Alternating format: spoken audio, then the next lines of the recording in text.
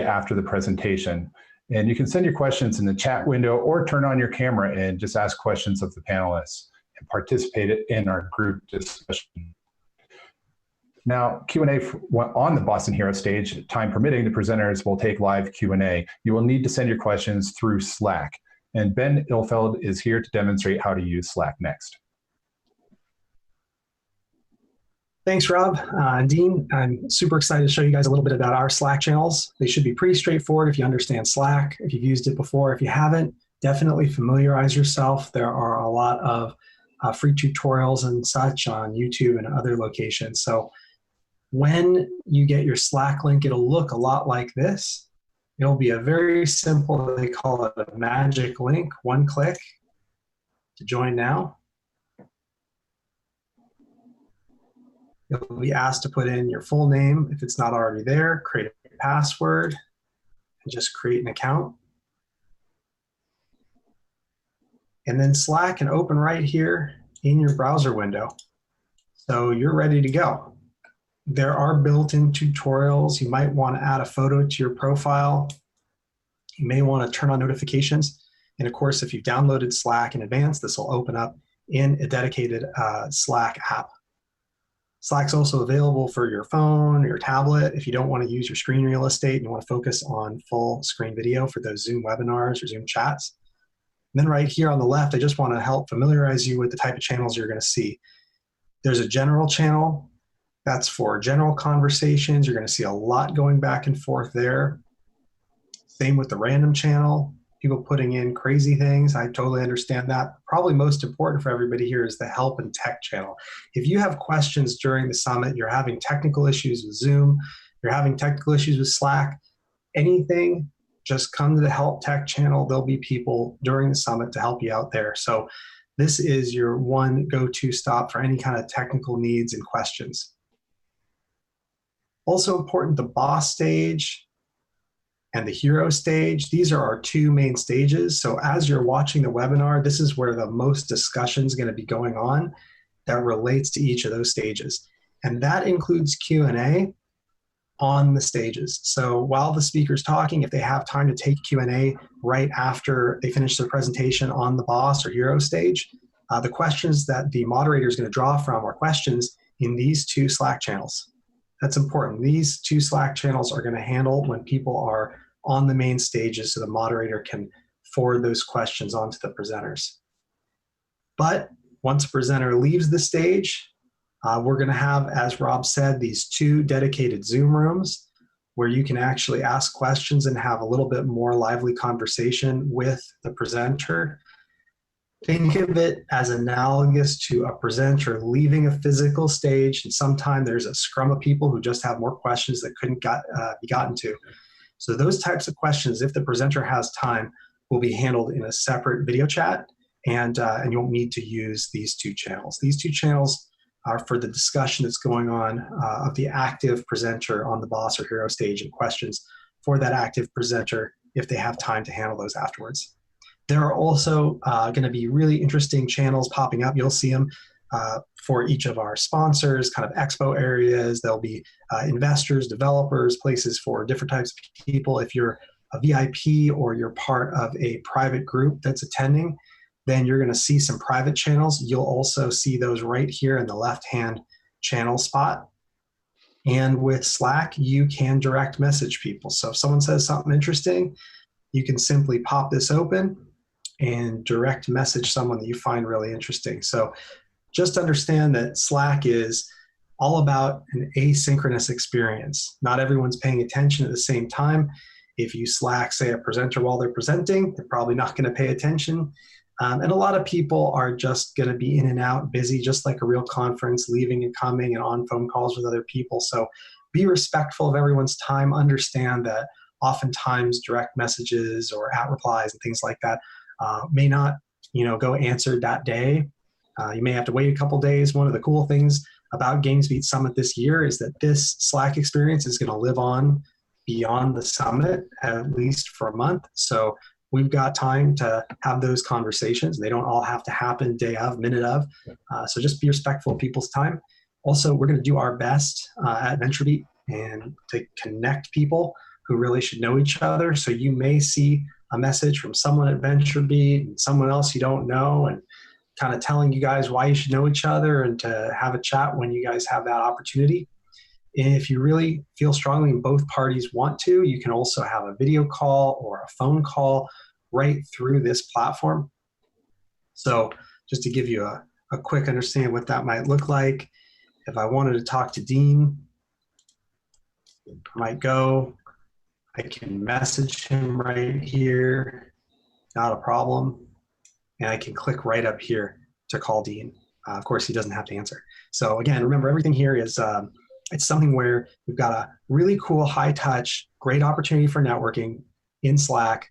Just understand that not everybody's going to be paying attention at every time. So be patient and understanding of people's times. Great, thanks, Ben. So I've got some questions. Hopefully you can answer some of these too. So if I'm in Zoom and Slack on the day of the event, how do I find out which talk I want to watch next?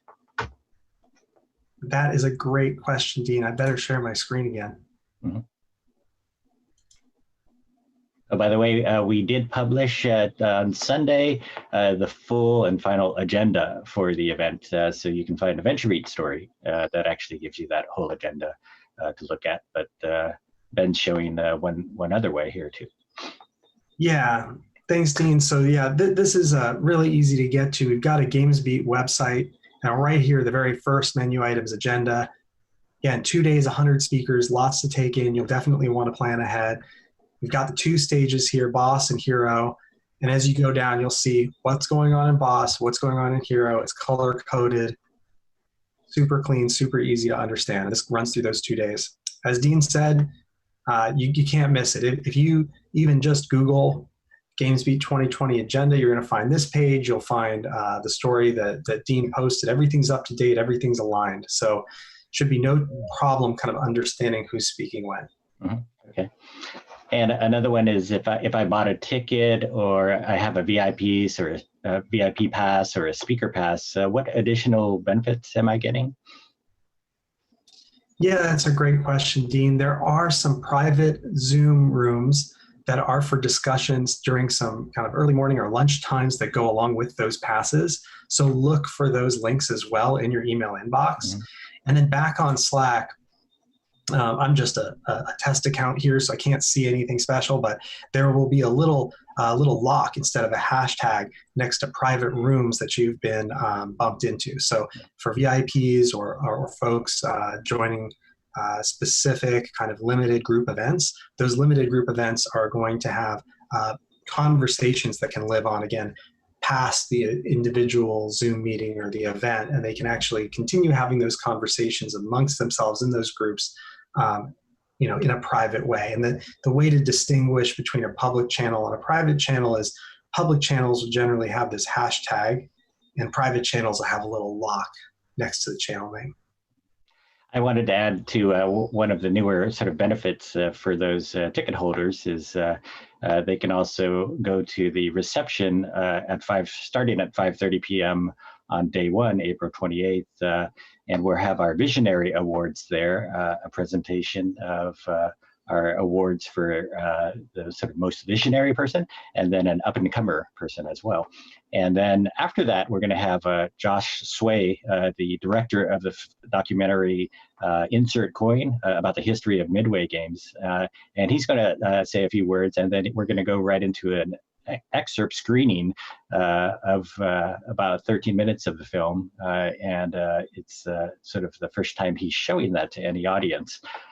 So you can then watch that. You can watch it either on hero.live, HEARO.live, or you can also, and you can do audio chat in the Hero Live virtual theater. And you can also watch it in virtual reality on Oculus venues. So look for that particular information that we'll be sharing in Slack as well on how to do that. So those are a couple of sort of things that are unique to the paid attendees here. I have other questions here, like how do I attend the roundtables? These ones start at 12:15 p.m. on day 1 and 12:30 p.m. on day 2. I think the attendance is going to be limited to about 20 per person. They're also going to be off the record by default, but please remember this is the internet and recording can happen. But yeah, how do we get to these roundtables? You would just click Leave Meeting in the lower right corner of your Zoom window, and you'll be redirected to that one page that'll have all the different links. And on there, you'll see roundtable ones. We won't open them up until 12:15 on day 1 and 12:30 on day 2, and you will need to be admitted in. So just be patient as we approve people into the roundtables. But yeah, it's as simple as clicking on a link. Mm-hmm. Okay. So perhaps it's worth repeating, how can I contact other attendees or speakers or do one-on-one meetings?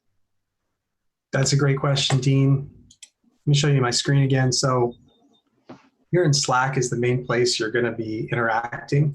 And remember, if you have someone's phone number or email, obviously you can connect with them already. But if you don't know somebody and you're interested in having that networking effect here in GamesBeat Summit, you can just use direct messages right here. Just press the plus and reach out to someone. You'll be able to have a direct conversation with them.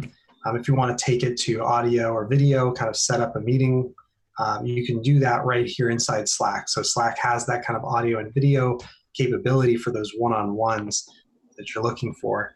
And again, if you're in a private group, those will already be set up for you, so you can find people within that private group. And here at VentureBeat, we're going to be helping to connect some people. So don't be too surprised if you see a message from us kind of saying, hey, you should meet somebody else and introducing the two of you.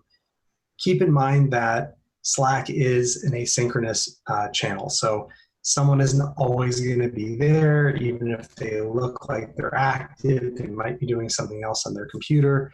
If you're reaching out to a speaker, understand they've given us a limited amount of time. They're probably busy with several other things, so they may not get back to you. People aren't necessarily going to get back to you that day. It might take a couple days. So just be understanding and respectful that everyone here is a busy professional. And though you can reach out with direct messages, that doesn't guarantee that someone's going to get back to you that day.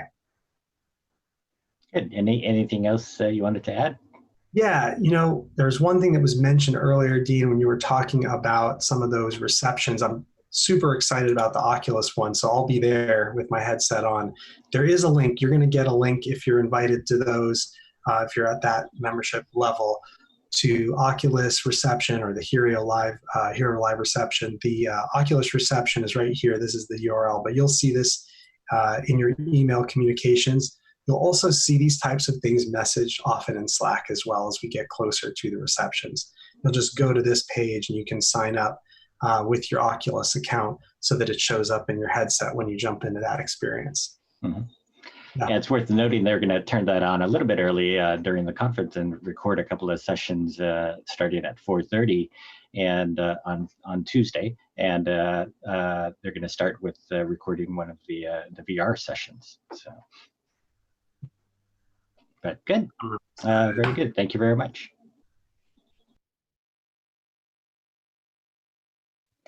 Welcome to day 2 of GamesBeat Summit 2020 Online. I'm Gina Joseph, Vice President of Strategic Partnerships at VentureBeat. We're excited to have over 1,300 attendees registered and joining us from home, and even more tuning in to the live stream across Twitch, Facebook, and YouTube.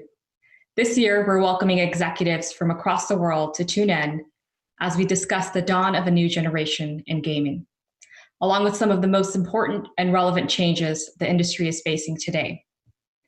First of all, we could not be holding this incredible digital event without our event sponsors. We would like to thank our partners, Niantic, our platinum sponsor, Adjust, Galaxy Interactive, Two Hat Security, GenVid, Jam City, Consumer Acquisition, GC Tracker, Amber Studios, Nutanix, Singtel, Scopely, Tencent Games, Pink Lion, Adobe, and Oculus. This event was also supported by a great group of media partners. And one of the greatest things about GamesBeat Summit is the real sense of community that we have within the games industry. We have a tremendous group of advisors who made this event possible, and many of whom you'll be hearing from. I also want to recognize the incredible gathering of Women in Games, which was hosted digitally earlier today. We hosted the first Women in Games breakfast, presented by Niantic, which had over 200 pre-registered women, where there was a focused dialogue on designing games and experiences, and how you can stay fresh while developing for new media. As we transformed our in-person event to digital, it was important that we develop thoughtful ways to bring that experience to digital events. And here's how you can participate in live sessions and engage with attendees, speakers, and the gaming community. The official conference hashtag is hashtag GB Summit. Be sure to join us then on the live conversation and follow the live Twitter feed, GB Summit. Today, you have access to two great event stages, Boss Stage and Hero Stage. The Boss Stage features interviews with chief executive officers, including keynotes and fireside chats from some of the biggest names in the gaming industry. Our Hero Stage is focused on consumer and AAA developers, featuring discussions that will shape the future pipeline of games to come. You can choose which stage you'd like to view by using the links we've sent via email, Slack, or you can always go to GamesBeatSummit.com for the full agenda. For those who've registered for online access and VIP passes, we really encourage you to take advantage of the many networking opportunities available, such as the breakout sessions for live speaker Q&As and discussion groups. Additionally, during the lunch hour, or for those of you who are tuning in with different time zones, your break hour, we will have virtual roundtable conversations where you can meet in smaller groups to discuss specific topics. You can easily tune into the Boss or Hero Stage and the respective live Q&As rooms. Many of our speakers who will also be hosting breakout rooms for intimate Q&As. Just click Leave Meeting for the room you want to leave, and you will be brought back to the home page for a complete selection of stages and rooms to go back to. For those with access, we encourage you to take part in the Slack conversations. We have channels dedicated to both stages and channels for business development, investors, startups, developers, and our partners. We also have private Slack channels for our VIP registrants, Women in Game participants, and more. It's become an incredible connection forum for our games community, and we've already seen several business development connections and great networking happening in the GamesBeat Summit event Slack. Lastly, I'm so pleased to share with you that GamesBeat Summit 2020 is excited to support Stack Up, Take This, and Girls Who Code, with donation links that we will post across the event. These charitable causes are so important to our team, and we wanted to share them with you. If you're watching on our social channels, you'll see links to donate on the stream. If you're a part of the online access or VIP community, we will Slack you these links directly throughout the conference. Let's have an incredible day 2 as we wrap up GamesBeat Summit 2020 and the first digital-only event as we all work together to thoughtfully bring that human connection to the digital world. Without further ado, next up, I have the honor of introducing Mike Minotti, review editor at GamesBeat. Thank you, Gina, and thanks to all of you for joining us today. You know, I've been in awe watching the staff at GamesBeat, VentureBeat, and all the events organizers putting in the incredible amount of work to make our virtual summit happen this year.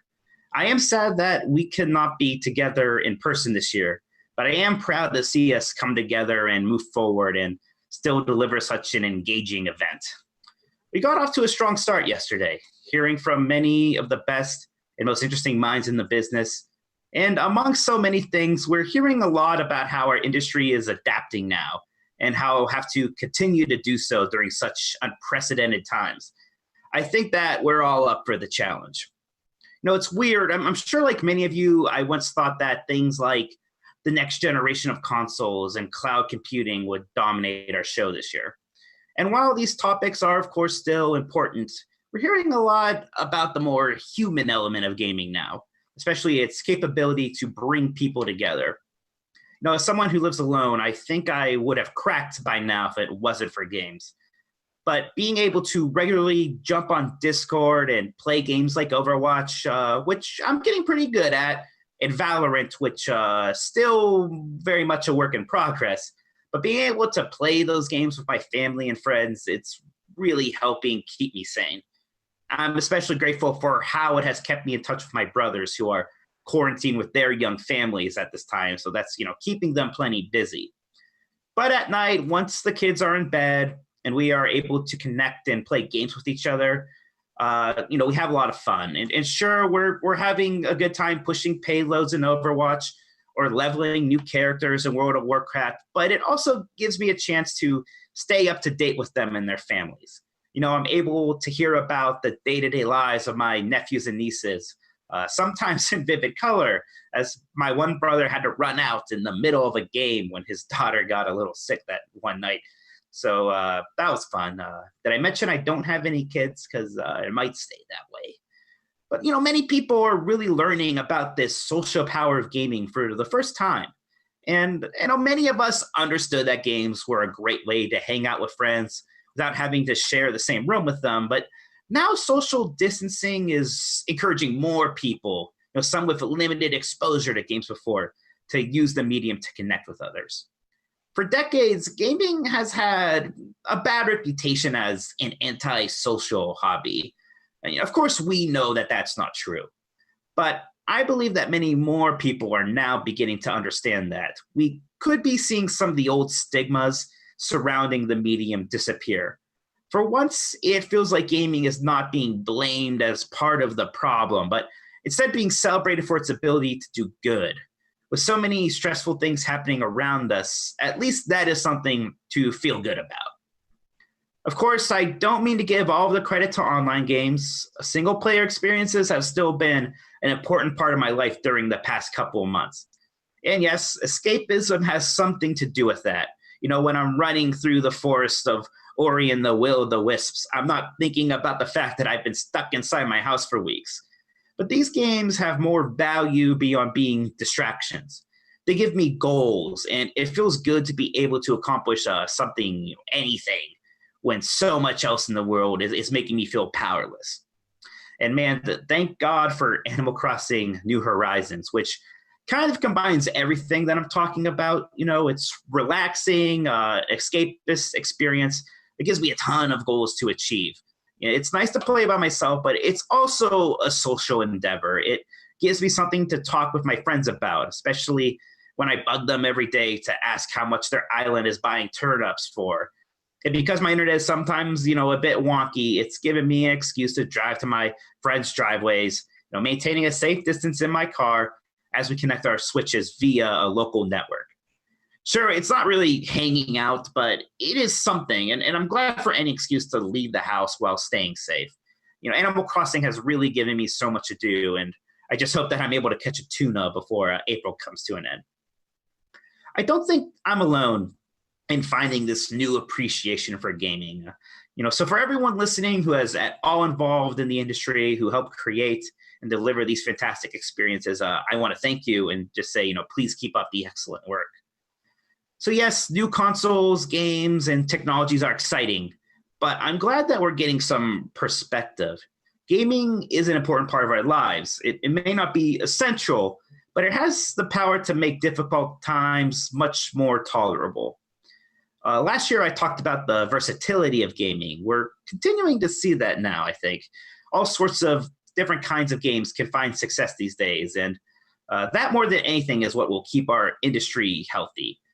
It's not about free-to-play versus premium or console versus PC or AR versus VR. We need all of these things working independently and together for all of us to succeed. And we do have those shiny new consoles to get excited about. I'm really looking forward to see the innovations that the PlayStation 5 and Xbox Series X bring to our industry. Even if I'm not super used to the name Xbox Series X yet, I think I may pitch Dean on naming our next event GamesBeat Series X, but I don't think he's going to go for that one. So yesterday was an interesting and even uplifting day. I think that today will continue that trend. Right after I'm done talking, we'll be hearing from Adam Foshko and Derek Kolstad over on the Boss Stage, who both have experience writing video game stories. And I'm also looking forward to our recapturing the history of games discussion. As GamesBeat's kind of main retro guy, I love any discussion about the industry's history, especially if it includes Console Wars author Blake Harris. Seriously, if you haven't read that book and have any interest in the Genesis or Super Nintendo, you really need to. And we'll still be talking about how this pandemic is going to change our industry. I think that our location-based entertainment in a post-COVID world talk will be an especially interesting one in that regard. Before all this started, it seemed like we were maybe going to have a resurgence in location-based gaming experiences. I know that felt that way after blasting stormtroopers through the voids, virtual reality Star Wars adventure. But are those experiences going to be in danger in a post-COVID world? I'm interested to learn from 2-Bit Circus's Brent Bushnell about how these experiences will adapt. As someone who grew up with arcades and was heartbroken to see their decline, I know that this talk will be an interesting one. We'll also hear from Exploding Kittens co-creator Elon Lee in our Games to Play in Quarantine talk. Considering how silly and entertaining his card game is, I'm sure that he will have some good ideas. And I'm also excited to hear from Mike Frazzini of Amazon Games, especially because of that company's work with online multiplayer titles. Mike is going to talk about how popular games are able to turn into long-term hobbies. And considering that my World of Warcraft playtime is now measured in months instead of hours, I think I understand what he means. But yeah, we have all kinds of talks on our Boss Stage and Hero Stage today. We'll be discussing things like AR, mobile, spatial audio, esports, and one of Dean's favorites, the metaverse. So, I know we're all going to learn a lot. It may even be so interesting that I think I'll be able to go a couple of hours without checking in on my Animal Crossing town.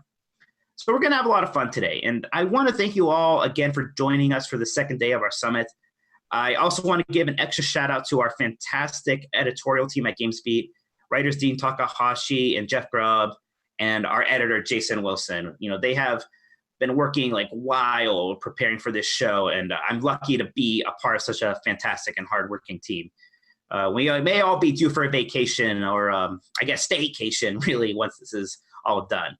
But with that, I'm going to kick things over to Dean, who will really get us started with today's Boss Stage talks, and Andrea Renee, who is our MC for the Hero Stage. So thanks again, everybody.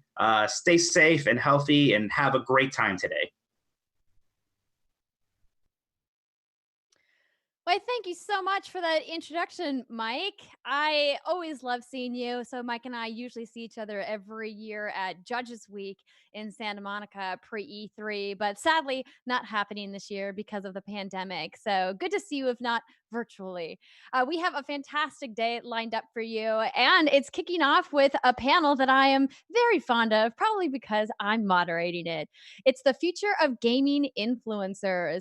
I got the opportunity to reconnect with some old coworkers, Joshua Evanshire, the Jovenshire, who is now the creator of Worst Ways to Die with Arcade Cloud, and Mari Takahashi at Atomic Mari, who you may know from things like Smosh Games, but is one of the co-founders of the new Element 6, along with the Jovenshire, and Facebook gaming creator Mrs. May. So please enjoy our discussion on the future of gaming influencers, and know that myself, Jovenshire, and Mari will be in the Q&A breakout Zoom room following the panel.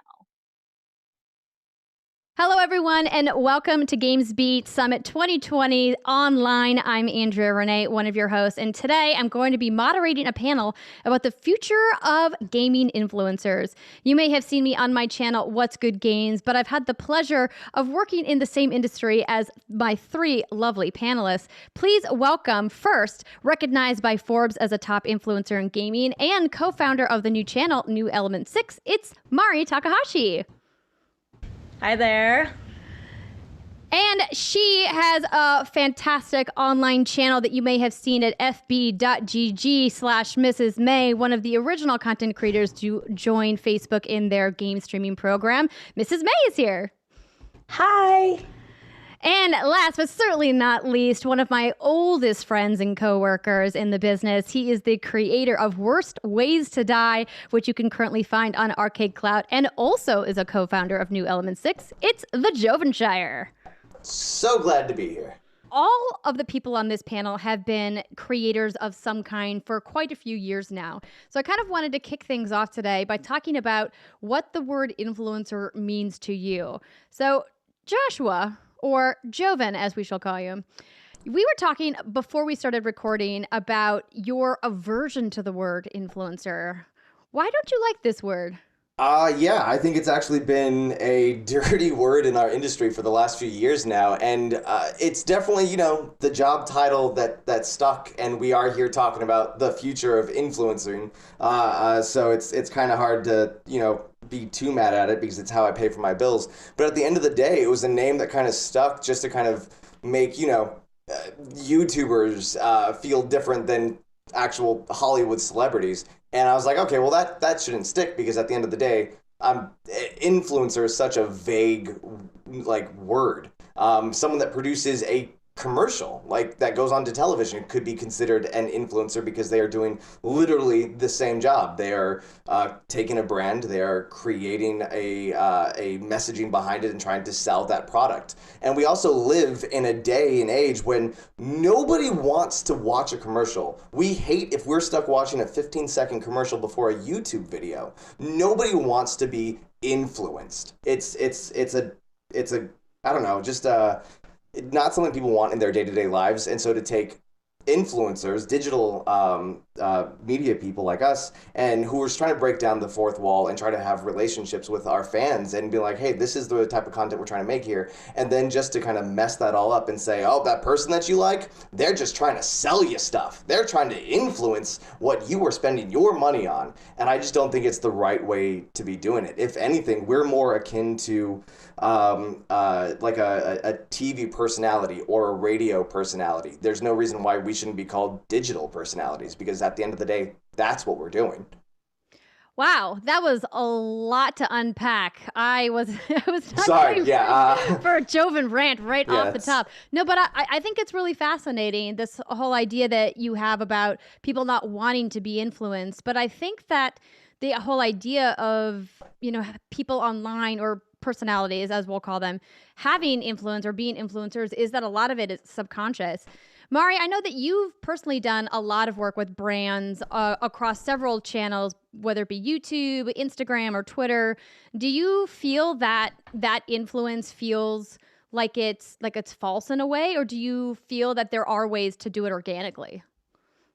Yeah, I think that from a marketing and branding perspective, the reason why an influencer is so interesting is because it comes with that community. And if anything, an influencer is a maven for their community. And so I think that's why brands are wanting that sort of power. If anything, it's somebody being able to say to their audience and say, this is what I'm into, perhaps you should try it as well if you're interested in it.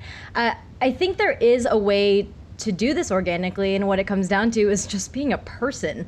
I think it's understanding that you have a responsibility, and anything that you put forward to your audience, it's kind of like talking to your little brother or sister, or to your parents, or somebody in your friend circle and saying, well, I'm trying this thing, do you want to try it too? And speak as if you're just being a person. I can understand the things that Joven is saying and the aversion to the word influencer, but I think there's a big difference between people who have been in this industry, who've been rocking it and hustling for years and years, versus somebody who perhaps just came on the scene because it's the popular or profitable thing to do right now. And I think that's where the line of who and what an influencer should be versus somebody who is just in it just to be in it. I think that there is passion, responsibility, and a true desire to speak on the things that you want to speak on that makes an influencer. That's such a great point. I think that authenticity is certainly something that a lot of people look for in content. And May, I know since you stream a lot, you have a lot more direct interaction with your audience than people who potentially just do, videos on demand, or maybe they're just posting photos on Instagram. Do you feel that because of that, connection that you have with the people who are, in your chat and watching you all the time, that there's more pressure to kind of be vulnerable and be yourself and not kind of have this like on-air personality, but you're just you? Personally, I find it to be a lot easier to just be myself and just be genuinely me when I'm live. I can't imagine the effort that people have to put through, like to don a costume, become this character, and do this for like hours on end. Even just being me is exhausting at times. So I can't imagine what that side is like. And with that aspect too, it's so much easier for me to be able to tell my community or tell my friends if I like a product, if I genuinely actually do like a product. Oftentimes when a company will come up to me and ask me, hey, would you like to maybe test this product out or see if this is a game that you'd want to play? I prefer to play it before I even dish it out to my community, because me not knowing anything about the said product, the game, or anything like that, and you get caught not knowing something, you kind of get destroyed live. Oh, why are you dishing this out and you know nothing about it? What's the point? You're hashtag sellout. You're now just, you are just influencing us to like something versus organically telling us hey, this is something I could like and maybe potentially want to even try.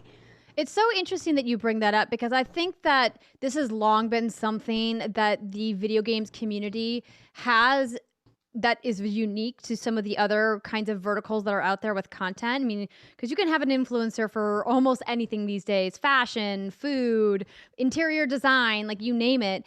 But what I have found over, the 10 plus years that I've been working in the digital space is that the video games audience specifically is so hyper aware and hypercritical of all of the people who are holding the microphones, that it really does take a special person to have that engagement and that connection. So I think it's really important what you're discussing about this idea of, I want to be true to what I believe in and the things that excite me and that I'm passionate about, because otherwise my audience will see that.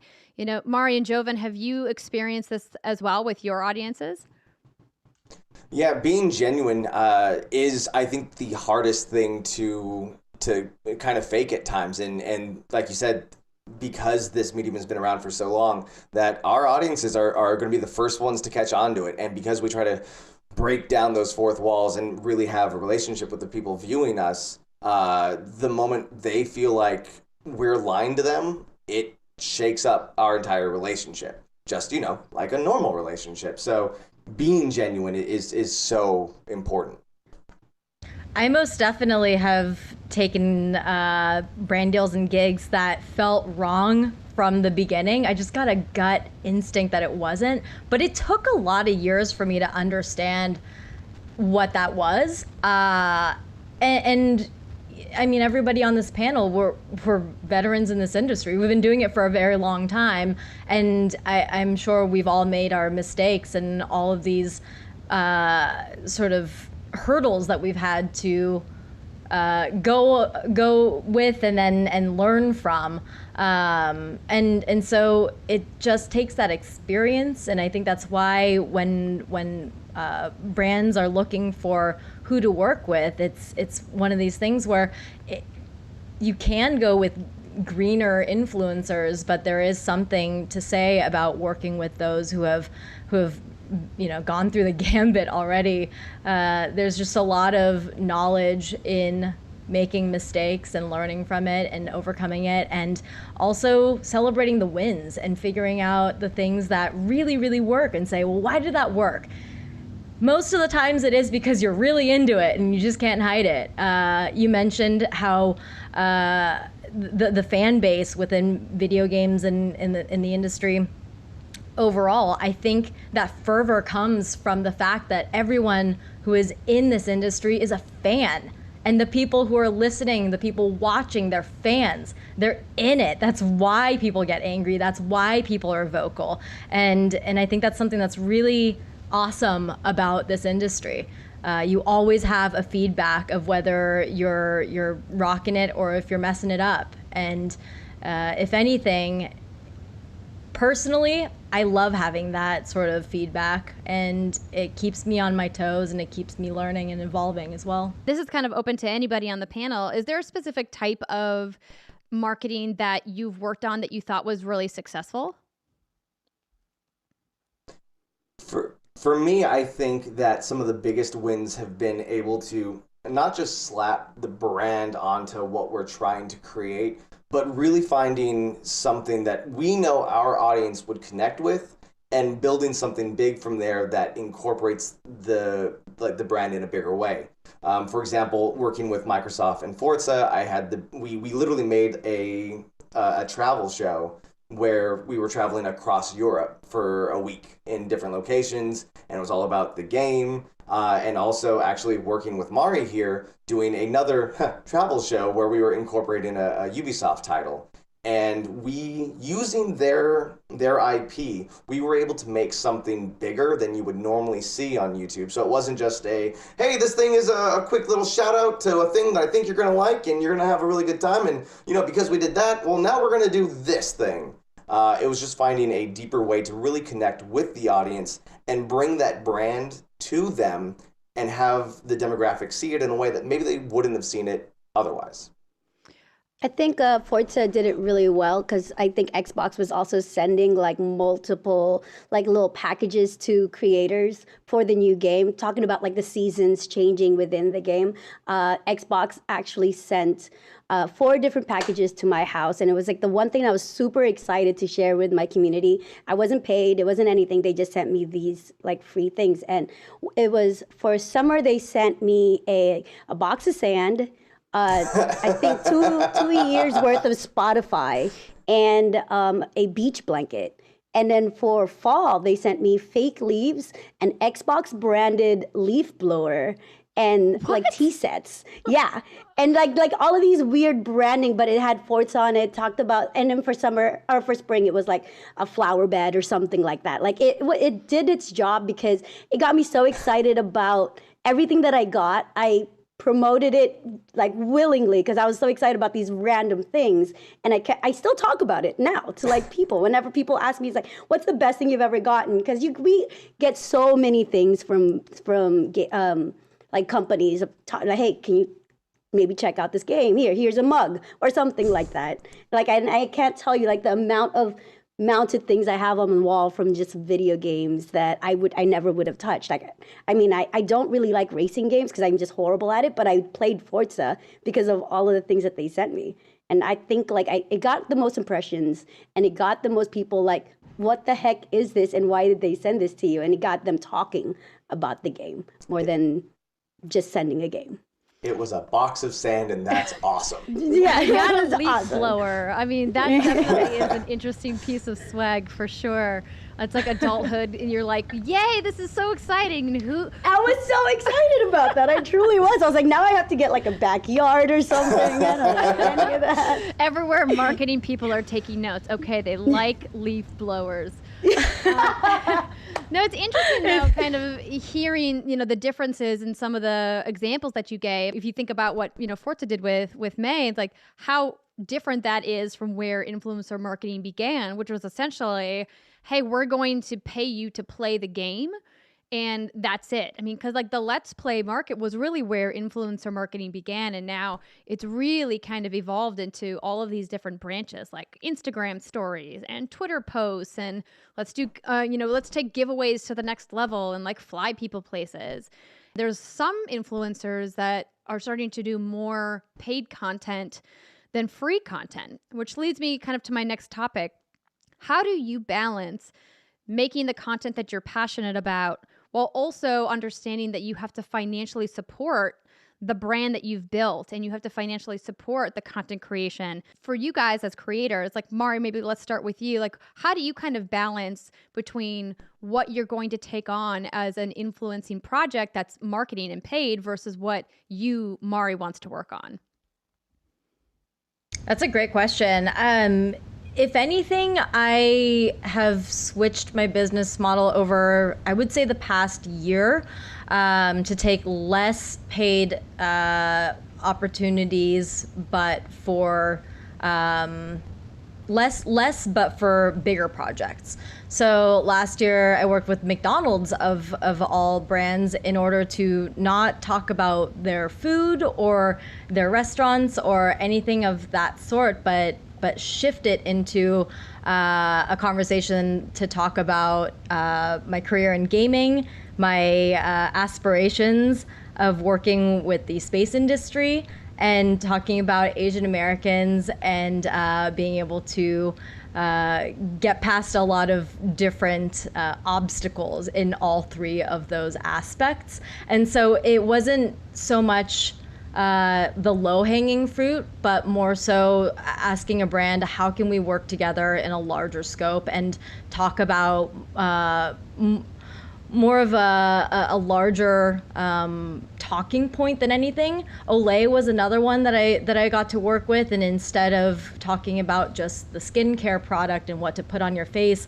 it was in junction with New York Fashion Week, talking about how it was another breaking through barriers, and the whole focus was what it's like to be in the video game industry as a woman. And there's ways to be adjacent to gaming without having to have to adhere yourself to just gaming brands.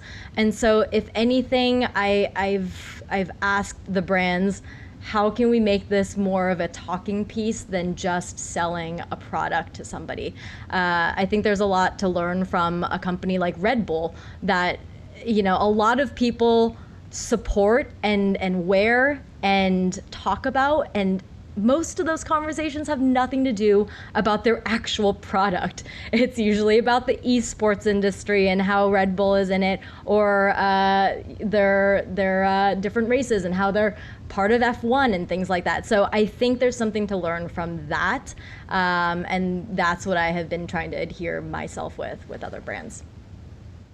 That's so important, this idea of making sure that there's a distinction, that just because somebody plays video games doesn't mean that they don't like all of these other kinds of products, and that there's a space for those conversations to happen at the same time. I think that's certainly an evolution of where gaming marketing has come from, because even just, you know, it feels like even just like 5 or 10 years ago, it's felt like gaming needed to be its own isolated thing, and like, oh, this is all for gamers and we're only talking about techie gaming things. And it's like, well, no, like, gamers are people of all walks of life. They're young, they're old, they're men, they're women, they're non-binary, you know, like there's all of these different hats that gamers wear these days. And I like that more and more companies are understanding that, you know, you can be a woman doing an ad for Olay skincare, talking about being a woman who's invested in beauty products, but also a woman who loves to play video games as well. Like there's a space for both of those conversations to happen at the same time, which I personally am wanting to see more of. Call me female biased, wanting to see more beauty ads in the games business. But I think it's, you know, interesting, this idea of, you know, having to have balance. So for people that aren't aware, Jovan and I used to work together quite a while ago. We started working way back at Mahalo Video Games. Yeah. But when we got to work on business stuff together, it didn't happen until we both were working for Alloy Digital with Clever Games.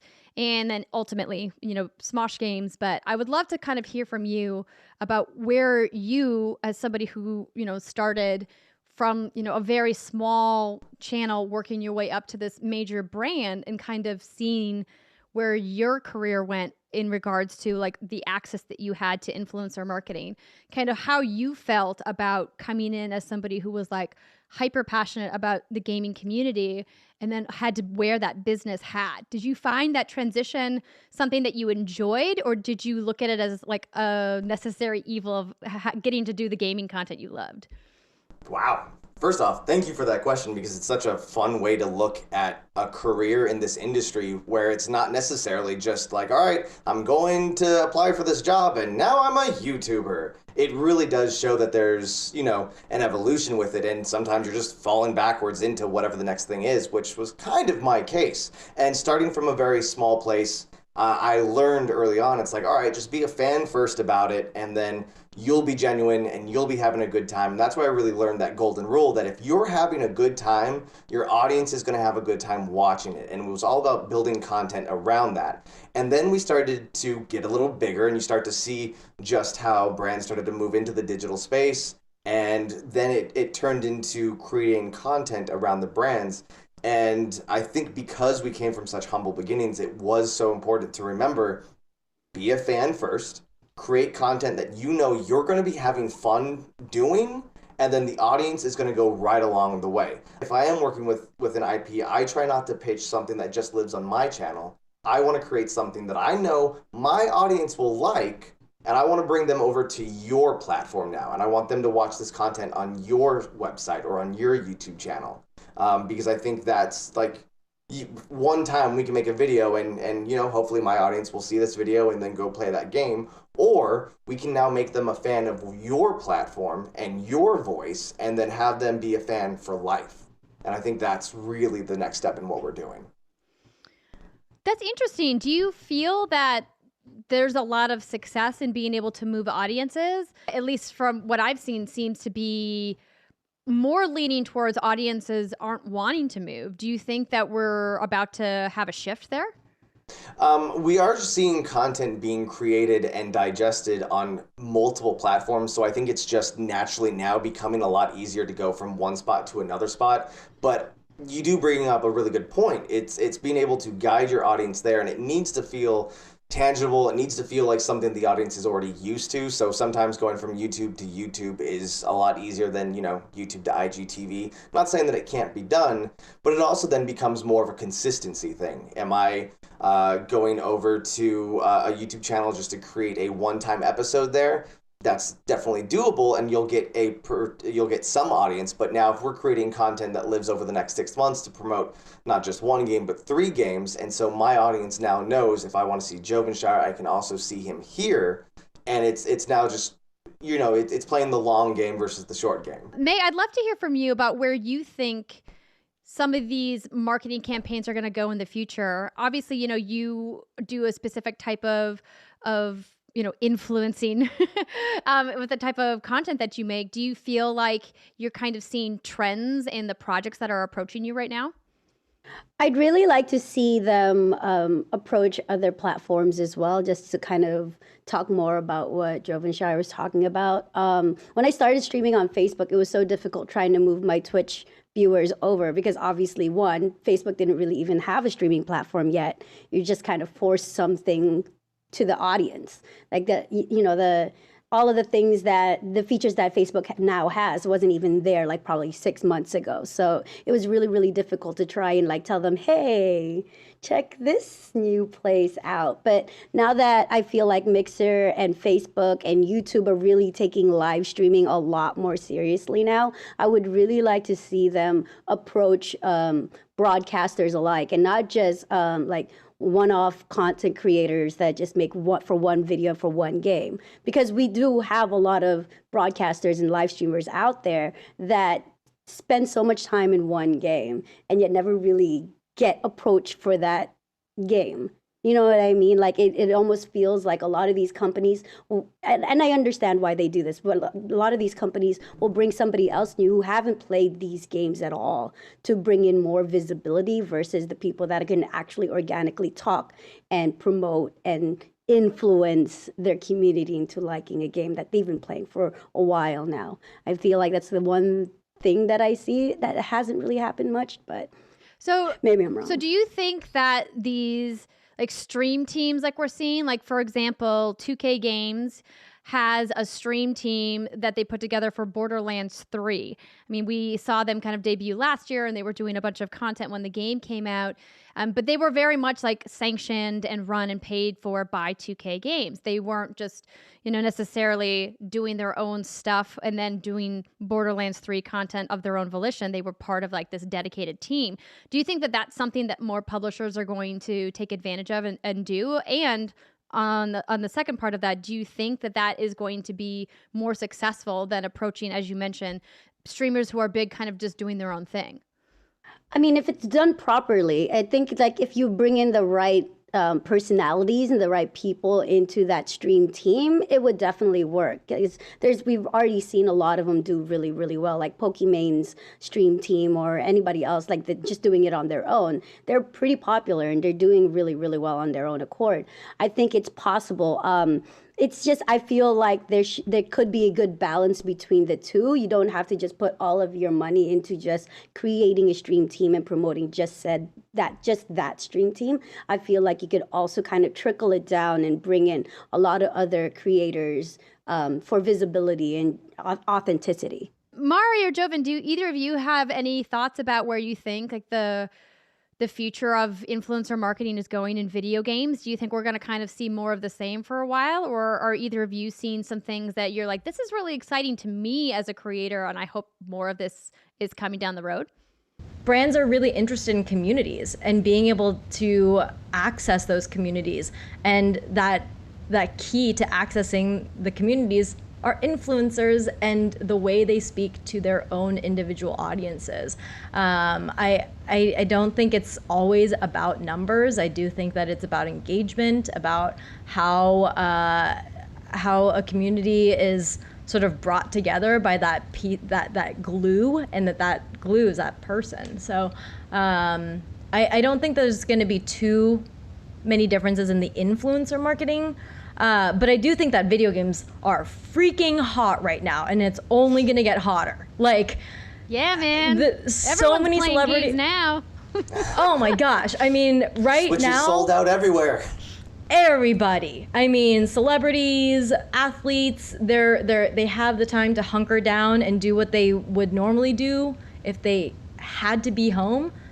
Video games are huge. They're gonna get bigger. Hey, we now have video game TV shows and movies that are really good. And so that's going to bring out the gamer side of these celebrities and be like, oh, wait, no, I want to do that. Look at Henry Cavill with The Witcher. Like, that interview blew up when people found out, oh, he's a PC gamer. He's such a nerd. Yeah, he's right? painting miniatures during the quarantine times.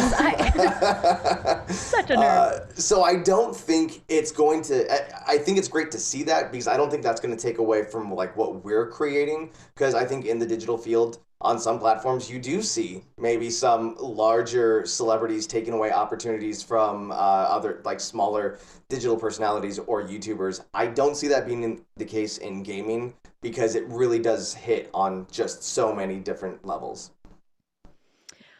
Yeah, I kind of like agree with both of you here. I'm definitely very excited that more brands, more non-endemic brands specifically, are getting into the gaming space and looking for channels and content creators to work with, because I think as creators, we're always hoping that more non-endemic brands are going to want to work with us, because it seems like such an easy win compared to having to work with people who make games, which can become incredibly more complicated when talking about transparency and ethics and making sure that your audience knows that you're playing a game because you actually enjoy playing it versus pay to play, which is, pretty rampant in video game content creation.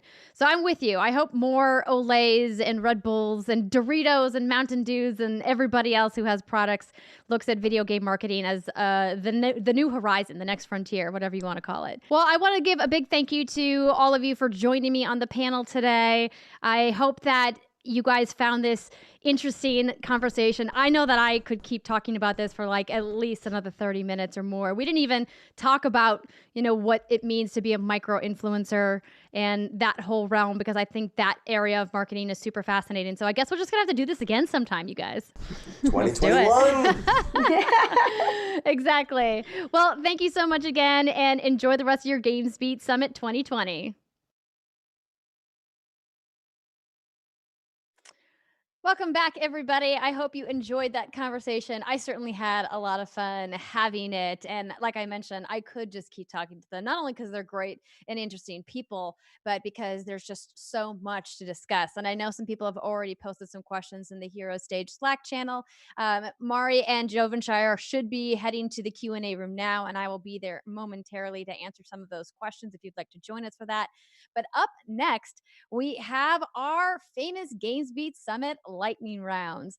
So the way that we're going to run it this year, instead of me coming back in between each individual talk and introducing them, I'm going to introduce them all right now, and then you get to watch them all back to back. And I will have information about the roundtables that these lightning round talks are leading during the lunch hour when we come back from them. So without further ado, let me tell you who you can expect to see this year. So this is where we're going to have several speakers do our rapid fire talks of less than 10 minutes each. You can find detailed descriptions on the GamesBeat Summit website, but you can also go to the announcements channel as well. First up is Play with My Emotions, a case for more romance and sex in games with Zuza James, the Team Finland coordinator for video games and esports. Then we'll hear from Andrew Maximoff, the CEO of Prometheum AI, and we'll discuss the blue ocean of interactive storytelling. Following that, it's Barry Jenkins, the CEO and co-founder of Primal Space Systems Instant Interactive, with JPEG, a new type of stream for games, a new type of instant interactive content for cable and OTT audiences. And lastly, we'll hear about the potential of voice for games from Jefferson Valdares, the co-founder and CEO of Doppio Games. Enjoy the lightning rounds. Greetings, ladies and gents, and welcome to my lightning talk about a topic that is near and dear to my heart. As a disclaimer, I'm including a whole enchilada of games that have some kind of romantic component to them, regardless of rating or target audience, or whether they are at the core or side content of the game. But briefly about me first. So my name is Zuza James, and by day, I work as a trade commissioner for video games and esports with the Consulate General of Finland in LA. And by night, I am the founder of a game startup focused on developing games of the romantic persuasion. I'm also a member of the Women of Sex Ed group in New York, and I'm a co-vice chair of IGDA's Romance and Sexuality in Games Special Interest Group, having co-chaired 2 sold-out roundtables on this very topic at GDC in the last 2 years. All right, so with that out of the way, let's move on to the fun stuff. One obvious word of warning before we proceed, though. There will be images of the adult variety on the next couple of slides, so this would be an excellent time to clutch your pearls, send the kids out of the room, and alt-tab out of the screen for a minute if you're in a public space. Still there? Okay, don't say I didn't warn you. So let me start with a comparison. Which of these 2 scenes would surprise you more in a video game? I'd be willing to bet it's not the guy having his neck exploding in a fountain of blood, which, by the way, happens way more often than the other scene. And you'd probably not be alone. Romantic and sexual threads are rare enough in games, and with a few notable exceptions, they're typically either not well executed or only there to add flavor to the world, not to be the centerpiece of it. Yet somehow, we have come to accept that entire genres of top-selling games are built on murder and mayhem, hundreds of hours of work going into perfecting the physics of liquefying organs and charred skin. Now, don't get me wrong, I do love a good action game as much as the next gal. But can you imagine what we as an industry could do if an equal amount of effort and money went into evoking a wider range of emotions in our players? If when looking at the top charts, games in the romance, love, or God forbid, erotica or sex category were akin to the quality we have come to expect in action games? Yeah, but Zuza, you might ask, why does any of this matter? Isn't this all just some fluffy niche stuff? And anyway, we are as an industry are already making a gajillion dollars, so why should I care? Well, let's take a look, starting with the first, sometimes surprisingly overlooked fact, namely that central to our experience of fulfillment in life as humans is to authentically love and make deep connections with other living beings. Whether we take Professor Emeritus Stephen Rice, the 16 Basic Desires Theory, Tony Robbins' 6 Human Needs, David McClelland's work on social motives, or Maslow's famous hierarchy of needs, intimacy, affection, companionship, connection, mate selection, and the need to love and be loved by others is a key component to them all. And as game creators, we ignore this at our peril. Which dovetails quite neatly into my second point regarding the future of the medium. Video games have gone through a tremendous amount of innovation over the years, yet we are still often treated as the redheaded stepchild of the entertainment industry.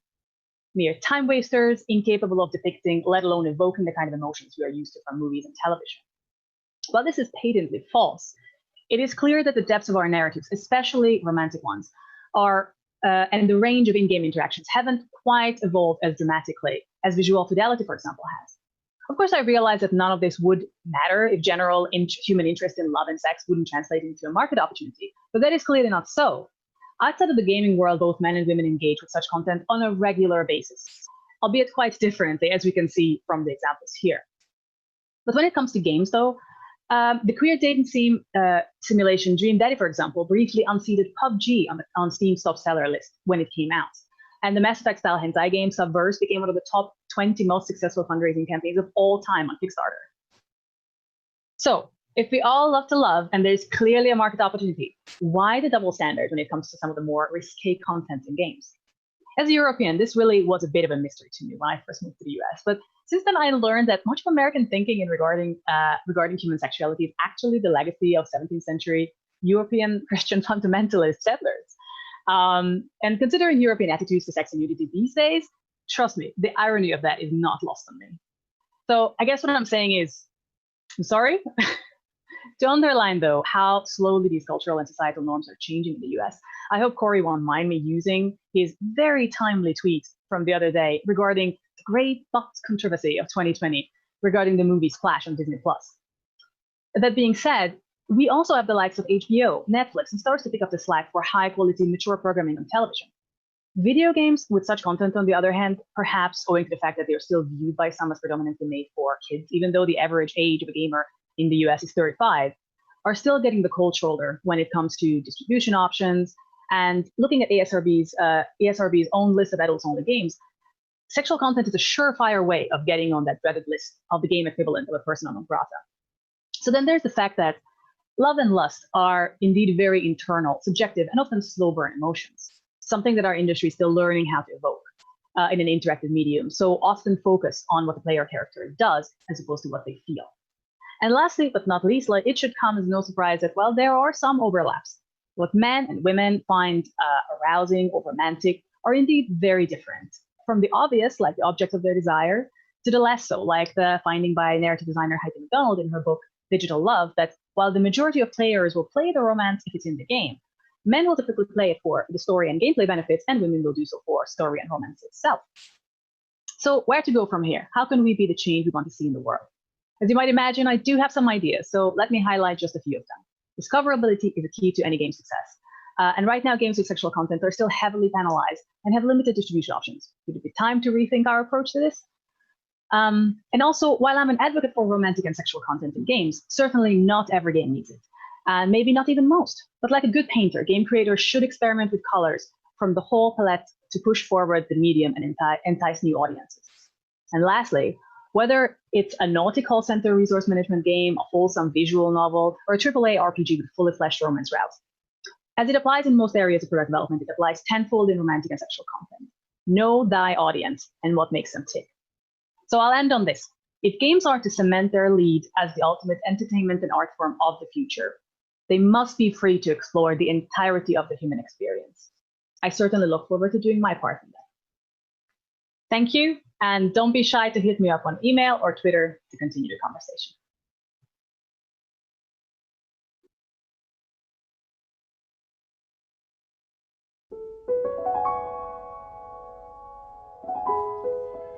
While no official records remain, it is said that Abraham Lincoln, upon first meeting Harriet Beecher Stowe, greeted her with the words, "Now this is the little lady that has started the Great War."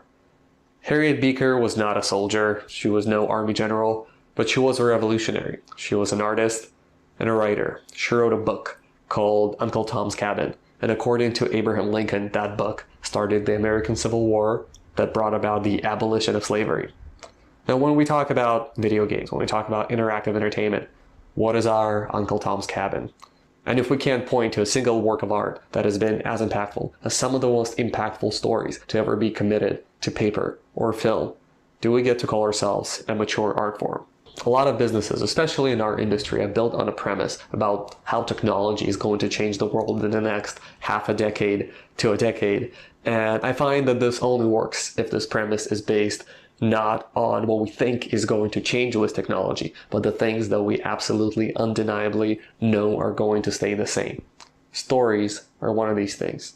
Stories have been with us since before literacy and walk hand in hand with knowledge. Stories are the driving force behind the biggest scientific discoveries and the biggest social change, as well as the biggest introspections and revelations we are ever going to have about ourselves. Stories are how we cooperate as a species, to solve some of the biggest problems in the world that otherwise seem entirely intractable. And on the surface, we're doing great. We're bringing in double the revenue of the movie industry. And if you look at some of the most expensive entertainment IPs, most of them come from the video game space. But it doesn't take much to realize that the quality and the variety of the narrative experiences that we bring to our audiences are substantially limited compared to the movie industries or literature. But the reason for that is not because our creators are lazy or apathetic. It is actually because of technology. We are used to that technology makes everything better and faster. You can shoot a cinema quality movie on your cell phone that rests right in your pocket, and you can edit it on the same cell phone, and you can publish and distribute your movie using that same cell phone. But it has not been the case for video games. In fact, cutting edge AAA computer graphics has ballooned in cost about 100-fold in the last 20 years, from an average of $1 million for a production during the PS1 era to some of the productions towards the end of this console generation clocking over $120 million just for production. We're essentially paywall behind providing creative experiences, be it interactive dramas or comedies or romance, to billions of people in the world that could have been engaging with them because they are too expensive to produce. And so there are these vast blue oceans right now that we're not exploring because technology so far has not given us the opportunity to. And at this point, you're going to say, well, Andrew, don't we have a thriving, vibrant, independent games development community that is tackling all kinds of subjects?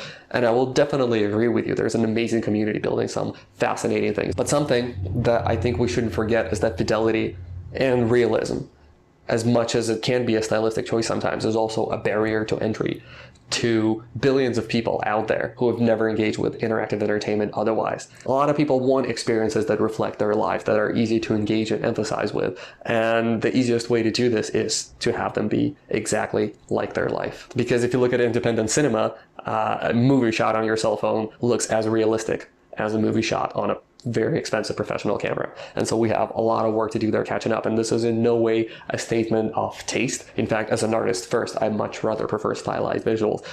But unfortunately, it's just a recognition of a fact that if we want to engage and have our stories heard by more people, we have to meet them where they are and not force our taste onto them. But the exciting thing is that technology is going to solve it. Even with the work that we do at Promethean AI, building artificial intelligence that worked with artists to create these worlds, we're already seeing substantial improvements in speed of production. And we are convinced that an order of magnitude savings of speed and budget are a lot closer than a lot of people think. But the exciting thing is that technology is not just going to fix things and have them as they are today, but faster, but it's actually going to make it a lot better. One of the biggest benefits of literature compared to film is that literature is actually unbound by any economical or production constraint and is only limited by the imagination of the author. And I believe that we as an industry are inevitably on the path of having access to the same thing. Our creators, the people that build virtual worlds, should have their unbound imagination not limited by technical constraints or production constraints or economical constraints. And the right technology is right on the horizon that is actually going to make that happen. So we're going to be the perfect medium, not just for bombastic visuals and realistic immersive experiences, but also for creative experimentation and storytelling. And the very exciting thing to come out of this is that we're going to get to hear a lot more voices that are unheard of today, because the barrier to entry is so high, because the productions are so expensive. All of a sudden, we're going to see people and communities from all over the world start to engage with our medium and tell their stories that are now missing from this global tapestry of art. And we at Promethean have been extremely excited and privileged to be able to engage with that at some level. And we look forward to a lot more people doing the same. And if there's one thing I managed to learn from all of this, is that some of the very best creators in this industry right now are as overworked as they are underused. The exponential growth and complexity has led us to a point where some of the most skilled and creative people in the world right now are dedicating 90% of the time with fighting the technology and the constraints that it brings and only getting to execute on a creative vision a tiny marginal portion of their time, if they ever get to do it, because a lot of these jobs are dedicated to, painting grass out on a hill outside of a city for months on end, or just, producing level of detail meshes or optimization, or even doing UV unwraps of content, and all of that builds up.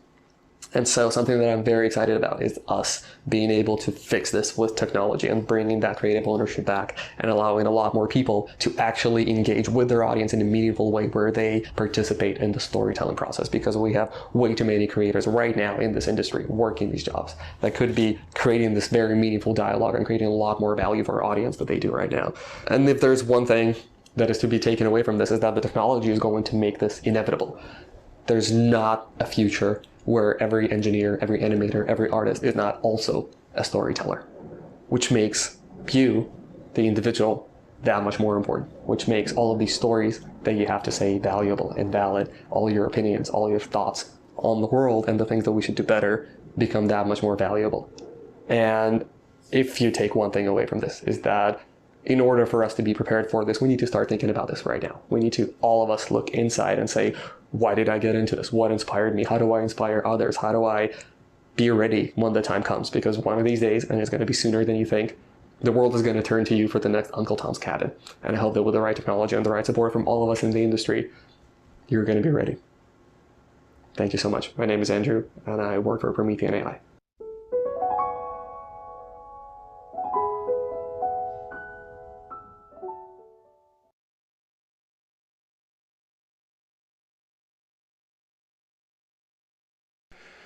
GPEG is game engine middleware that enables rapid and efficient streaming of game engine content to game consoles, gaming PCs, and mobile gaming devices. GPEG eliminates game downloads and enables access to gameplay experiences in seconds rather than minutes or hours. For on-demand access to game content, GPEG provides a higher quality of service at a much lower cost than video-based cloud gaming systems such as Stadia, which require expensive server-side rendering hardware. In contrast, GPEG streaming can use any CDN server to interactively stream the pre-encoded GPEG data, making it much more scalable. GPEG targets the 99% of gamers who prefer to play games on local gaming devices at the highest resolutions and frame rates and without the compression artifacts and latency issues inherent in video-based cloud gaming systems. In contrast, the GPEG remote server actively supports and enhances the rendering performance of the client-side game engine. GPEG will change the way games are delivered by broadband and wireless and will enable entirely new types of instant interactive content for cable and over-the-top audiences.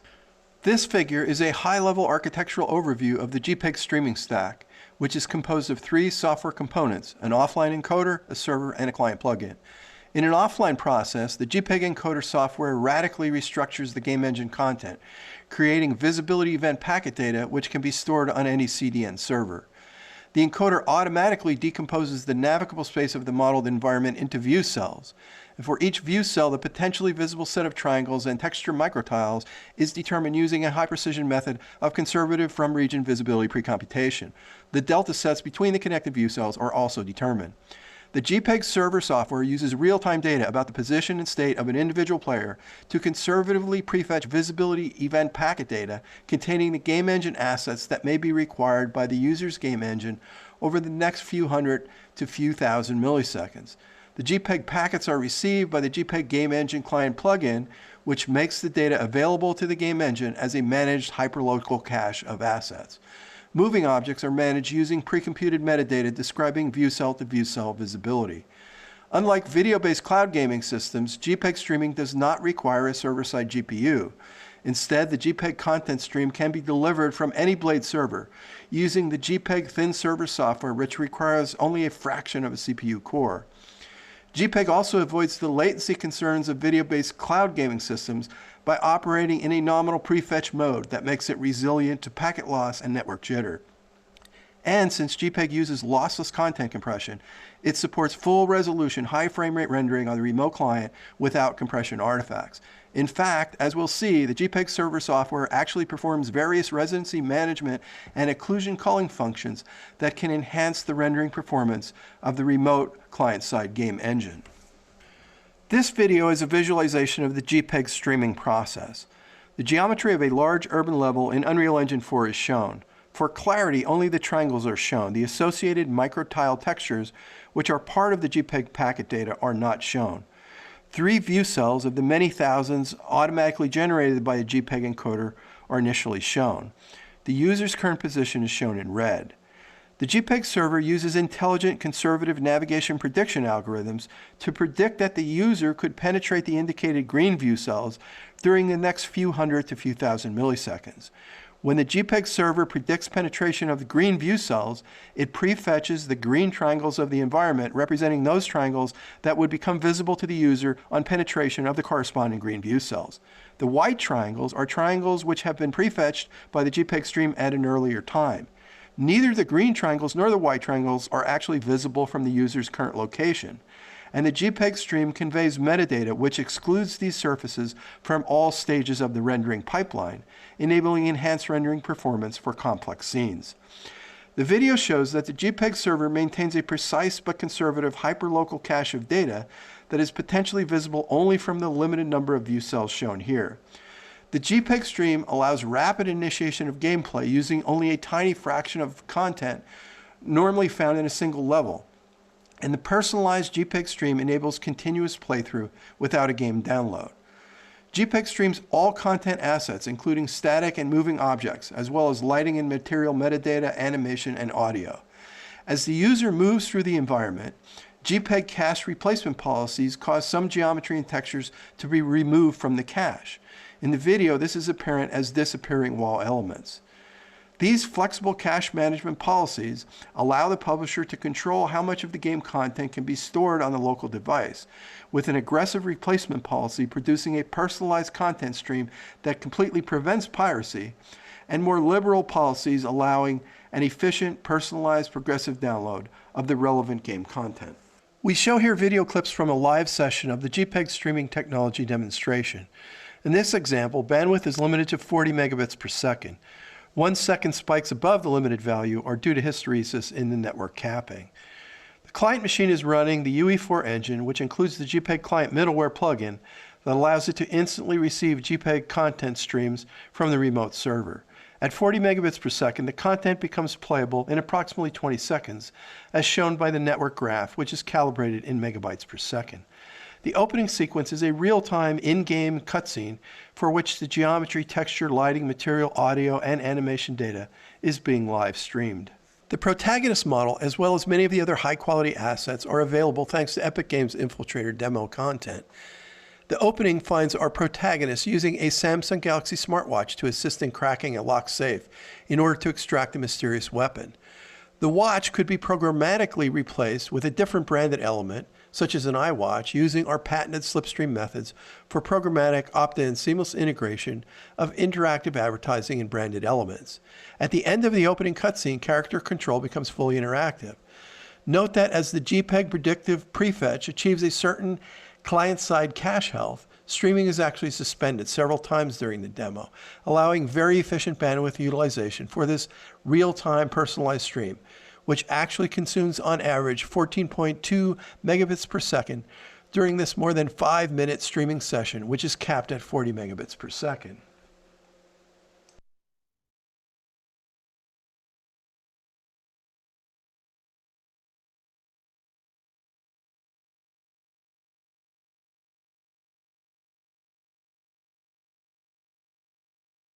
My name is Jefferson Valadares, and I'm from a company called Doppio, where we make games that you can play with your voice. And that's exactly what I'm here to talk about today, voice and its potential for gaming. I've been making games for over 20 years now, and different types of platforms like console, PC, mobile.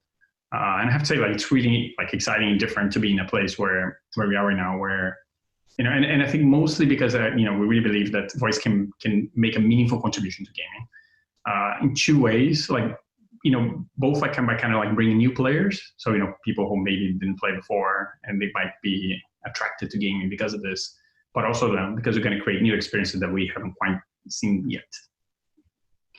How we're going to get there? So if you think about the first part, the new players, voice is a very accessible interface. If you think about it, not just in an accessibility way, but also if you think it's very natural. Easy to use, and a very affordable interface. The natural part, so obviously, I don't know if you think about it, voice is the most natural human way to transmit information, right? So I'm using it right now. We use it all the time. You can transmit words in different ways, but voice is faster than typing. It doesn't require literacy, for the information to be transmitted. It's also hands-free, which not only is convenient, but in pandemic time, it's actually feels quite different and refreshing in a positive way. From my ease to use, voice has the potential to be the easiest to use computer interface yet. Why? I think mostly because it turns the usability problem upside down. So if you think about the traditional interface, you have to learn a graphical interface. Let's say you have to learn where the options are in the menu, or you got to learn where you're going to tap or what gesture to use on your phone or whatever, right? With voice, it's the other way around. Like you basically just say what you want. And then the problem is with, whoever is developing the software to actually figure out what you meant and deliver that to you. So you can see it's something quite useful, right? So it is worth the question, like, okay, if it's that good, why hasn't happened earlier? Well, I think traditionally the tech has not been quite good yet. So I think, like when you talk, there's like bad experiences like with the recognition. But recently, like systems have started to reach the 95% threshold from which it feels natural to use. So that's a barrier that we are overcoming like more recently. Another advantage that this has is like, if you think about things like VR, like where you need maybe some expensive device and the space to use it, like voice, you don't need a new like thing to use it, right? It's being developed right now and advanced by people who can use it on their computer, on their phone. And even if you think about the dedicated devices, think about smart speakers, which are one of the ways in which voice is getting really popular right now. They're really cheap. That you can buy one for as cheap as like $20. So it's really like accessible that way. So that combination of accessibility, easy to use, affordable, like it's one of the reasons why I believe like a lot of new people are going to come into games from that way. Also, if you think just from again, like people who might be scared of like, controllers, oh, there's many buttons, I don't want to play this, right? So the same thing that attracted people to mobile, like, oh, I don't need to learn all the stuff, I can just go and use it. But the added advantage that, you don't have to deal with like small fonts, fat fingers, it's like one step further, like in ease to use than touch.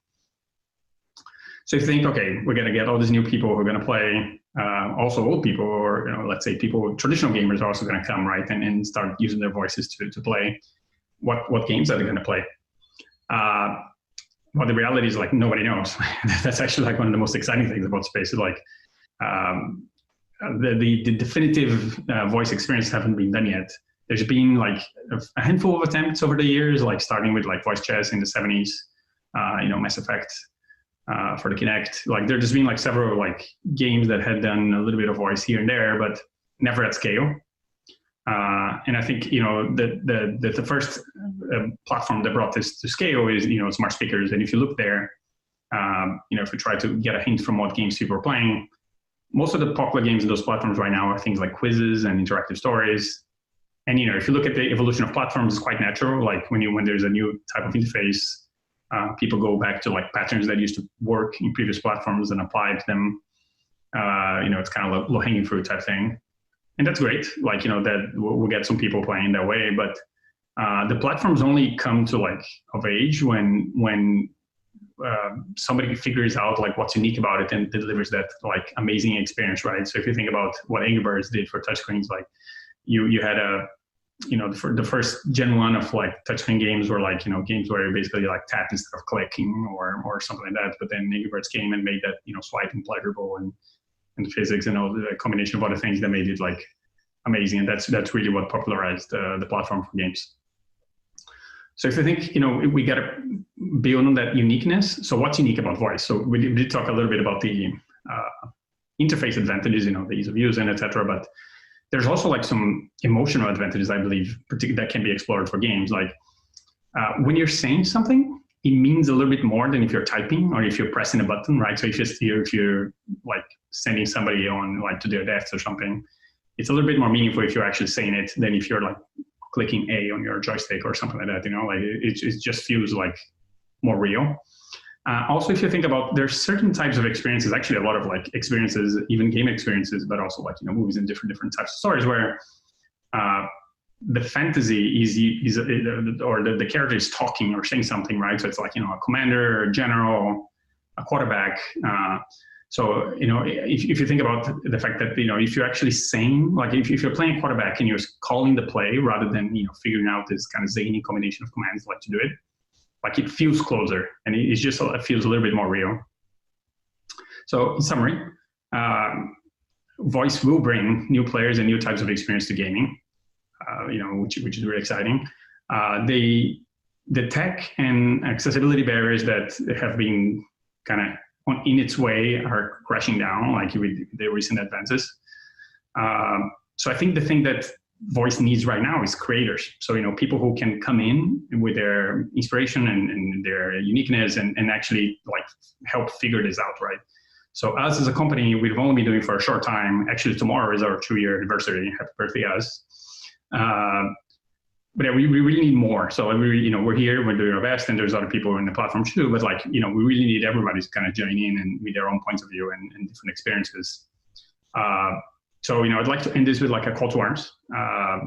Please kind of come to the space, like inspire us, join us.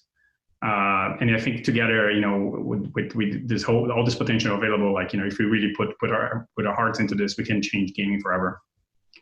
So thank you for listening. And yeah, if you want to, join the conversation, you can find us at Doppio Games, in most rooms and etc. So it was a pleasure, and I'll see you guys around. Bye. Thank you to all of our lightning round speakers for their presentations. Instead of heading into our hero stage Q&A Zoom room to chat with them, because obviously they have very different topics that would be kind of a cluster, they're each going to be holding their own roundtable over the lunch hour at 12:30. If you would like to sign up for one of these roundtables, please head to the Slack space at gamesbeat.slack.com, and you'll find the links in the announcement channel as well as the descriptions. Now, if you haven't communicated to our team via email about which of the lunch roundtables you would like to participate in, you do need to pre-register so you can gain access to those rooms.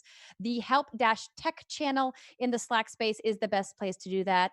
And hopefully you'll be able to get into the roundtable of your choice over the lunch hour. Next up, we'll hear about something a lot of my friends and family, and I'm guessing a lot of yours out there are asking you about too. What games should I play in quarantine? Please welcome the founder of Templegate Games, Teresa Duringer, along with the co-creator and CEO of one of my favorite tabletop games, Exploding Kittens, Alon Lee. Enjoy. Hi, I'm Teresa Duringer, co-founder of Templegate Games, and I'm here with Alon Lee, who is the co-creator and CEO of Exploding Kittens. And today we're going to talk a little bit about games to play in quarantine. So, Alon, Exploding Kittens is one of my absolute favorite games to play. I've been playing a lot of games on lockdown here. And you launched this game to be one of the absolute top earning, or to be the top earning Kickstarter for a game. For the 3 people out there who haven't played Exploding Kittens before, what is this game all about? Sure. Well, first, thanks for having me. This is really exciting. Exploding Kittens is a card game. It's basically what you get when you combine Uno with Russian roulette. The basic idea is we have a deck of cards. In that deck of cards are a few bad cards, the bullets in the game of Russian roulette. We call them the Exploding Kittens. And the goal is do not draw the Exploding Kittens. It's the world's easiest game. You go around the circle, everybody draws cards. If you draw the Exploding Kitten, you blow up, you're dead, you're out of the game, everybody continues on without you. The winner of the game is the last person standing. And it's designed to be as simple as possible to learn how to play, but there's tons of tricks and nuance and collaboration and betrayal all baked into the game so that you can play it over and over and over again, and it'll never quite be the same way twice. Yeah, so you have a few different games out. Exploding Kittens is just one of them out of Exploding Kittens Inc. But I know that you spent your early career, or some of your career, on the digital side of things. You worked in CGI at ILM on Star Wars. You were a lead game designer on Xbox games. Since then, though, you've started working on physical games, and I was curious, what is it that made you make that transition?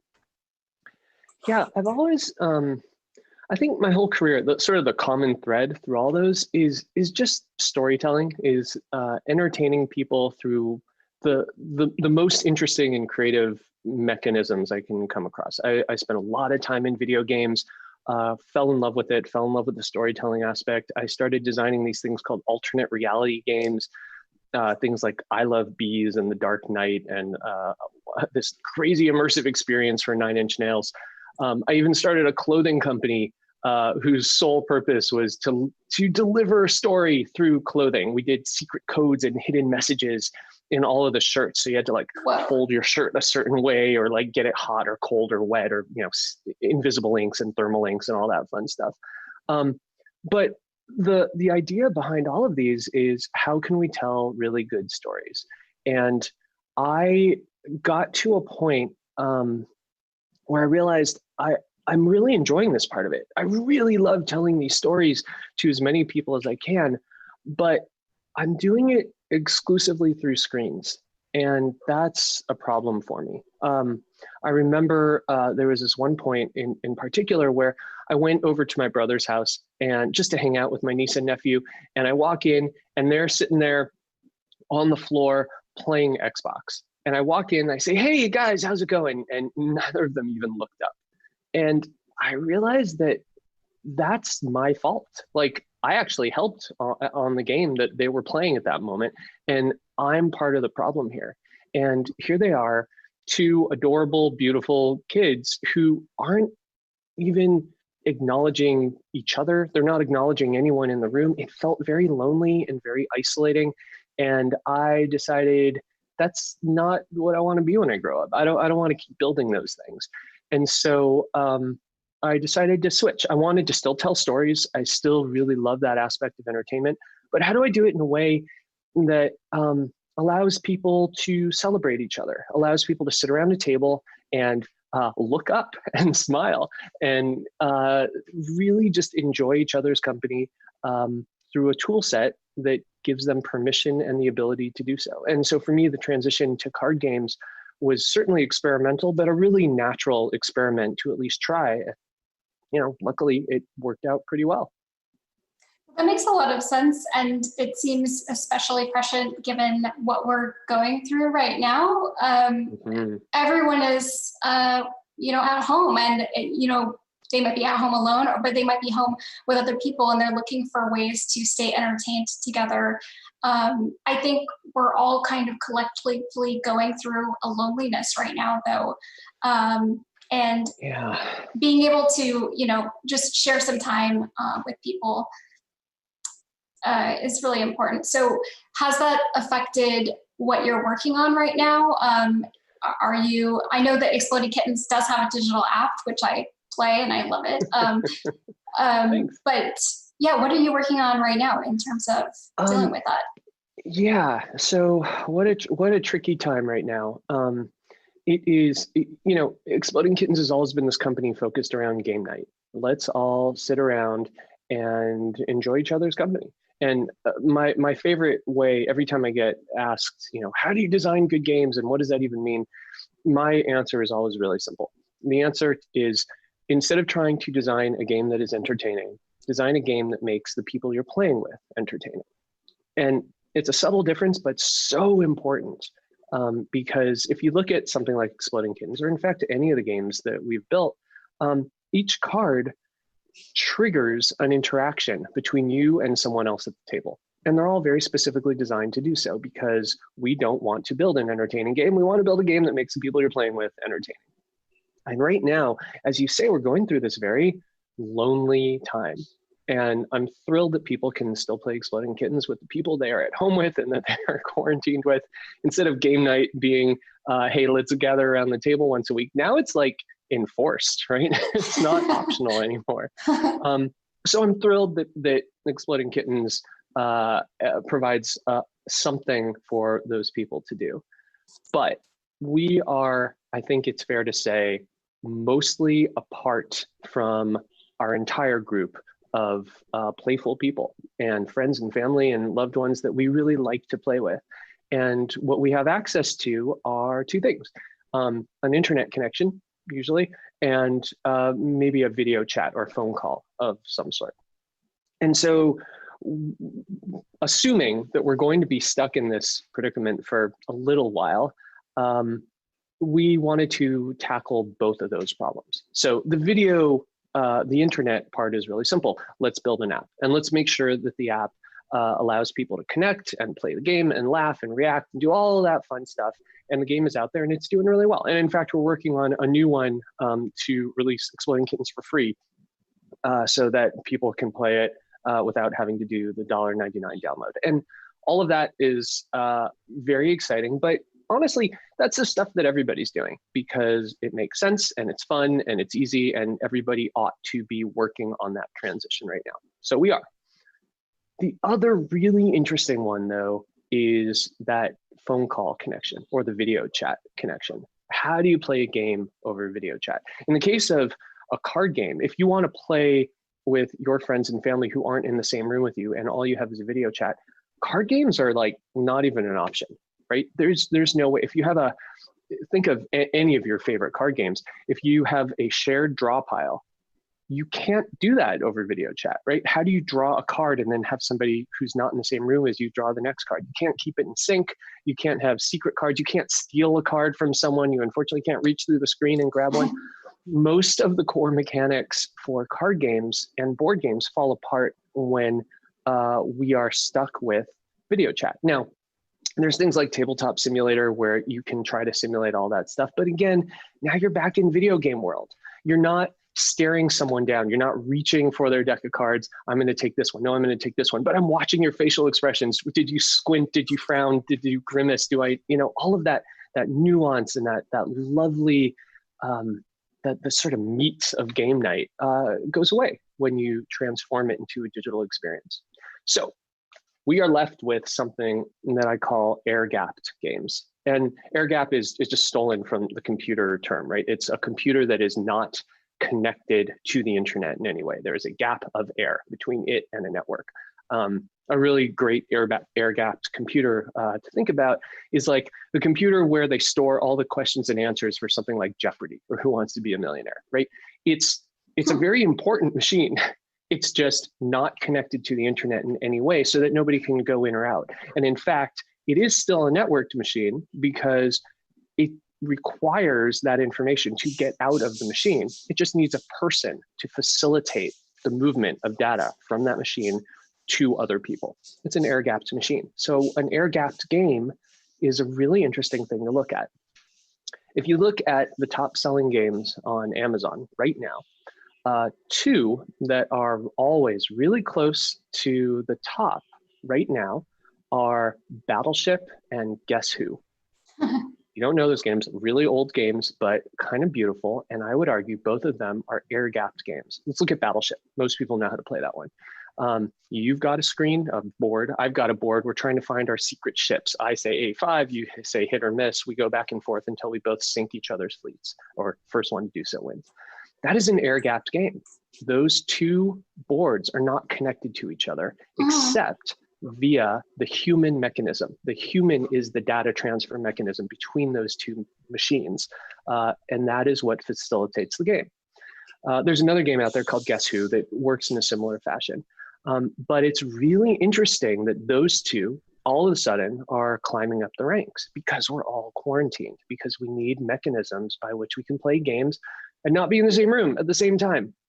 So, I see. So you're saying that air gap games are especially useful when we can't share a synchronized deck or something like that. Exactly right. If you bought a copy of Battleship and I bought a copy of Battleship, and we're obviously not in the same room right now, we could still play a full game of Battleship, start to finish, with no hindrances at all, because it's an air-gapped game, right? That makes sense? Yeah.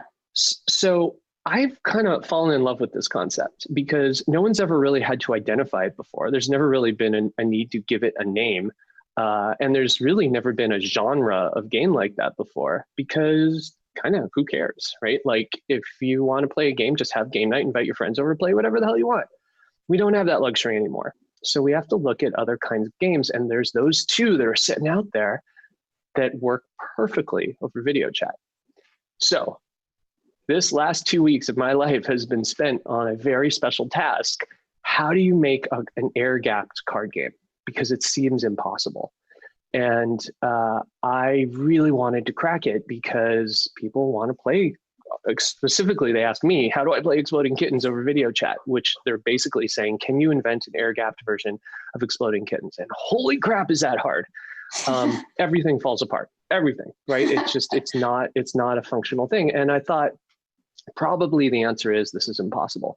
And I spent a week with it being impossible. Everything I tried was an instant failure, and it was try and fail and try and fail and try and fail forever because I wasn't sure this was a solvable task.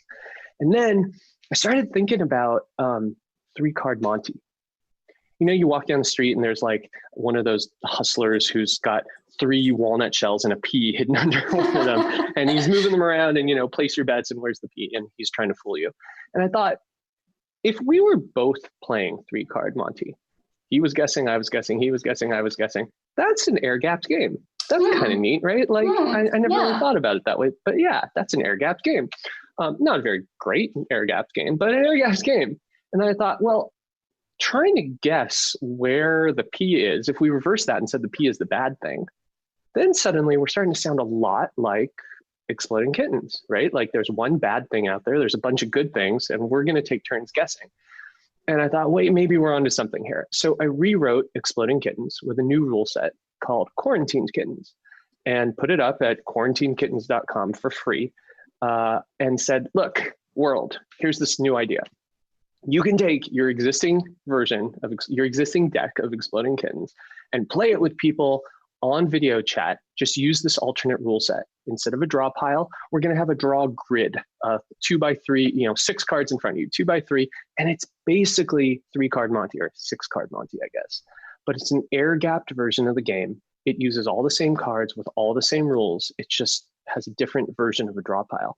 And we started playing it last week, and holy crap, it's really fun. It's like all I've been doing all day, every day with my team and my friends and my family, because we all have this game sitting around anyway that we can't play with each other. And suddenly it's turn on the video camera and try this new thing. That aside, I'm really happy people are enjoying it. I really want them to, because I worked really hard on this thing. But isn't it fascinating that because of this quarantine, we have to identify a new genre of game, and we have to invent around it because we're stuck in our houses and we need to accommodate this air gap in order to play games together.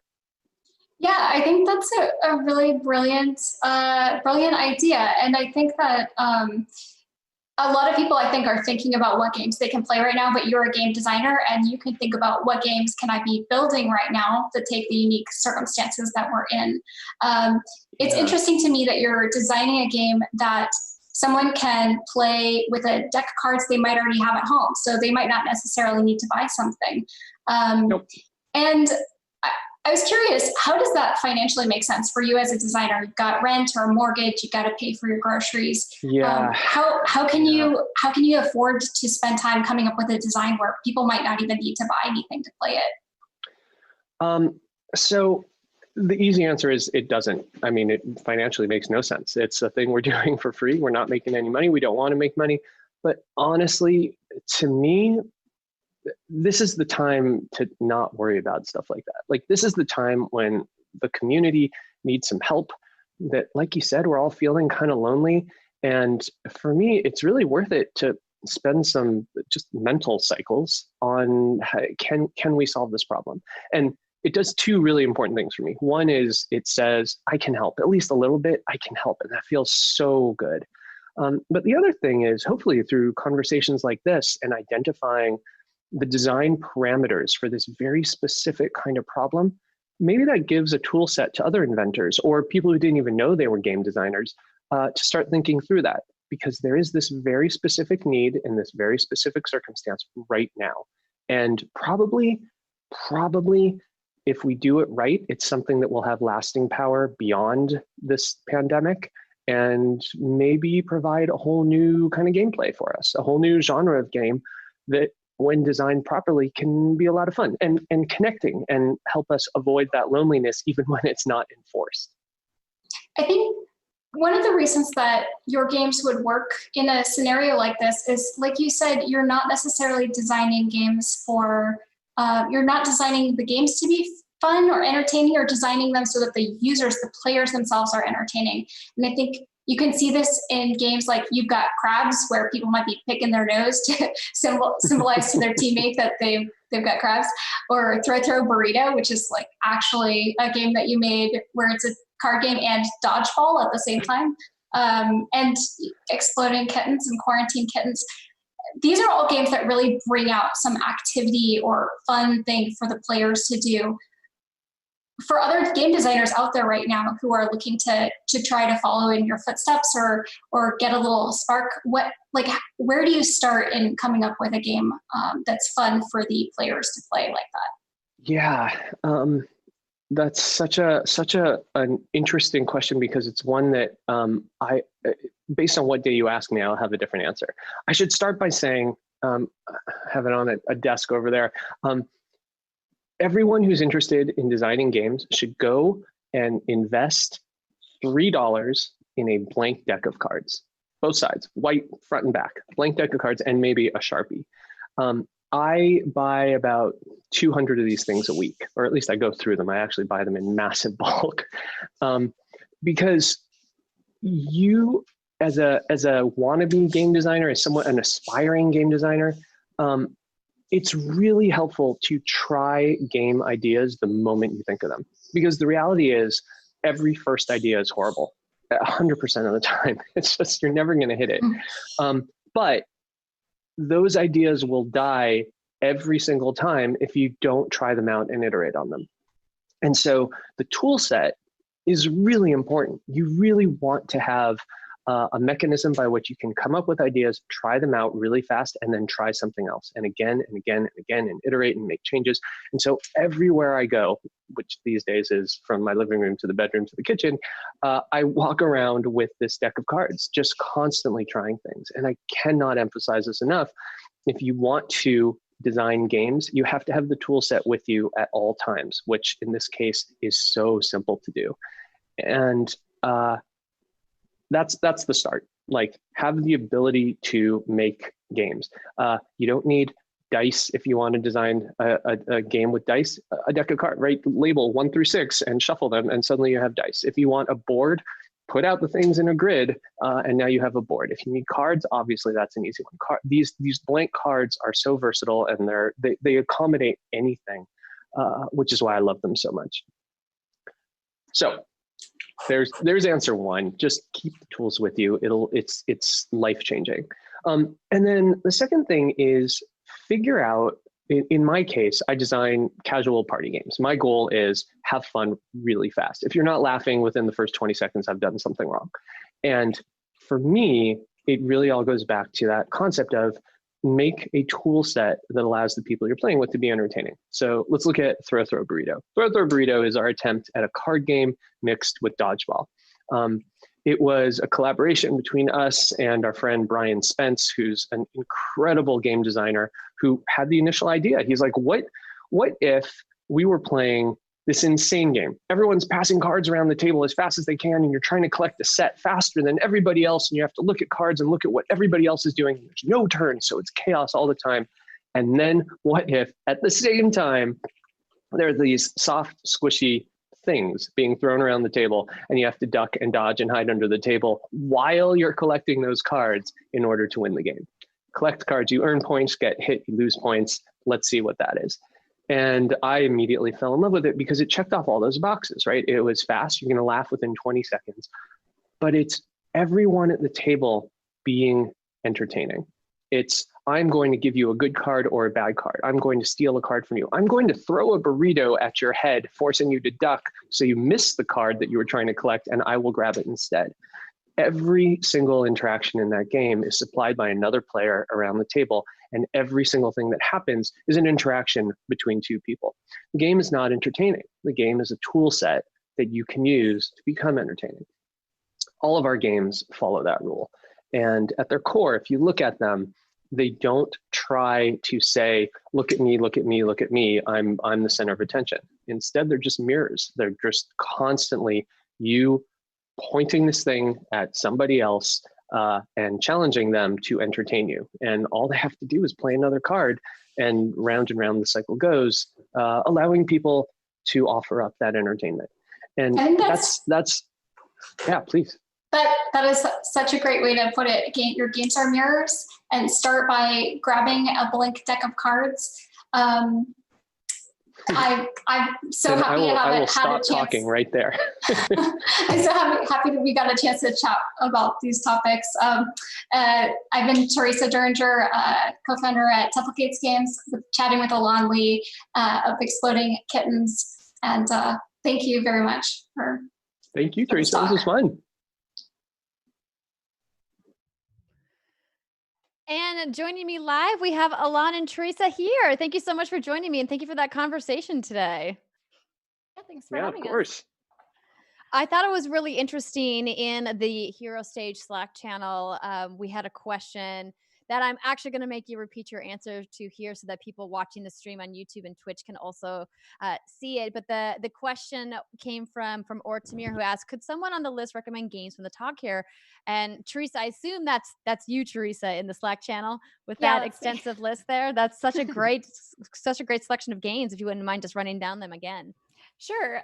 So I think a lot of people want to know what we're playing and what we're looking at. And like Alon mentioned, the concept of air gap games was such a beautiful concept to imagine. How can you play something when you're physically distant from someone else and not have to deal with the problems of your game pieces getting out of sync because you don't have pieces in a common physical space.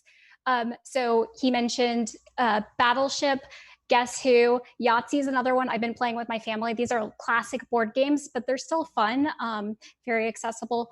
Alon's got Quarantine Kittens. And I also wanted to mention that there are digital board games that are not, they're not specifically air gap, but they kind of function similarly to air gap games in that the digital board game serves up a synced deck or a sync set of game components to every player. So we have stuff at our company, Templegates Games, that makes games like Ascension, Race for the Galaxy, Shards of Infinity.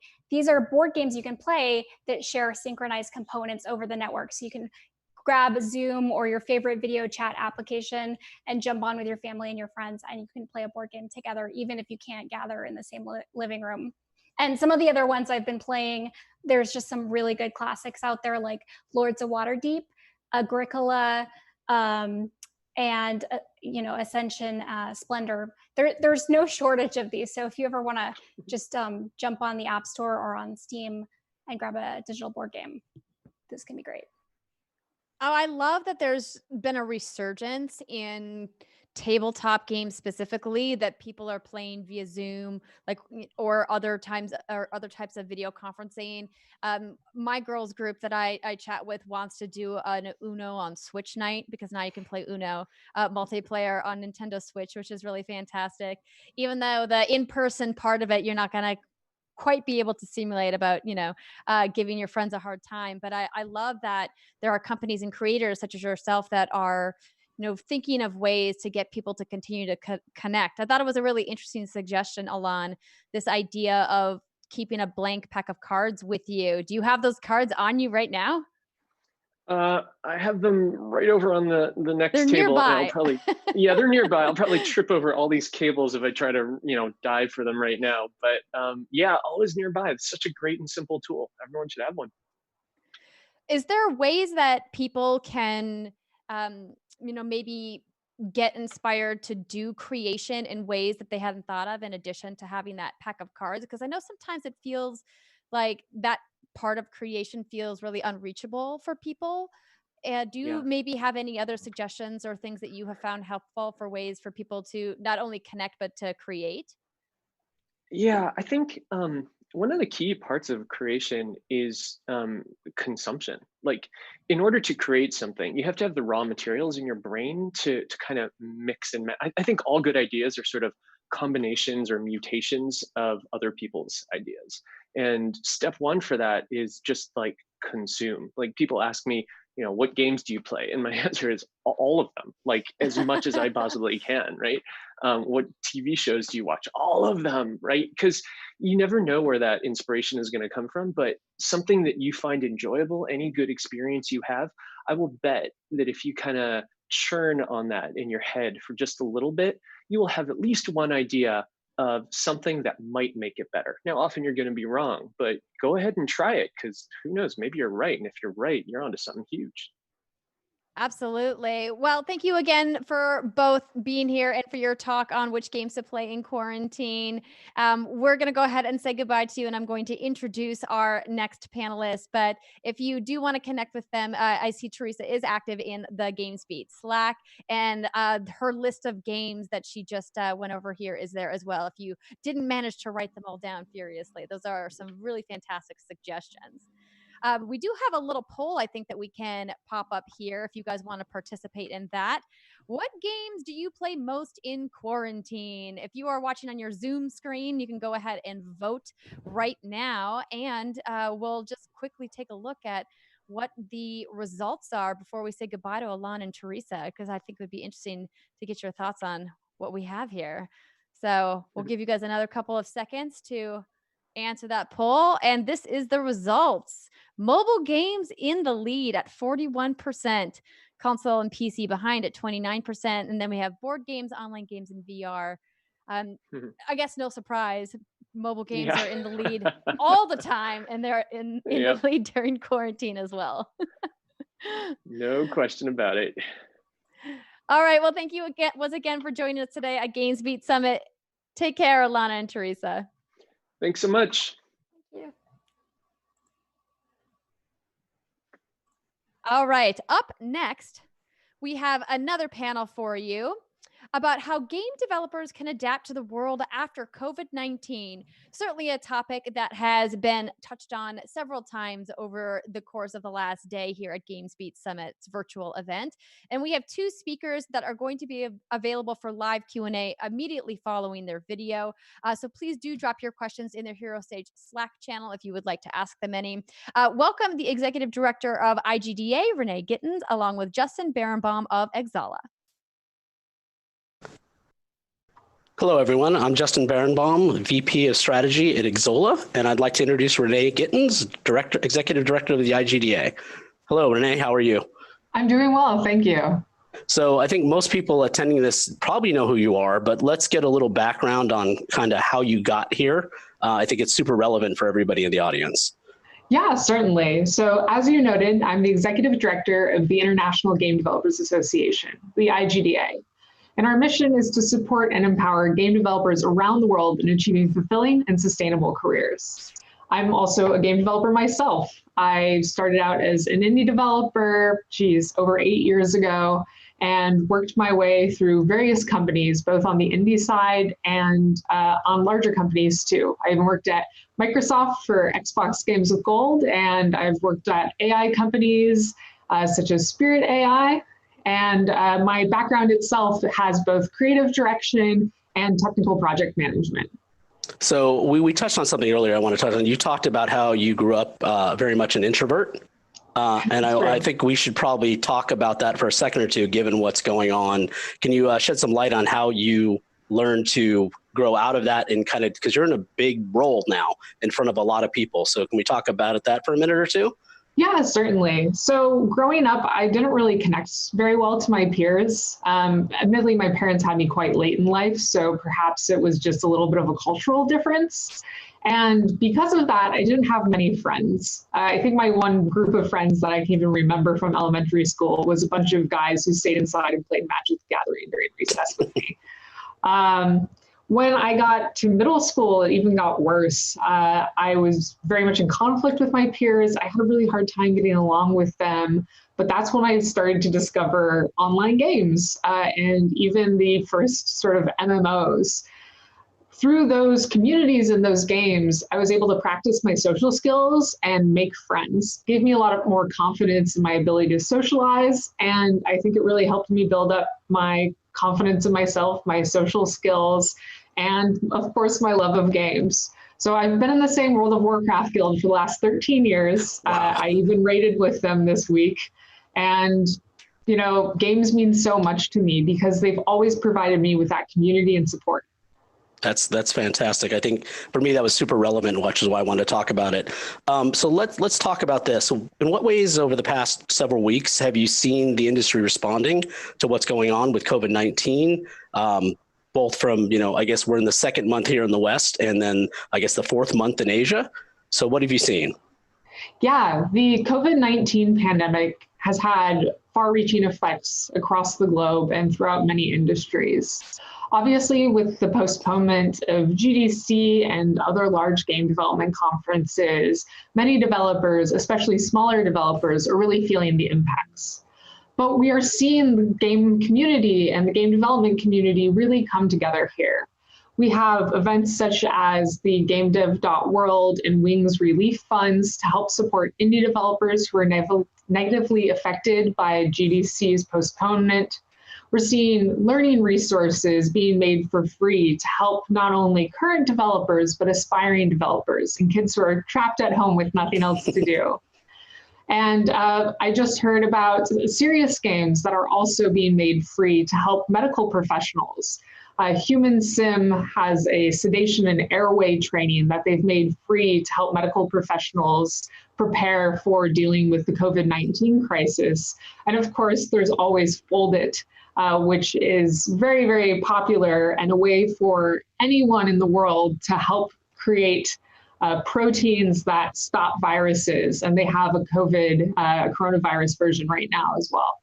Yeah, I've been hearing a lot of people signing up with that for the idle computer time. So I think it's a great way because obviously gamers have fast computers. So spending that time and helping is, I think, a big thing for the community to do.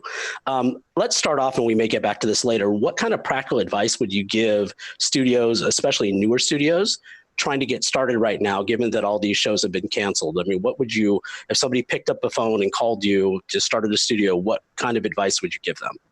I would say, first of all, that there's a ton of online resources that people can use. There's many online conferences that are being spun up to replace the cancellation of other conferences. And many of them, such as one that I'm sure you're familiar with, have been working on having networking as well integrated with them.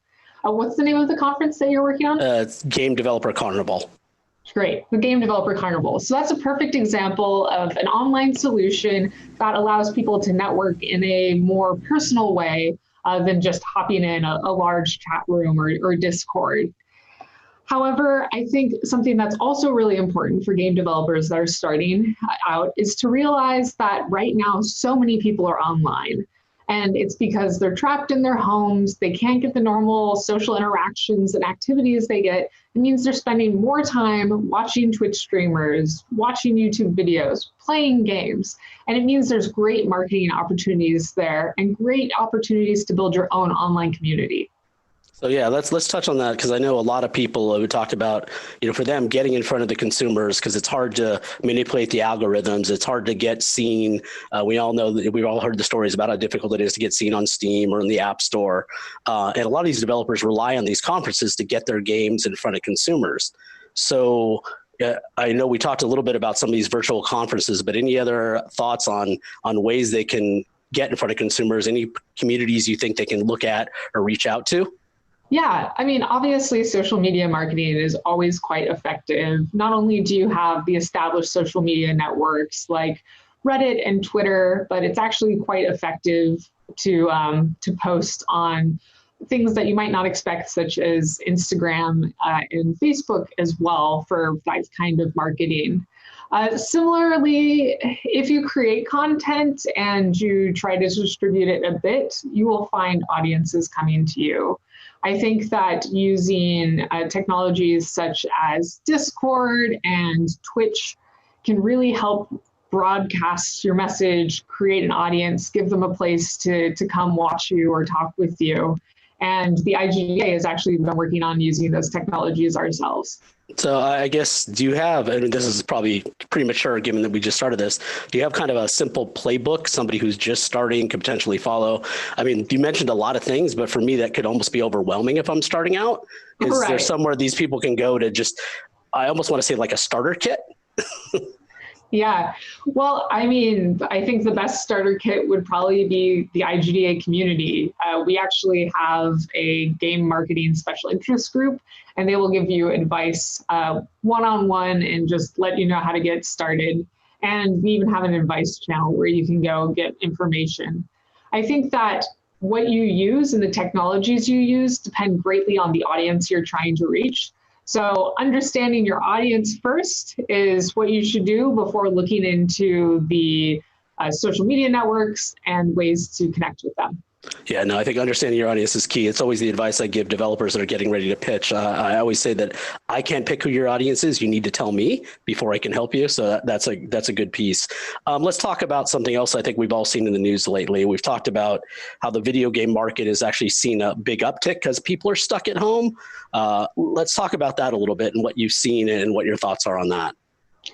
Yeah, we have seen huge spikes in sales. Obviously, there have been releases of significant games such as Doom Eternal and Animal Crossing New Horizons. On the same day, by the way.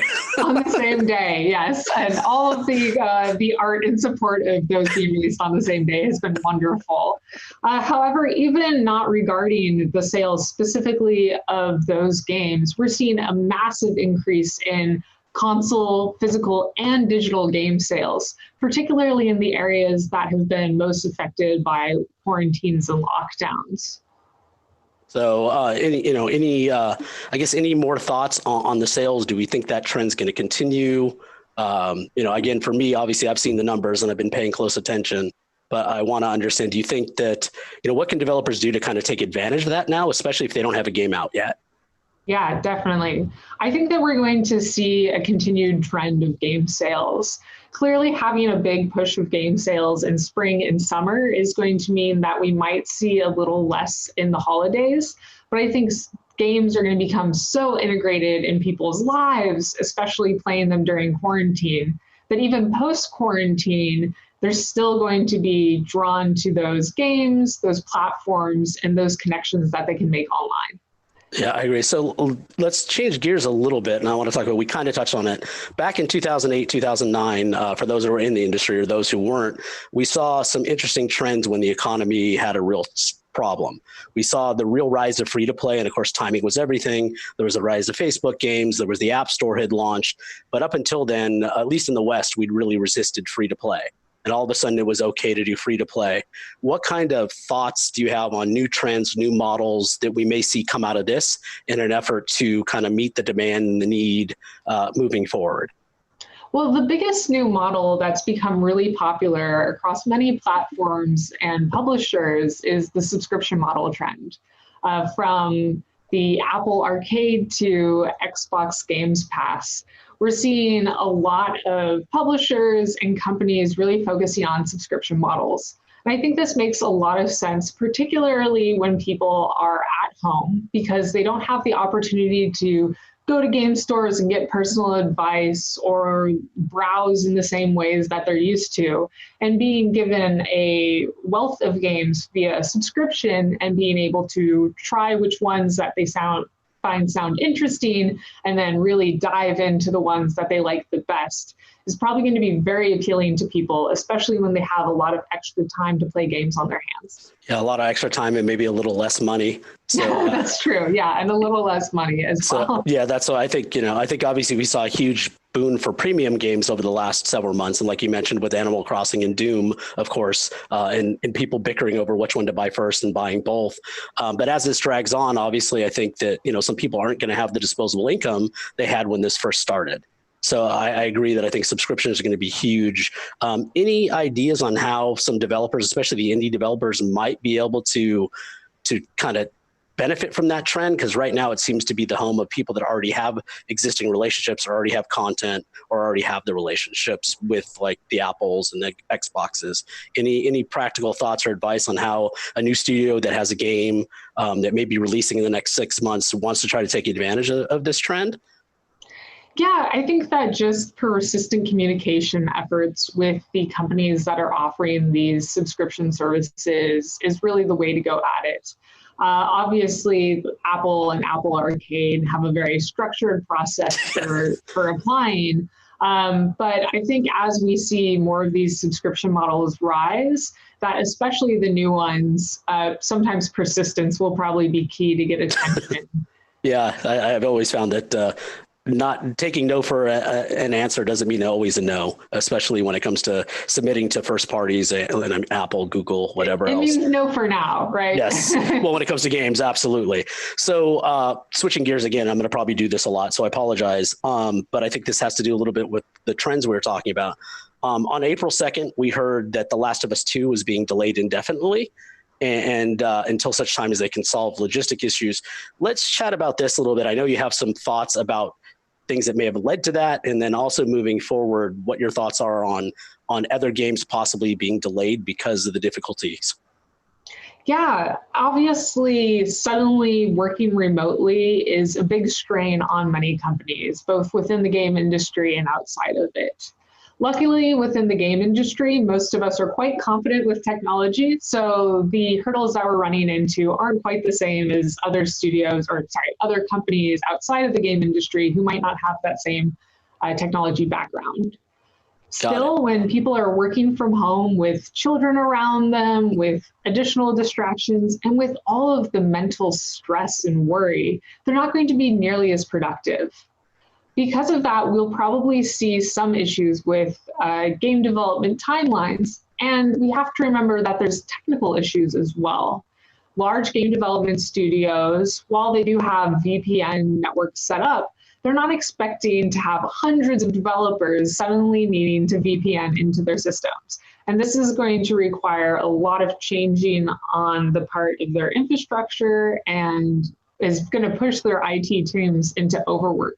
And not all of them are going to be able to adapt super quickly. I've heard that there have been some issues at various studios in adapting to suddenly having all of these developers remote in. So you have the complications of management, you have the complications of individual developer work time and ability, and you have technical complications that are all going to affect the timelines of these games. Now, when it comes to The Last of Us 2 in particular, we know that Naughty Dog has had a lot of issues with crunch, a lot of issues with game designers leaving the company. And I think that that's only become worse with COVID-19's effects on their development. I think that they are already having some trouble due to the crunch culture and the departure of key members of their team. And now the added stress of the pandemic is probably why they decided to indefinitely postpone the launch. Yeah, that makes a lot of sense to me. I guess, do you see that trend potentially happening at other AAA studios? And also, I've heard that it's affecting people submitting to first parties, Nintendo, Microsoft, Sony. When you submit and get for approval, obviously they can't have all their QA people in one place. Most of the time they require you to have a secure static IP to tunnel in from. So do you think that's also going to probably have effect on submissions and timing and how long it takes to maybe get stuff approved once you're almost ready? Absolutely. I think that the pandemic and working remotely is going to cause delays across the board at every step in the process. And as you noted, quality assurance, particularly for consoles, is additionally complicated by working remotely. So let's spend some time. We talked a little bit about positive at the beginning. We talked a little bit about some of the drawbacks. Let's spend a little bit more time talking about all the positives for the game industry besides the sales, right? There's been some other great positives in the news. Let's talk a little bit about those and what we've heard and what you feel about those. Yeah. Well, unfortunately, games tend to be really beaten on in the news cycle. Anytime there's issues with violence or somebody has other complaints about games, we really get taken to task. And I think we see that turning around right now because games are truly bringing people together. Not only are they providing valuable, immersive entertainment, but they allow people to connect in a meaningful, interactive way, in ways that video calls like this don't allow them to. Not quite the same. First, yeah, we've seen the campaigns play a part together, and we've even seen the World Health Organization making recommendations to play video games to preserve your own mental and physical health as well. So yeah, let's talk about the WHO a little bit, because we know that 6 months ago, 8 months ago, or maybe longer now, they released a pretty controversial announcement about gaming addiction. And obviously a lot of us had to deal with that. You had to deal with it right when you joined the IGDA. So let's talk about that. Kind of seems a sudden reversal. Obviously things have changed, but let's talk a little bit about that maybe. Yeah, the World Health Organization's declaration of game disorder was hotly debated and contested. it has been concluded by many professionals that the video game addiction is actually symptoms of other mental health issues that are underlying, and disagreed with the definition of game disorder because it would prevent mental health care professionals from treating the true cause of the problems instead of just treating symptoms of it. Seeing the World Health Organization turn around and understand the value and benefit of games, particularly when people are trapped inside and will be playing video games quite a lot, I think will hopefully turn around their feelings and opinions of games. And certainly it is providing a lot more public support for playing of games. Yep, I agree. That's great to hear. So I know we're almost out of time. It's kind of crazy that it went by really fast. Let's talk about a little bit of closing thoughts, some thoughts that things in studio heads in particular, small and large, can do like right now, practical stuff to help themselves, help their teams kind of get through this. Because I think we're all feeling a bit of anxiety. Friends that are introverts are kind of loving this. People like me that are extroverts are struggling a little bit, which is kind of opposite of what I think people are used to. So let's talk about some practical stuff that people can do literally right now. Yeah, well, first and foremost, I think that the most powerful tool here is empathy. You really should support your teams and your peers with both empathy and technology. Hop on video calls. Feel free to have more casual chats before the start of your stand-ups or other meetings. There's also a lot of really valuable resources that you can use. The IGDA has our own COVID-19 resources page that has a plethora of resources from financial to health to other communities that you can participate in. And speaking of communities, if you want to join communities or support the efforts of the IGDA, I recommend considering joining the IGDA as a member or as a studio affiliate. We really want to raise my hand. Huh? I'm going to raise my hand. I'm a lifetime member. So. Oh, good. Yeah, that kind of support really helps us work to continue to empower game developers around the world. That's the kind of support that we need so we can provide the support to everyone else too. That's fantastic. I think we're out of time. I can't thank you enough for the chat and accommodating the kind of strange place we're all in. I would have much rather done this in person. But thanks again, Renee. I really appreciate you spending the time. Thank you. It's been my pleasure. Thank you so much for that awesome chat. I love all the ideas going around, and here to join us to take your questions, Renee and Justin. Thanks for being here today. Thank you. Yeah, it's our pleasure for sure. I did see you earlier in the Women in Games breakfast, Renee, kind of lurking. So good to see you then and good to see you now. So we do have the Hero Stage Slack channel open if you guys have questions for Renee and Justin. It's been really interesting and fascinating hearing the very different responses that several GamesBeat Summit speakers have about what's happening to our industry in the face of the pandemic and kind of what people can do both on the developer side and of course from the consumer side about how do we approach this pandemic. So I love that you were like, hey, don't forget, you can join the IGDA. We've got resources for you. So just quickly to remind people who are listening and watching that aren't in the Slack space, where do people go to find out more information about how to join? Yeah, you just have to go to igda.org. We have a list of our member benefits and the different types of memberships we offer. We also have a ton of resources that are available to even non-members. So there's our resource library, which has many resources people can access. We have our Discord. So if you're looking for a community like this wonderful Slack that GamesBeat Summit has set up, we have our own Discord channel with 1,400 game developers as well.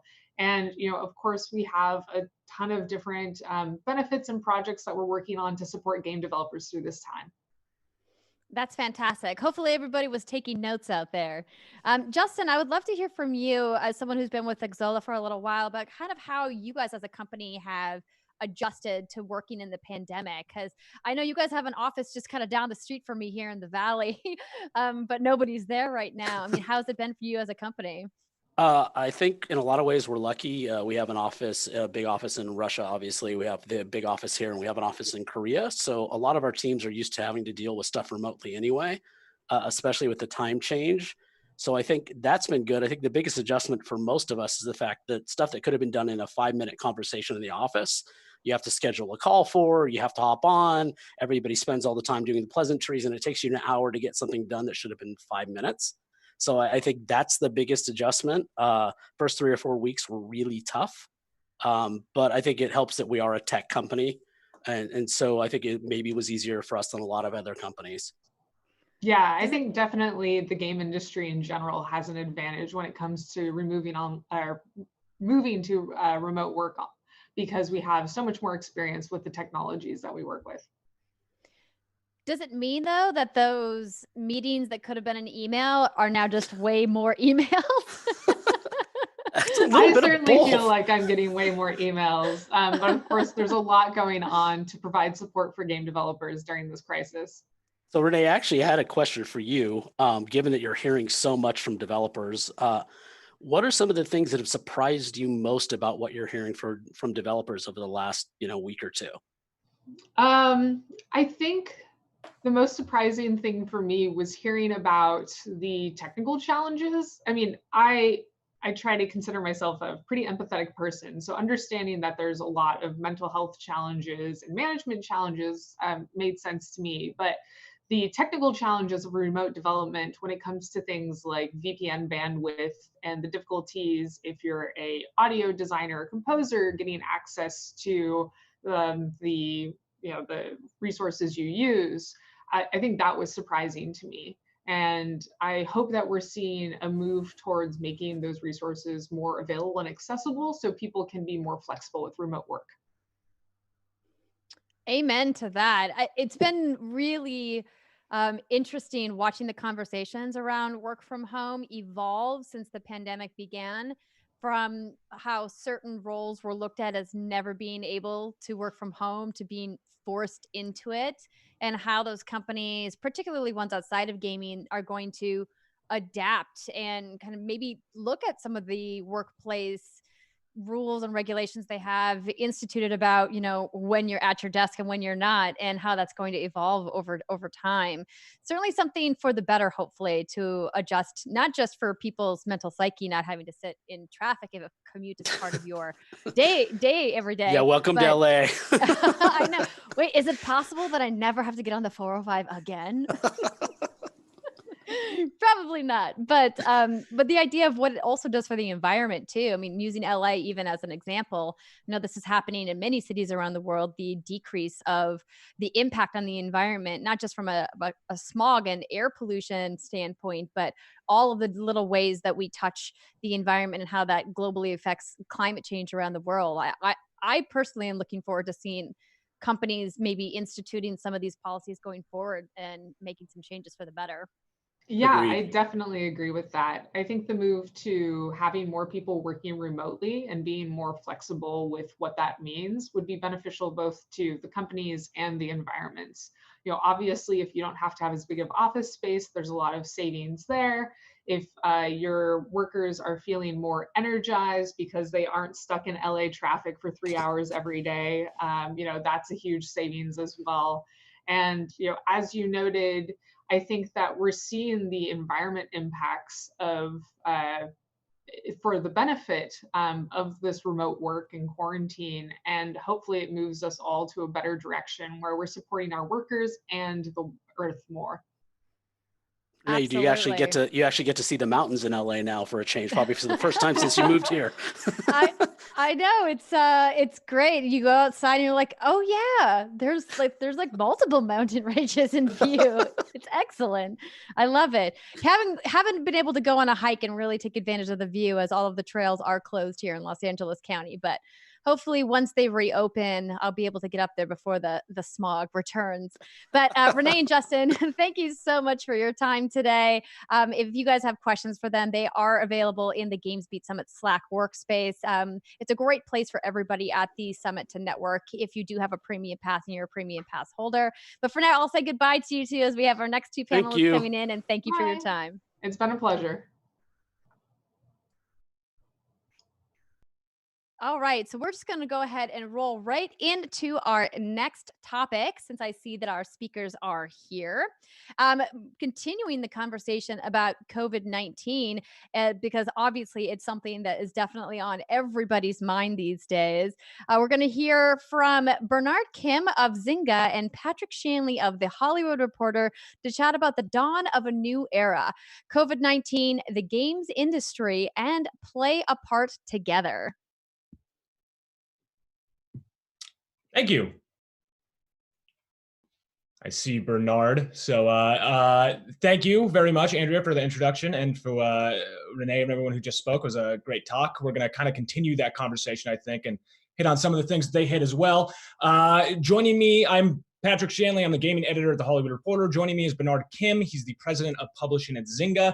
Bernard, I'm going to ask you a question that we're all getting right now that we all already know the answer to, but how are you doing today? Are you asking how I'm doing personally or how the company's doing? Let's do it's a very broad question. I want the broadest answer possible. You know, personally, I'm getting used to this new normal. I'm, you know, Patrick, you and I both live in Los Angeles, as does Justin and Renee, who were just speaking. And I think we could spend a lot of time talking about traffic, the weather, how clear the skies are. But, you know, I've worked in games for a long time, and, you know, this is the first time in my career that I haven't been on a plane almost every single week. So this is definitely new for me. Spending more time at home with my family, you know, it definitely has its pros and cons, but you know, I think overall things are going really well. You know, the company is in a position where I think we've set up a culture in which people can share digitally on their phones, on Zoom calls. So the transition has gone relatively smoothly with regards to our game teams, our marketing teams collaborating on a digital perspective. So that's been going relatively smoothly. Personally, for me, I might have to stand up in the middle of this talk because I do have to stand up and walk around every now and then. And sitting in one spot day in and day out is challenging for me personally. Actually, I'm wearing a rut into my carpet. As you mentioned, we're all kind of adjusting to this new at-home way of living our lives and doing business. Way a lot of people are spending their time is by playing more video games. We know that the numbers have been incredibly high. In March, there was a worldwide revenue new record of over $10 billion spent in March. And mobile games kind of led that. It was over half of it, 5.7, according to SuperData. I want to kind of start this off by talking about the Play a Part Together initiative. I'm wondering what Zynga's role is in that. And for people who are unfamiliar with the Play a Part initiative, Play a Part Together initiative, I'm wondering if you can kind of walk us through it, Bernard, and kind of tell people what it is and how this came together, this partnership between the WHO and so many game companies to kind of get the word out there about the coronavirus and how to keep ourselves safe. Cool. So I think that's generally kind of a two-part question.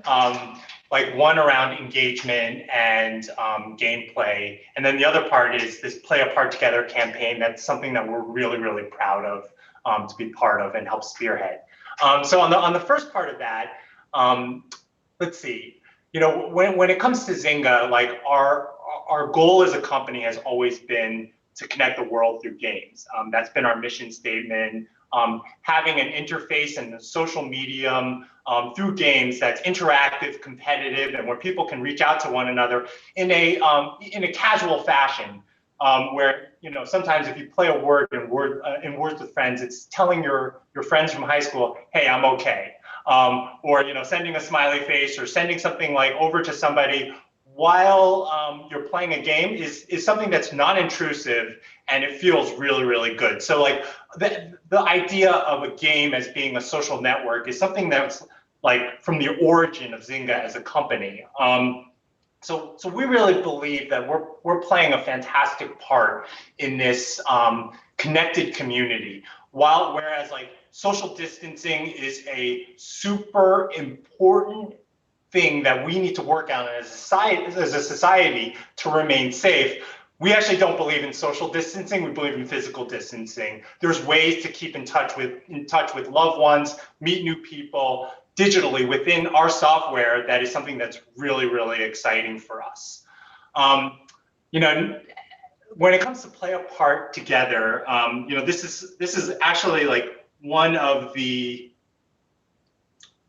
initiatives that I'm most proud about in my career, and it's still in progress, and it's fresh, and it's new, and it hasn't been in play for more than a month. But the thing that I'm really proud about is how this thing started up, and the idea actually of like the hashtag and the campaign came from one of our leaders in communications, and she had this brilliant idea. She kind of called me late at night and was like, "Hey, what do you think about this hashtag?" And it, you know, it kind of took me like a little bit of time to get it. So it didn't like right off the bat, I was like, play a part, is that a part or is it a part? It's like she's explaining it to me. I'm like, oh, okay, I'm done. Now I get it. And so she had this idea, and it was like, hey, like let's promote something out in the marketplace that talks about safety and how games can be this great outlet to keep in touch with people. But then, you know, we're actually providing guidelines in working with the World Health Organization to keep people safe. And so she, instead of like basically making it a Zynga thing, she had this idea of, hey, let's call the World Health Organization. And you know, I was like, okay, let's go do that. Let's see what happens. You know, we're Zynga.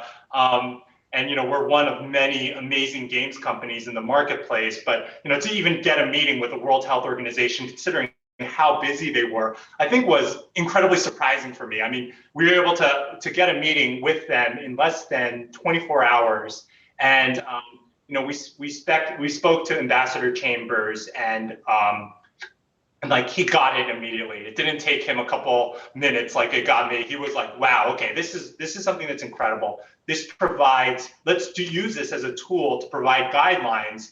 And his challenge to us was, how do we make this broader than Zynga?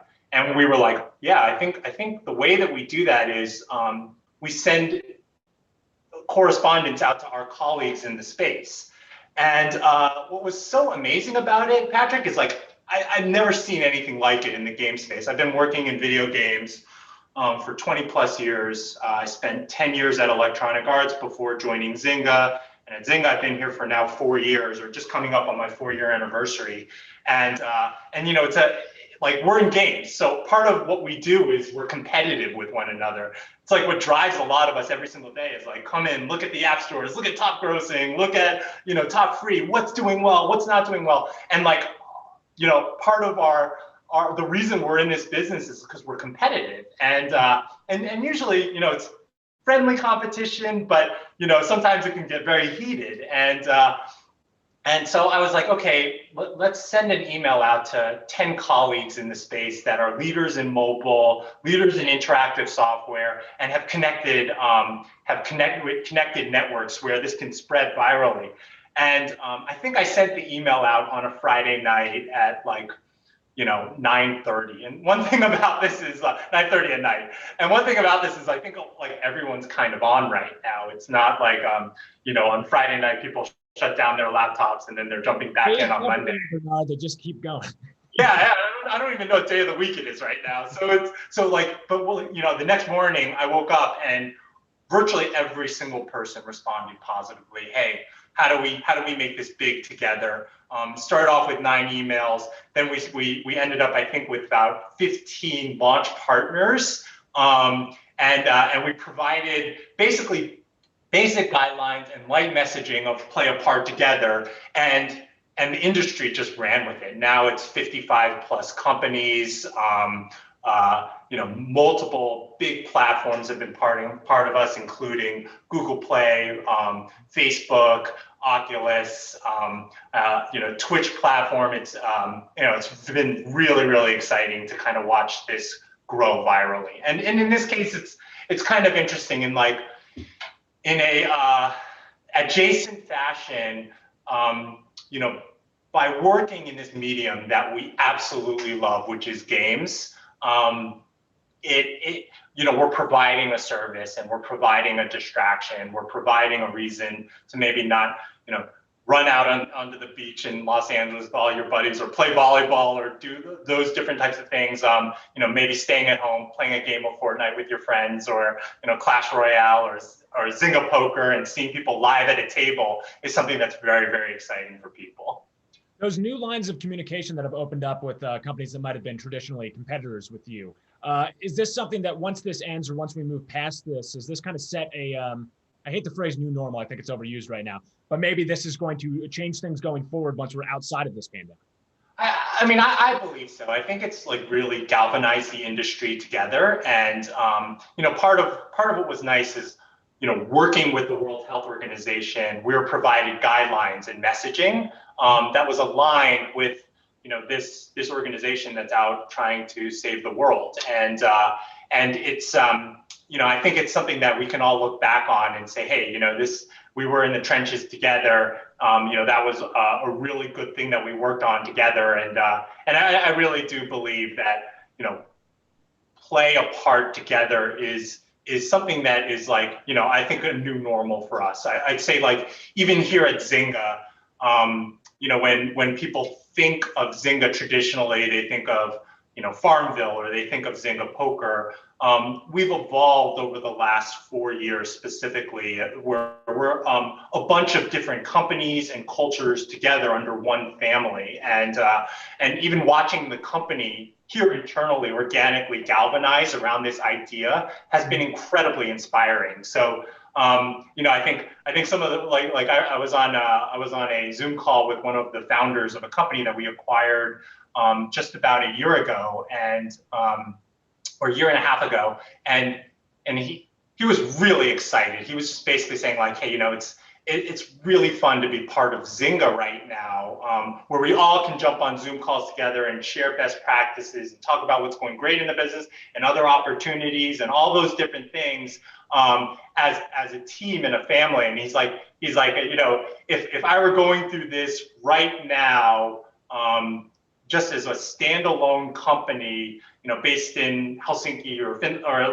one of these regions that are outside of a larger conglomerate, he said I would feel pretty alone. And so I feel like culturally it's been galvanizing for the company, but it is better, I think, to be part of something larger in a moment like this. I don't think it's unique to games. Obviously, there are other businesses that work this way, where they're spread out globally and kind of have, outposts across the globe. But gaming, a lot of major game companies, that seems to be almost the norm now. Do you think having that experience kind of helps as we've moved into this new social distance type of world? Perhaps you're used to doing more Zoom calls than people in other industries might be, or working remotely. And, you see it in esports, you see it in game companies. We have games that are developed completely remotely now. Do you think that games was uniquely set up for this moment to kind of be able to hit the ground running in a way that other forms of entertainment seem to be having more trouble doing? Yeah, I don't really have any comps, because I've worked in mobile gaming primarily for 15 years now, so I don't really know. I've been lucky enough to work in diverse organizations that are globally disparate. So we're across multiple different regions, and there's a lot of this that happens, which is VidCons and locking eyes over FaceTime or Zoom, and so I'm kind of used to this. The thing that I've seen over the last couple of weeks is some of our teams are actually gelling even better in this current environment, and then other teams I'm personally a extroverted human being. I like to be in large meetings, and I like to be with people in grabbing an initiative and going after it in a big way, but then also walking in between meetings. So I think it varies across the entire company, but I'd say that for us it's been pretty positive. Our transition into this work from home has been pretty seamless. I'd say also it depends on the relationships that you've built. Our executive team here at Zynga, we've worked very closely over the last 4 years as we've kind of rebuilt the executive staff here at Zynga. But then we've also had previous experience working with one another for a decade at EA, and so that's an advantage. I think the real care needs to come into when people are joining an organization right now. They don't have established relationships, and making sure that we're onboarding those folks with lots of Zooms and lots of meetings where people can see people's enthusiasms, and that I think is the transition that's going to have to happen over the next couple months.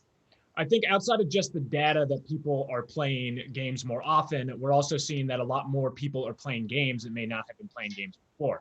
Anecdotally, I'm sure we all have an example of that. I've been playing Words with Friends with my sister a lot, who is not a traditional gamer. That's great.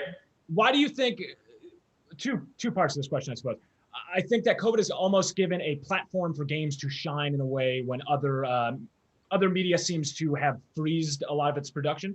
And then also, why do you think that is that games, which have been around for such a long time, why is it that they're having such a moment at this time? I mean, I believe that games are social in nature and they're competitive. One of my daily things is, I jump onto ESPN and I watch SportsCenter, and now they have ESPN the Ocho. I'm like, okay, I still have that like competitive spirit to go do something pretty fun. Have it be, most people beat up on me on Words with Friends. So if anyone on the call wants to play somebody in Words with Friends and get an easy win, I'm the person to go against. But it gets that competitive spirit going, and I think that's been really inspiring. And when it comes to our platforms, what we've noticed also is that people that have played Words with Friends in the past and have decided, hey, it's not part of my daily ritual anymore, have jumped back into the game.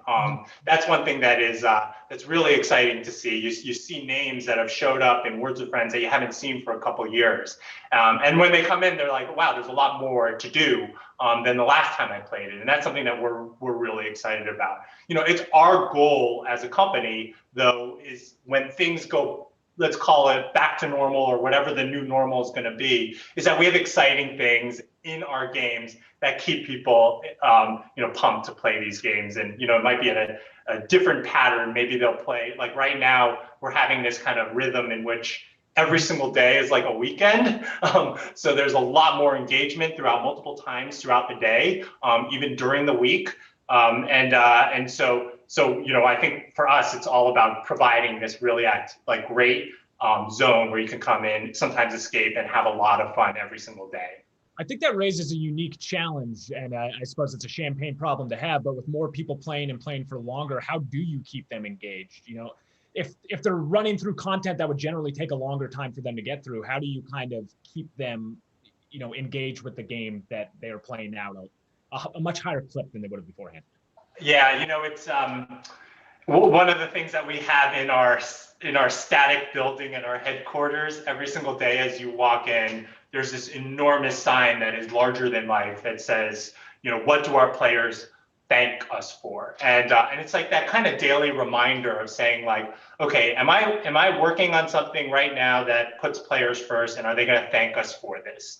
And now we don't really have that anymore, since we don't walk through the lobby right now. But what's been fun is we've been creating our own Zoom backgrounds, and we send out reminders to our staff about kind of what our principles are as a company, and that really centers around, okay, we have this moment where people are getting reactivated into games. They're loving our platforms. They're enjoying this moment. But are we doing our best to make sure that people are thanking us every single day for, the services provided in Words with Friends, or, cultivating your campground in Merge Dragons, or, being even tighter with your guild of folks in Empires and Puzzles. And, I think part of it is also, what we want to do is we also want to be overly generous at some point where, there's great rewards for coming into our games, and we're thanking players and saying, okay, this top guild gets this much more love in Empires and Puzzles, and everyone feels really good about being part of that platform. So I think it's up to us as an organization, and every game team is working on this. It's pretty universal. It's providing great beats and providing great content for players. So they thank us for creating this content. I think right off of that, I mean, this week Zynga announced a partnership with Amazon for Words with Friends. Can you tell me a little bit about how that kind of came together and how that kind of leads into what you were just speaking about? Yeah. Wow. As somebody that is a fervent Amazon user, I think my usage over the last 6 weeks of Amazon has not maybe become like a different scale with regards to ARPDAU, but with regards to needing things for my home, or like this is for this, like ordering face masks for the safety of my children. Like these are things that are super important, and this relationship had been worked on for a couple of months, and what we think is really exciting is back to that original mantra: what do our players thank us for?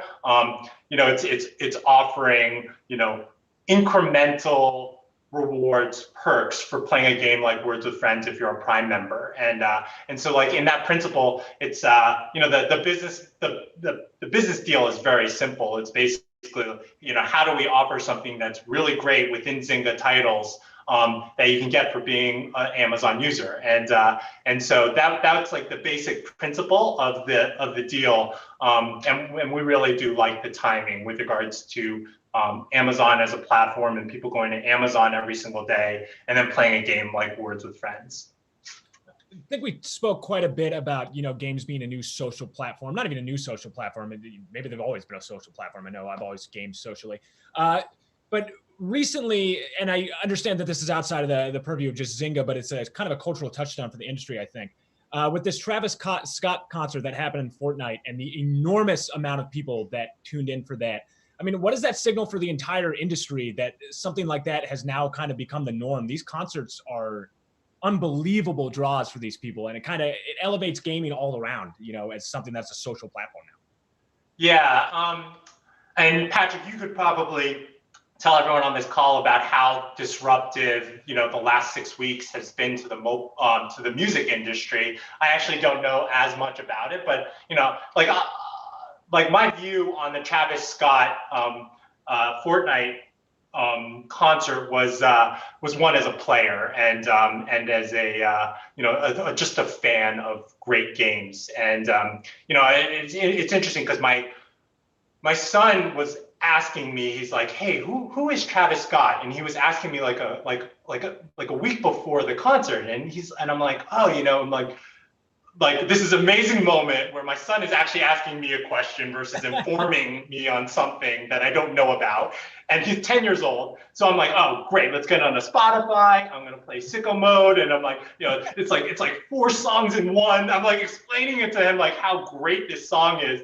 And he's not like a huge music person, but he can sense I'm pretty passionate about some of Travis Scott's music. So so we listened to it, and then it's funny because he was like, he's looking at the imagery and the album, and he's like, that was actually in that figure was in Fortnite, and he showed it to me, and I'm like, oh wow, that's really cool. So then when the event happened, it was it was pretty breathtaking. I think the Epic Games team did an incredible job of putting this together, and part of me as a business person was like, wow, that probably was pretty expensive to do. It probably required a lot of work, and it's a really great merging together of 2 platforms that we really love, which is interactive gaming and music. My thing was a little bit more like, hey, there are also ways that you could do partnerships that I don't know much about how that Travis Scott was developed, but doesn't require months and months of development time. Even this week, we did a partnership with Julie Andrews because she organically plays Words with Friends, and she promoted her new podcast through Words with Friends by we dedicated one of our words of the day to Julie Andrews, and it's received a tremendous amount of pickup, and there are millions and millions of people that are touching Words with Friends every single day. So I think there's all these really interesting business opportunities across multiple different mediums, where we bring it together and we create, something that can be revolutionary in a sense. Yeah, and it must change the way you look at those types of opportunities. Like the transmedia, for lack of a better buzzword here, that you can inform one audience of a completely different audience, and then vice versa through these types of partnerships that are now available, because everyone seems to be playing games and everyone understands what games are now.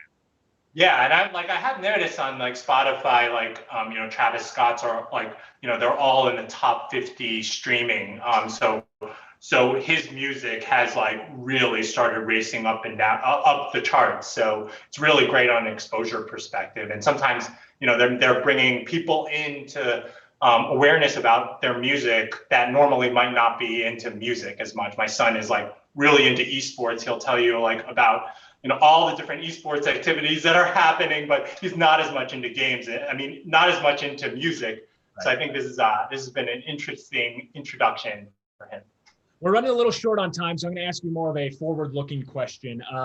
Once we do get back to whatever sense of normal that we have after this, what do you think have been the lessons learned from this, and how does it change, approaches to practice for Zynga, but then also for mobile gaming or gaming at large in general? Yeah, I think one thing that I've learned from this experience, and I think when it comes to a management team, the way that we view this is like, we've been even a bigger service to our players and our employees. So, every single day we've had different types of meetings where we're reaching out to Zynga employees worldwide, and we're basically asking, hey, what more can we do for you? And making sure that people are comfortable in relatively uncertain times. And I think when it comes to the game space, I think in the last couple weeks, there's been more Zoom calls, there's been more reach outs via iMessage or WeChat or whatever, and I think it's like I think it's something that's been incredibly inspiring for me in that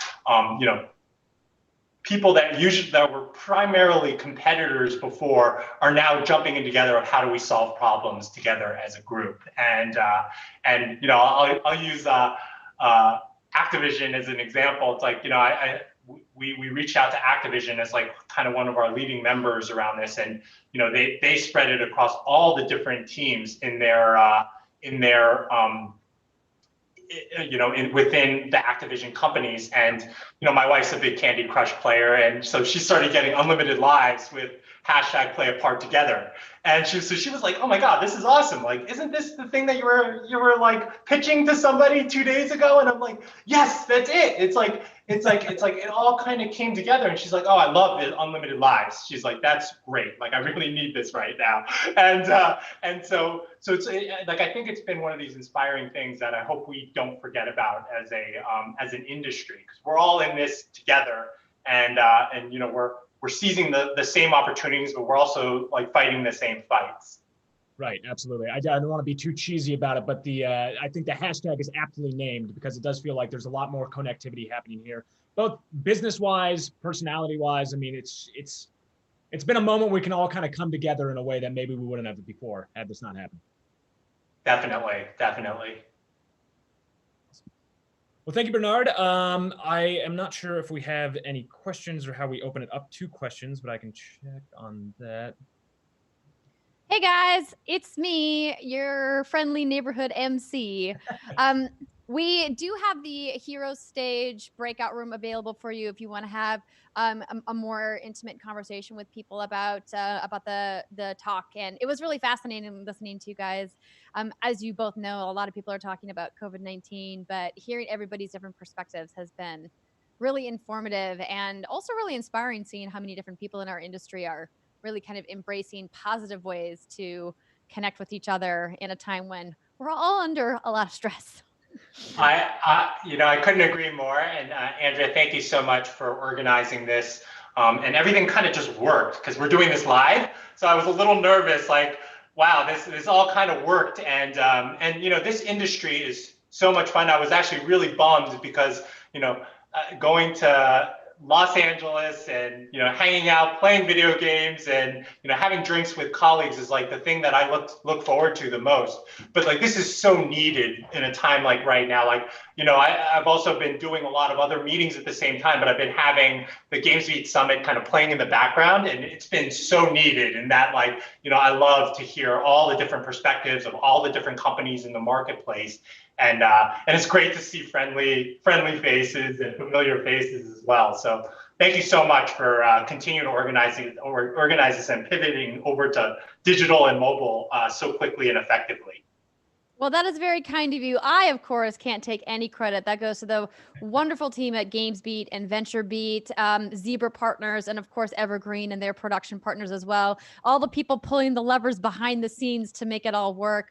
So a big hats off to all of them for pulling this off and doing a great time at it as well. I do miss that robot bartender at 2-Bit Circus, though. I'm not gonna lie. we also have to have a session on when does Dean Takahashi sleep? That's what I know, right? He's jumping back and forth between the stages. He is the robot bartender in real life.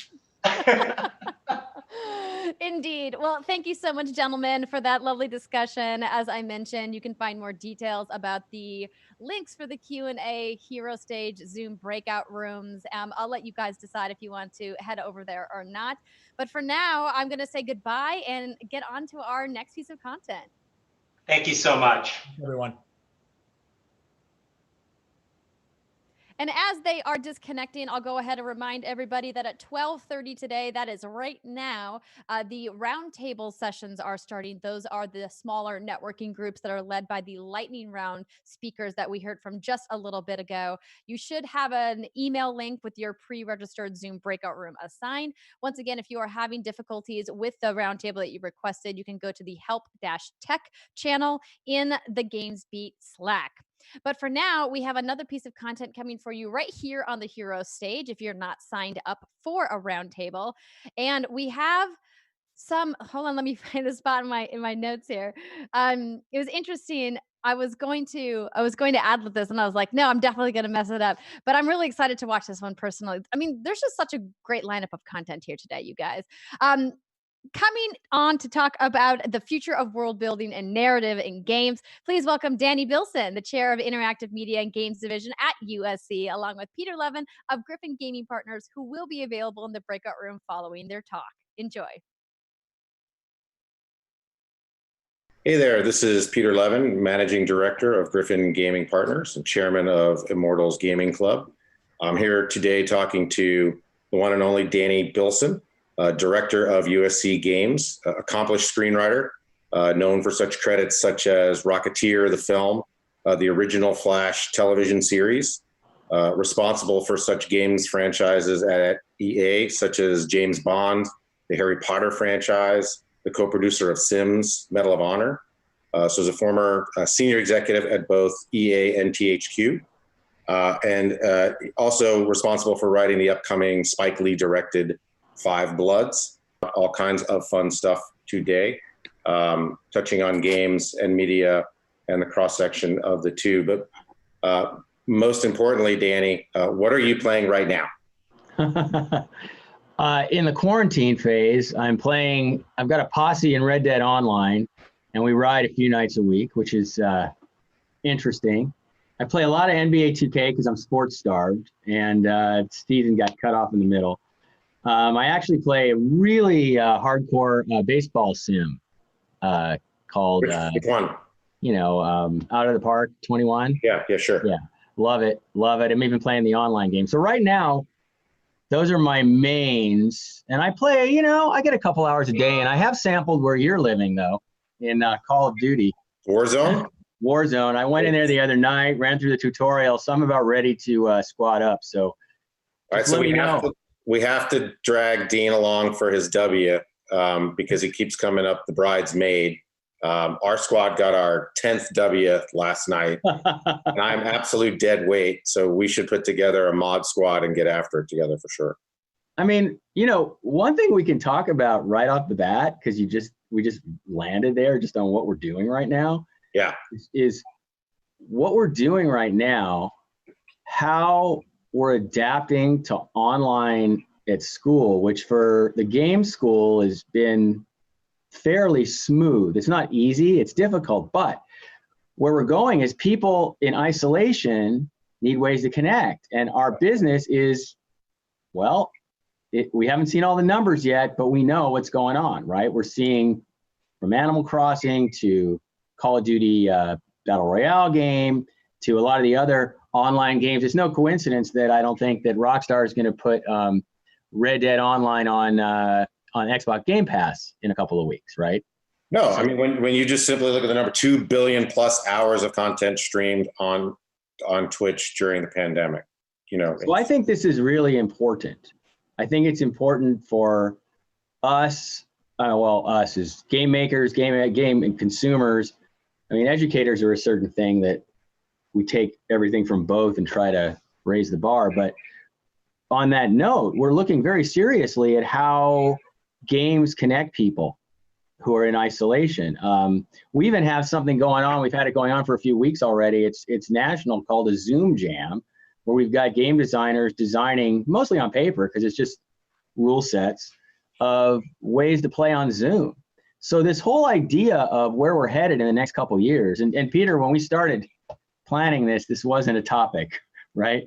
But yeah, we knew we were going to go down rabbit holes, Danny. So yeah, but this is a huge topic for us right now. Is what does entertainment production, entertainment content look like for the next few years? Maybe. And most importantly, the through line there being, you know, what does storytelling look like, right? Absolutely.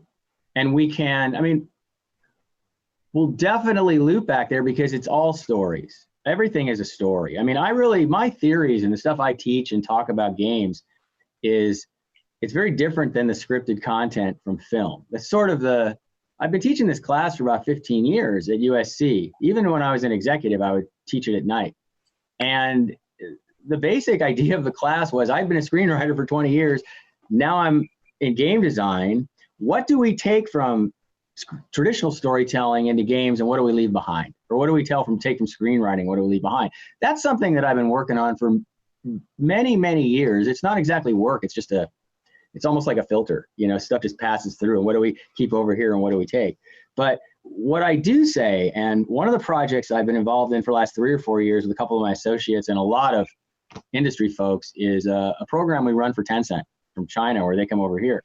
And it's mostly around IP development, certain production processes, not super technical, but it's mostly creative. And I always find myself saying, under all the sort of the firestorm of questions, hey, a story is a story is a story. And the basic rules of storytelling, from people around the campfires in the Middle Ages to the emergent narrative beats that you're encountering in your Call of Duty game, have a connection, right? And designers are creating memorable moments in games that sometimes it's not linear, but they create stories that we tell each other after we play. And that's one of my main things that I think is really important about stories in games or interactive, is the most important stories are the ones the players tell each other afterwards, not the ones the designers write. Unless we're talking about a super story game, like a Telltale game or something like that. But almost every other game, the best stories are the ones the player tells each other the next day after they were playing last night.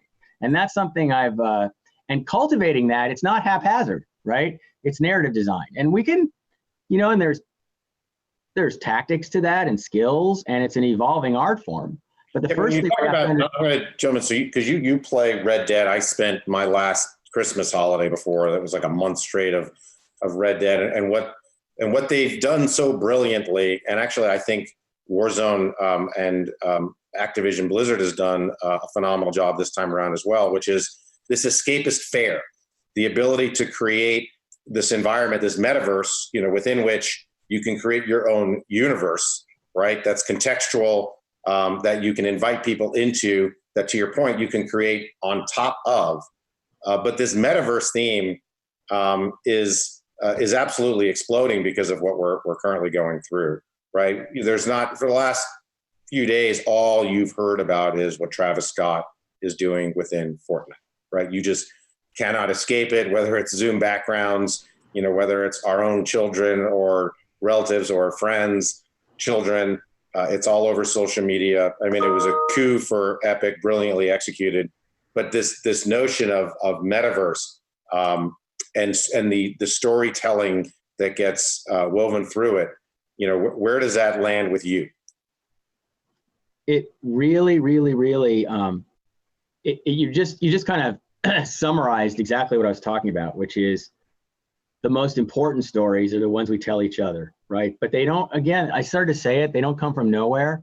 Yeah. So first is the world. Let's talk about that, because I think if we want to get and be informative in some ways,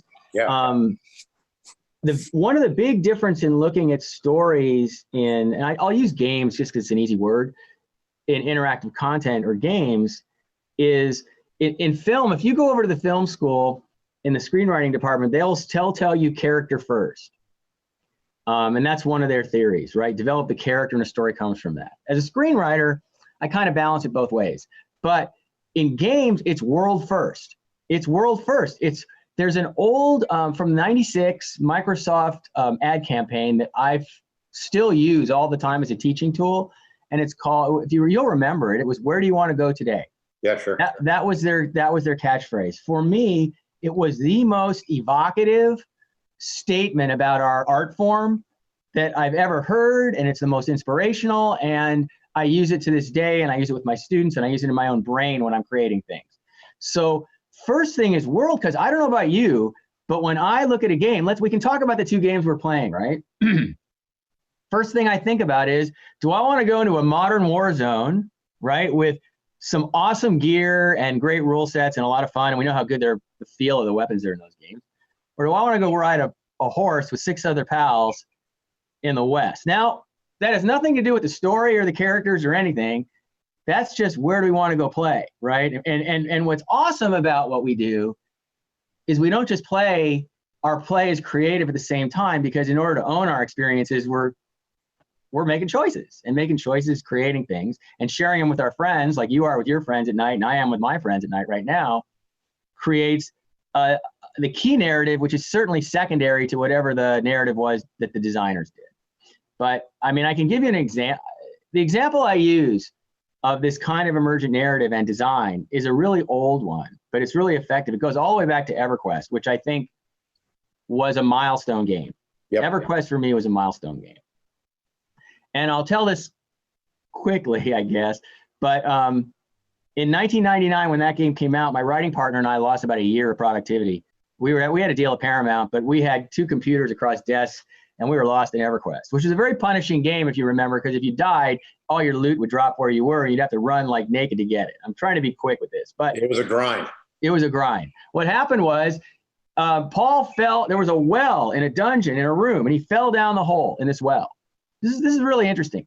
And I could get up there and look down, and he's like 4 levels down. And the way this thing was designed, and I've never really seen anything like this since, maybe it goes back to paper stuff, was that each level had a different level of mobs down there, different monsters. So he was a level 13, but where he landed, they were level 35s, and there was no way he could get out of there, right, without getting killed. And then his loot drops, and how the hell were we going to go down there with our 2 level 13 dwarves and get past all those monsters and rescue him? And right when this happened, we had to leave the office because it was my daughter's high school graduation party, and there was 150 people in the backyard. And the point of this whole story is, by the end of that party, I had about 100 people engage in the narrative of how we were going to get this dwarf out of the well. Well, do you have a grappling hook? No, not in the game. Do we have this and that and this and that? And to me, it was the most powerful example of game storytelling, and I'm still telling it 20 years later. Sure. Because I lit up an entire backyard garden party with, we were desperate to get him out of that well, and people engage in that story. Now, what did those designers write? I mean, I guess they put a well in the middle of a room, and there was no collision. You could fall through, and you could fall through multiple levels down. Now, I have no clue if it was how well tested it was, if they had other subjects have this experience that Paul and I had. I have no clue, because these are early days. This is like 1999. The game had been live for maybe, when we hit that, it would probably been live for about 6 weeks, right? Yeah. So, but that story, to me, is emblematic of the kind of stories that matter to me. I got 2 questions for you. One, what did happen? What was the result? Because you can't leave us hanging like that. 2, I'm going to question your priorities of leaving the office for your daughter's high school graduation and leaving your pal down a well fighting level 35 monsters when he's only a level 32 13 dwarf. So, you know what's funny, man, is I tell this story in my writing class, my game writing class, right? And I always get to the end of the story and I say, none of you are going to ask me what happened. They never asked. You're the first person, because you're a gamer, hardcore, who wants to know how we got out of there. Yeah, I do actually. So what happened? Another party of level 35s came through, found him, and escorted him out. Wow. It was awesome. It was awesome. So I have to believe, just because of how early on the spectrum EverQuest was, and you know, they had no idea what they had done at the time, right? Because they really did, you know, set the stage for so much of the fare that we have, you know, so lovingly consumed over the past couple of decades. But it, you know, I do wonder whether or not that was A, by design, or, you know, B, simply just, you know, one or two of the schmuck insurance things that happens at that stage of a game. You know, they fixed that later, but it'd be fun to revisit it. You could actually probably go back and revisit and see what they have done with that exact geography.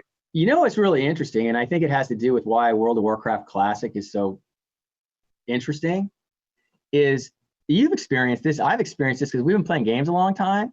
Yeah. We actually have nostalgia for virtual spaces. I do, right? So to your point, if I went into EverQuest and it was I could run it on a machine and go run around some of that geometry, it would have a lot of nostalgia, and I would remember things that happened, especially banned in Freeport. Paul and I had this for 20 years. We took something that happened to us and we would use it as an expression in our language, which was banned in Freeport, because we went up to this Freeport, there was a guard, we killed him, and we killed him. We didn't realize it was going to break our faction and we could never get into the main town. Because remember, this is an early game and was really punishing. So we had this language, we were banned in Freeport. Okay, so we've talked about EverQuest a lot, and I think we've talked about it a lot because it was one of the early games that fomented so much emergent narrative in 3D space, in multiplayer 3D space. And it was powerful and it's important, and I think it belongs on an important list of inventions in gaming. Sorry, I had to pull up my nostalgia. These are our offices in Santa Monica with my old school arcade games. When you're talking about nostalgia. So I do want to ask, relative to this notion of, you know, people finding these environments within which to connect, right? And there's also this phenomenon too. You talk about baseball being a passion and missing sport. So, you know, there are folks who will, at night, they'll engage in their Red Dead or their Warzone or their Fortnite, but they'll also engage on the World Golf Tour app so that they can play against their buddies, their golf club buddies that they can no longer play against, or NBA 2K, or tune into NBC, you know, Sports Network and watch virtual Formula One racing, right? Or NBA players playing NBA or FIFA or Madden or the whatnot. So the interesting thing is, it's almost like what we used to call day part consumption of television.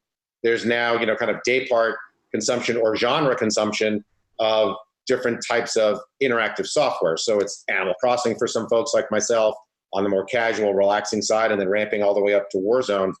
There is this phenomenon, but then nostalgia, because you brought it up, plays another key part, which is you hear a lot, and there's been a lot written about anecdotally of, you know, kids coming home from college who used to play Minecraft or used to play Roblox are now going back to those platforms to re-engage or engage with their friends or their girlfriends, you know? Yeah, I'll bet a lot of panels talked about this, so we don't have to go hard on it, but I'm playing Animal Crossing too, but I'm an old Animal Crossing fan, like from the game, not the Japanese one, from the GameCube one.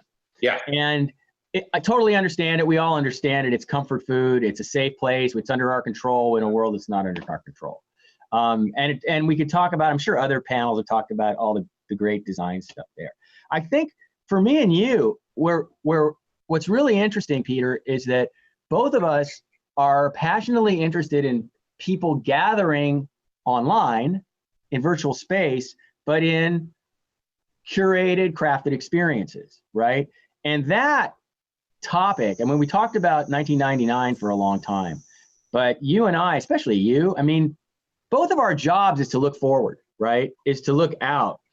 And the idea, I've believed in this sort of virtual theme park thing since my very first game pitch to Don Matrick when I met him back in the day. And I believed, and we used to call them persistent state worlds back then, PSWs, remember? Yeah, that was, but these themed worlds where we can have really solid fun mechanics, tight progression, right? I'm not talking about virtual reality. I'm not talking about Westworld or some fantasy of that. I'm talking about great online games. That's what I'm talking about, where the systems are tight for us to function and feel ownership and create stories in our head. And those narrative designers have put the right props. And more than anything else, the live team is running this thing like the cast at Disneyland. That's a dream for me, right? Is when whether the live team is machine learning or it's humans or a combo or whatever it is, when that sort of game master D&D thing becomes all physicalized and there's humanity on the creative side, as long as humanity on the consumption side, and it's going to be supported by machine learning and bot. We know that, right? Because of the scale. But that's the kind of storytelling that I know gets you and I both excited. It's why we started talking a lot. And what that means for entertainment in the planet. You mentioned Travis Scott's, animating and streaming a single in Fortnite, right? Yep. Perfect timing, great marketing tool. Don't know how hard of a production gag that is because I haven't done it. I don't know. I don't imagine it's that hard, especially if they have the tools at Epic to do that. They've done it for a while now. Lived through it with them with the John Wick integration, and they're nothing short of brilliant with what they do, and they do spend the cycles, and they do appreciate all the subtlety and nuance that you're talking about. The brand equity and being genuine to both audiences. So I do think to your point, because the VR thing, for you and I talked about this before, but the thing that always lacked was it's antisocial and it's not repeatable. And these are two things that have to exist within any kind of a game environment, let alone a persistent game environment where you want to be able to get back to that environment and have repeatable experiences and make it as social as humanly possible. Right. And I think to talk about business for one sec, this all dovetails with free to play in my mind, right? It's for it to expand and scale and grow. We have to be able to give the most people the opportunity to engage, and then have really, I'm going to use the word fun monetization systems. And what a fun monetization system is to me, it's when I feel pretty good about spending the $3 or the $5, right? I don't feel the designers are putting me in a corner and forcing me to do it. It's a positive consumer choice. And I think that's a design and a narrative design skill too, to support how those loops work so that they feel right to the consumer, so they feel like they're paying for value. And that, we can't talk about storytelling in our art form without talking about how we're going to fund it, right? And I am a big believer in, and you see it, look, what's interesting to me is Rockstar, because they've always had enough revenue to call their own shots and to take risks, right? Red Dead was a risk, right? Marketing would say a Western, this whole generation of kids doesn't even know what a Western is, right? But the Housers said, I won't use foul language, we don't care. We think it's awesome. We're inspired to do it. We're inspired by those films, want to bring that to everybody. And what do those kids get who never saw a Western? A fresh world that has fantastic thematic consistency because it's not made up. It's based on 50 years of Westerns or 70, 80 years of Westerns. Yeah, but to that point, right, because it's like the Jim Cameron analogy, right? He never would have been able to make Avatar if he didn't do what he did with the Titanic when everyone laughed him out of the room, and he was able to capture all those economics because he believed in himself. These are guys who did it with GTA, and they're like, you know what, F you, this is something we're doing, and we know how to do it, and we executed, at a level that the genre had never seen before, the Western genre. So you're hitting on a really important point that I think has to be preserved as we move forward in this art form. And that is the inspiration that comes from the human heart of an individual. And as we add in machine learning and systems to help us with storytelling and customize story a little bit more to what you would like versus what I would like and custom delivered, still the biggest hits, the disruptions that come in our industry that are story-based are risky bets. And I'm going to go back. I teach this. Star Wars tested like crap. They were terrified of it. Titanic, they were terrified of it. Avatar, they didn't know what the hell it was, right? But the consumer, it always wants fresh. And if you can have all the traditions of quality storytelling, and these can go to games as long as you understand how to deliver them, right? The traditions of quality storytelling in a new world. We'll go back to where we were at the beginning, because all those films invited the audience to a world they hadn't experienced before. You hadn't ridden on the Titanic. What Cameron did was so amazing. It's an experiential film. There aren't that many of those, but that's one. I can name another one. Schindler's List is an experiential film. Apocalypse Now is an experiential film. These are films that are really immersive. It's like, shit, I was there. And there's a lot of risk in every single one of those, but with those risks, just like a game system, bigger the risk, the bigger the reward. So those are the disruptions, the narrative disruptions to our storytelling that I see. And they're always pushing a boulder, going against the curve. But what they do have in their toolkit is all the traditions of great storytelling. Every single one of those. Star Wars is, I don't know who would argue with this. Star Wars is successful. The core success is the Force. It's darkness and light. It's something that every human being can relate to. So Titanic, it's the love story. It's the haves and have-nots love story that's so relatable. And of course, Avatar is, you know, colonialism and all that stuff, right? So the themes are ones we understand. And this is important in all narrative design. Themes we can relate to, and but take us to new places and new worlds, to be imaginative. When I started teaching game writing, it was, please give me anything except Space Marines and Men in Tights. Because back when I started, that's all there was. I want to drop one little comment, Peter, and then I'm going to throw this back to you, which is just, I've summarized a lot of my thinking because I'm an academic now and I have to do stuff like that because someday I might have to write something other than a script, like a textbook. But there's two things that matter in narrative design to me. Why will they care? And that's usually, there's a lot of ways to make them care. And in games, progression and formulating goals is the way to care. It just doesn't have to be save the baby. You know what I mean? It's not the same tools. And is it surprising? Moment to moment, every moment should be, wow, I didn't expect that. Because when an audience expects the moment, they're out. How many times have you sat with somebody or your wife or somebody and watched a movie? She goes, oh, I know what's going to happen next. And the whole thing just goes bleh, like that. So surprise and engagement, why are they going to care about it? And like I said, games have multiple ways of making people care that screenplays don't. Because a lot of reasons I care is because I just want to get that. I just want that gun. I just want that hat. Or I'm sorry, I'm not going to bed until we take over that fort. You know what I mean? Or that homestead. So you can tell that I love games and I love playing them because I get all excited about this. And that actually is the engine that keeps me going, is my love of games.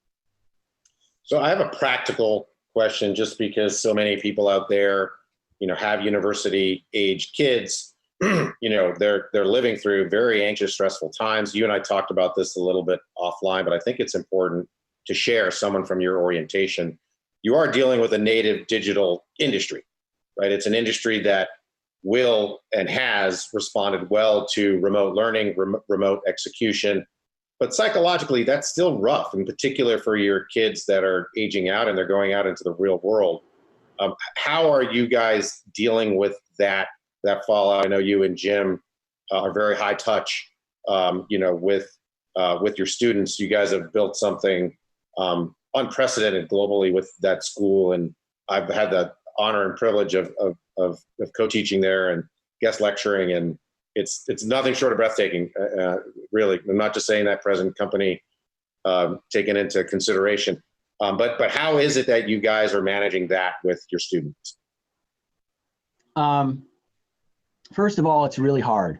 And as everybody knows who's Zooming every day, the fatigue's really hard. Just this system, it's a great system. It works wonderfully, but 7 or 8 hours of it, we all operate at burnout. Doesn't matter what you're doing.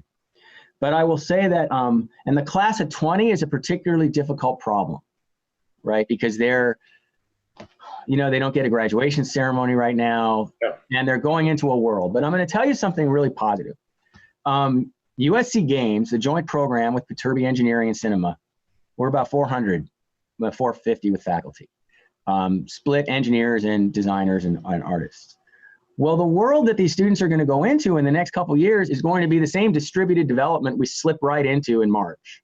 And first of all, our faculty at USC are 95% industry veterans, right? You're talking to everybody shipped games, and everybody understands distributed development, and none of us have been out of the business that long to where we don't, right?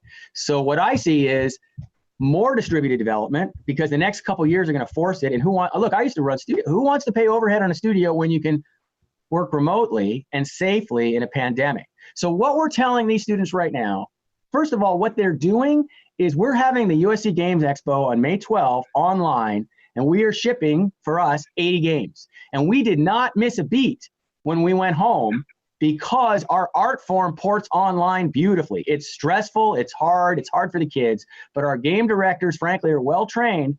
And I just told them yesterday, I honor them for holding 12 large teams together, going home to different parts of the world even, and they're still finishing and polishing and debugging their games. And what we're telling them is you're going to graduate and your first jobs are going to be exactly like this. You're going to be working remotely for the next few years probably, and you'll be able to say, I just did it for 3 months at USC. I kind of get this. And then you'll fit into their plan. And I think that's an advantage for our kids. But I can't take credit for this. The kids, the students deserve credit for this. Because they went, I'm doing this right now, right? Because we're ramping up for this big expo on the 12th. That's going to be about 4 hours online. And Dana, I don't mean that, but we're getting the hook here.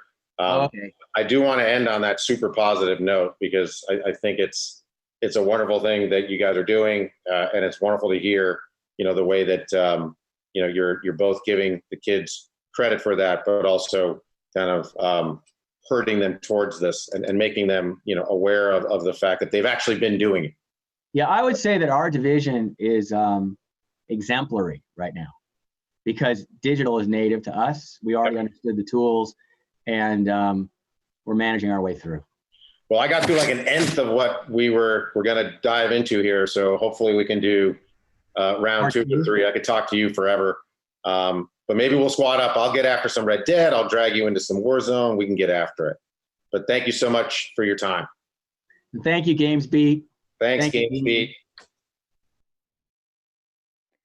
What a fascinating conversation. I definitely want to hear more. I hope that you guys do join Danny and Peter. They are in the hero stage Q&A breakout room right now. If you have additional questions, somebody just go over there and tell Danny he needs to just start a Twitch channel so we can watch him game. But we do have more content that we are going to get right into. But before I do that, I just wanted to remind everybody, if you are taking advantage of the GamesBeat Slack space, it will be available for a month after the event has ended. So if you want to go back and get contact information or revisit a conversation you had with somebody, or just take a look at some of the posts that other people made in specific channels, don't worry, we're not just shutting it off as soon as the event is done today. It will be available for a few more weeks. So do make note of that if you want to utilize that as an option. And then I was going to talk to you guys a little bit about GamesBeat, but I think we're going to do that at the end of our next panel since we are running just a few minutes behind. And I do want to give a welcome back to folks who were at their lunchtime roundtables who are now just joining us. Hopefully you guys had some interesting conversations and you had a great lunch break. But now let's get into our next talk. Please welcome Hilmar Peterson, the CEO of CCP, discussing the Eve effect. Hello, everyone. I'm going to talk to you today about something we at CCP have been developing for just over 2 years now. It's called the Eve effect. I myself, I am Hilmar Veigar Peterson. I'm the CEO of CCP. And I actually had my 20-year anniversary of working for CCP this month of April. So the core purpose of CCP is to create virtual worlds more meaningful than real life. This is something we wrote down in 2008, and back then this was a bit of a stretch to say the least, and the company has been in a big internal debate about whether this is achievable purpose, a good purpose, and various aspects of that. And this Eve effect concept is actually something that has painted a bit of a path for us on how we could potentially reach this 100 years from now. So a little bit about EVE Online. EVE Online, as you might know, is an MMO released in 2003. It's going to turn 17 years old now next month in May. It has been going from strength to strength every year since it came out. And here are sort of maybe the secret sauce behind that. So I'm going to take you through that. I'm going to reference it a bit later. So EVE Online is an epic and beautiful world You could argue it's the largest MMO, certainly when you look at a play map. It is very much famous for its sandbox gameplay, which creates this element of like you as a player can really play the game you want. This cuts both ways. EVE is both known for its freedom, but also for its difficult to get into it and figure out what's the point really. There's a huge focus on digital social economies. The game is set in a future 20,000 years from now in a distant part of the galaxy that's kind of ill-defined, and in that future it is a capitalistic dystopian society. It's very much in that style, and that fits the setting very well, and also fits the goal of really kind of emphasizing the sandbox aspects. There is a well-documented aspect of EVE is that the game is quite harsh. You can lose decades of accumulative assets and gameplay in the game by making a mistake, and if you're not careful enough. The game is very social because of the nature of the world being harsh, the game being difficult. Then people bond together and create very strong bonds, which I will be talking about a little bit as we move through this. And we have taken a very open approach with working with the community. A lot of the game post its release in May 6, 2003 has really been driven what the players are really taking the game. So this is actually our landing page from some years ago. I think this is maybe turning 10 years old. So EVE Online is known to be difficult, known to be complicated, and not very friendly for new players.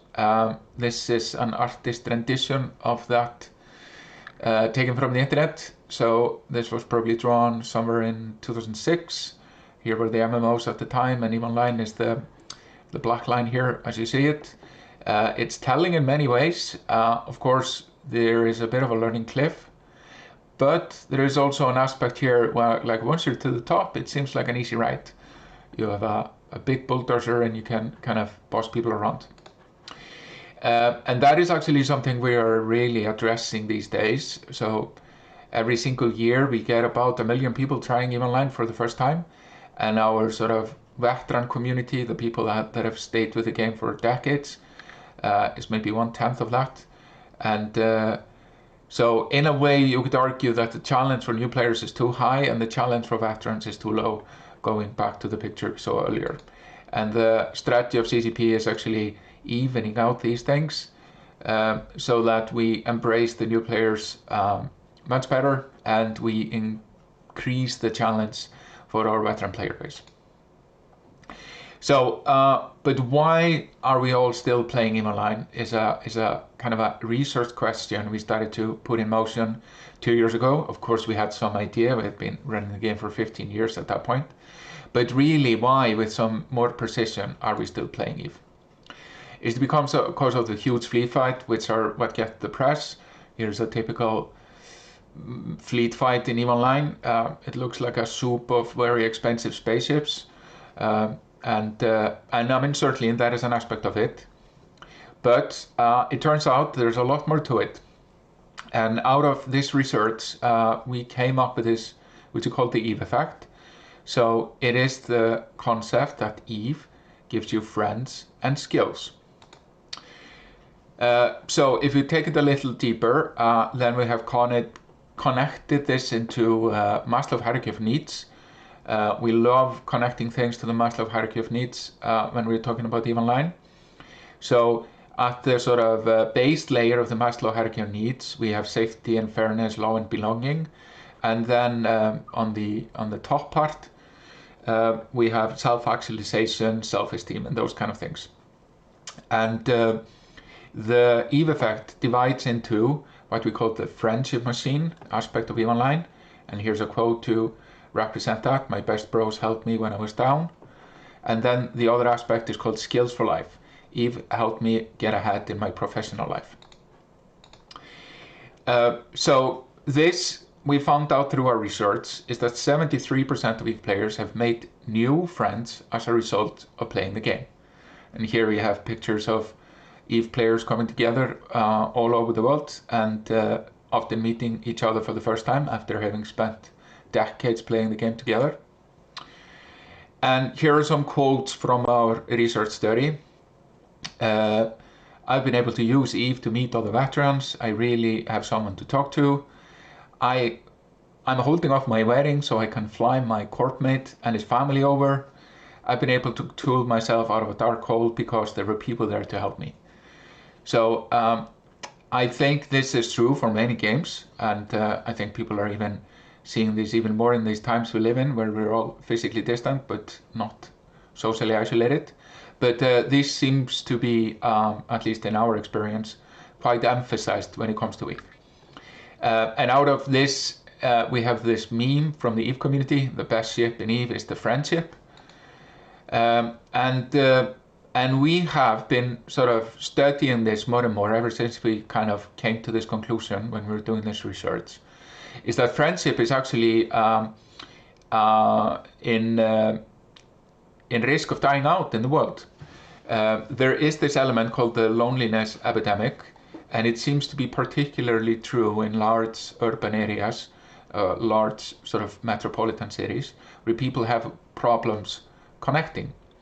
And games, and especially a game like EVE Online, seems to be increasingly where people come to find that type of connection.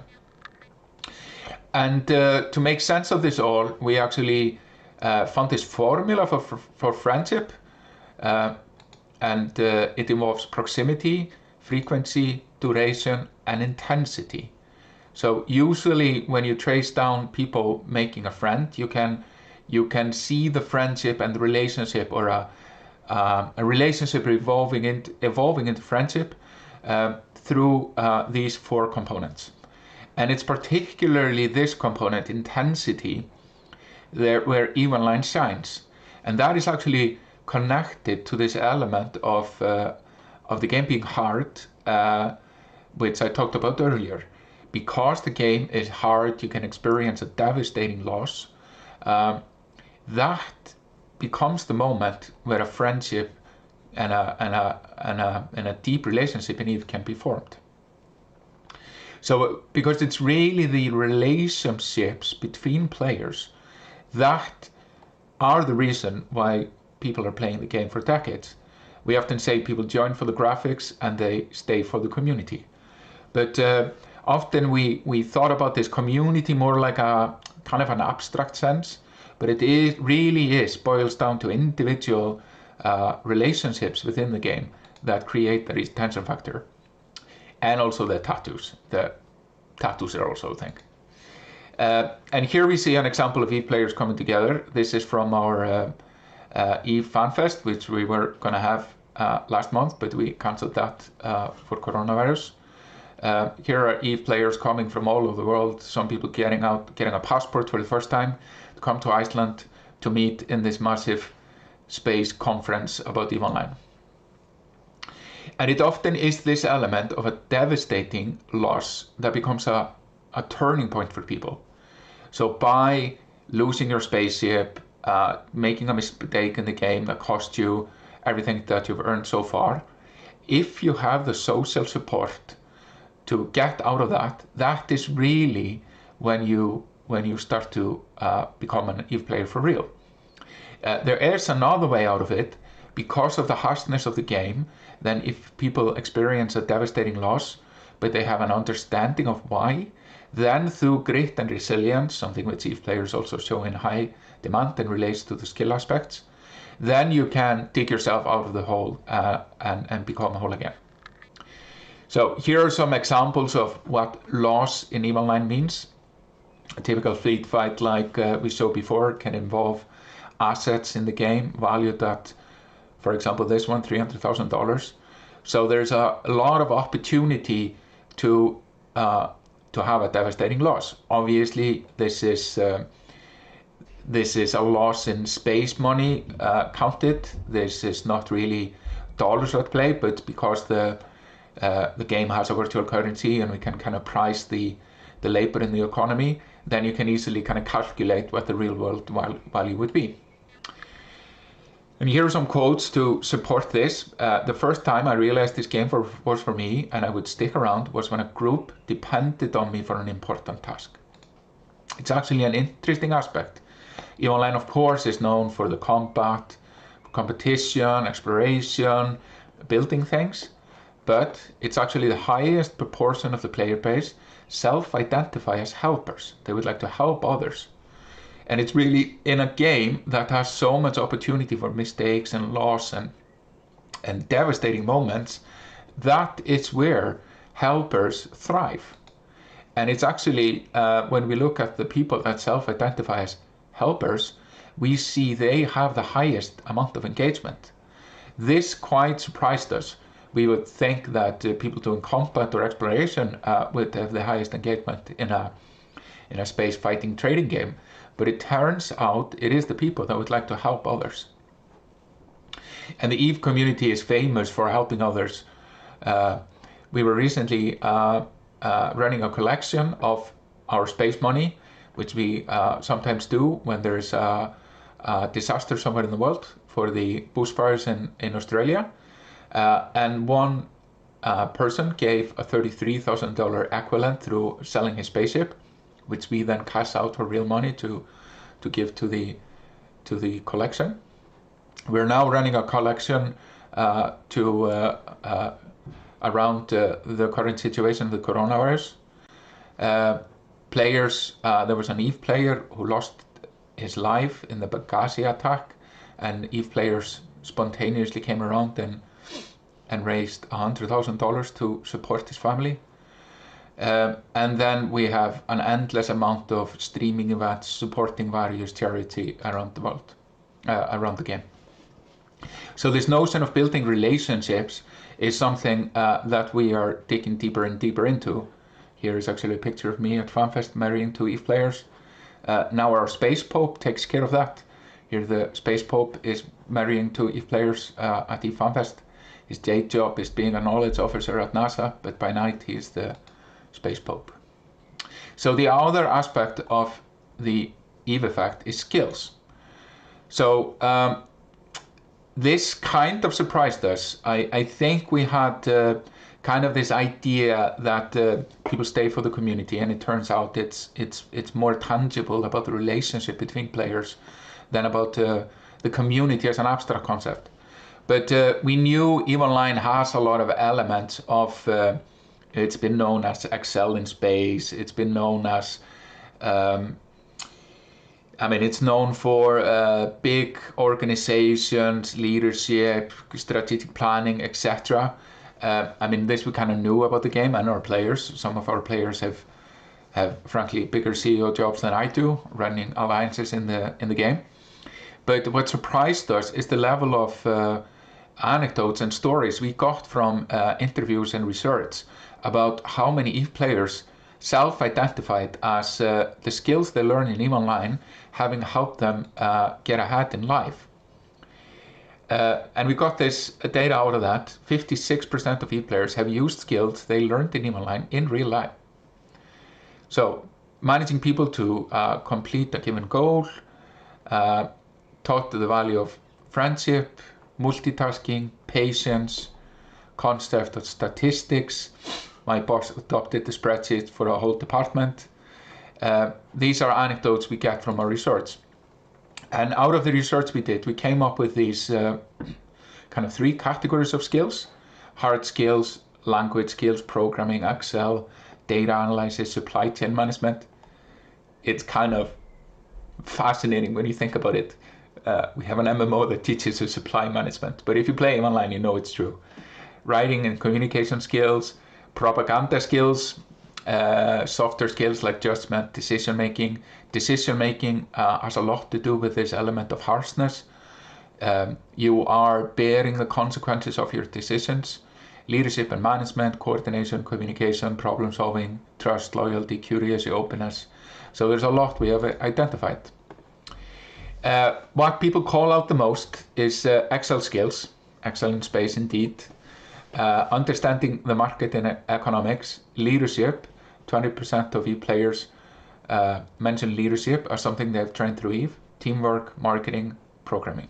marketing, again, it's kind of interesting to think MMO would teach you about marketing. But again, if you play EVE Online, you can understand why. And according to EVE players, 72% say that skills that they acquire through playing EVE Online have gotten them better jobs. And here are some more examples. Put as much if you were to put as much effort into your real job as you do in your EVE job, you could have a big career. An interviewer proposed a design problem, how would you build a price comparison application? I did literally that week prior for EVE Online, and I mentioned that. Exactly, this is what you do in EVE. You build an application for price comparison. And this guy, he was building a database for finding arbitrage opportunities in the market in EVE, and he used that to get a job. Here's a guy, he runs a little startup in Canada that is now up to $8 million in his sort of overall portfolio, and at 87 profitability ratio. I wish we were that profitable with EVE. And he runs an Amazon kind of a reseller for mobile components. And he says here, he sent us a wonderful letter, just proactively. It was not a part of the research. Every single lesson he learned from EVE Online. So this is the EVE effect. This notion that a game like EVE, an MMO, can build your friends network and your skill set to make you the best version of yourself. So here's kind of a summary. Success in real life, 72% of EVE players think it's possible that the skills you acquire through EVE get you a better job. Using gaming skill in real life, 56% of EVE player base managed to use skill acquired through the game. Formation of meaningful friendships, 75% of players said the friendship they formed in EVE are very important. New friends through the community, 73% of EVE players they've made new friends through the network. So how do we apply these insights into improving EVE? So this element of magic moments, as I said before, devastating loss is where the journey for players begins. Either they leave the game, or they, through grit, pick themselves up, or they get social support. We actually now have an army of people, actual human people, that now execute magic moments inside EVE. So we have developed a system, so every time a new EVE player loses their ship, a customer support agent proactively comes to them and talks them through the experience. We have vastly improved our recruitment program now that we understand this friendship aspect. We are in development of an element to allow people to find fleets to fly with, which we have found is the first step into the friendship engine. And another project we have done is that now there's similar to the magic moments, is that there's a group of customer support agents that meet every single EVE player when they join the game for the first time and talk to them and give them gifts. All for this kind of human connection to build EVE, to build people up towards the friendship engine. Here are some lessons we have learned and I wanted to share with you all. So don't be afraid to make your game difficult, complicated, challenging. It might take you in unexpected territory. And don't be afraid to let your users take you to unexpected directions. That has very much been the case with EVE. A lot of the development in EVE over the past 17 years after we released the game has been driven by inspirations from the community. And virtual worlds are like good whiskey, they get better with age. EVE is having some of its biggest moments these days. We have never had as many people join the game. We have never had as many people rejoin the game. And we are now putting in motion strategies that set EVE Online up for growth and success for the third decade. The friends you make in a tight-knit community like EVE, they're real, the skills you make, they're real skills. You can take control of your life and reality through the elements you play in EVE. So, and then I want to end on this note, in these special times we live in, where I'm talking to you here from remote. EVE Online's community is legendary for coming together in times of hardship, when their collective strengths can be used to further a good cause. We encourage our community to play safe and look out for each other. This is really doesn't need to be said. This is just what EVE players do by default. And like I was saying earlier, we are now seeing droves of people coming back to the game, given the current situation, and we're very happy to be playing that part. The best ship in EVE is friendship, so stay connected with one another in game or otherwise, and protect against loneliness. Fly safe. Thank you, and EVE forever. I love that. The best ship in EVE is friendship. Joining me live is Hilmar. I saw you pop up just a second ago. Oh, there you are. Hello, welcome. Hello. I thought your talk was fascinating. I have long known the EVE community to be super engaged, but I have to say, one of the facts that you brought up that I found really poignant and interesting was those players that self-identify as helpers having the highest levels of engagement. That's just so great to hear, because as you mentioned, you would think the opposite. Is that still true today? Or did you pull those stats recently? Yeah, so those are stats from the survey we did 2 years ago, and that came as a surprise to us. Certainly the reputation of the game and the players is not that in the mainstream media. Certainly we knew through just meeting EVE players and being EVE players that EVE players are generally super nice when you meet them in person at events, etc. But often the ruthlessness of the game gives the game a different kind of reputation in the mainstream. But this was still a surprise to us to see that the majority of EVE players self-identify as helpers, and they have the highest engagement.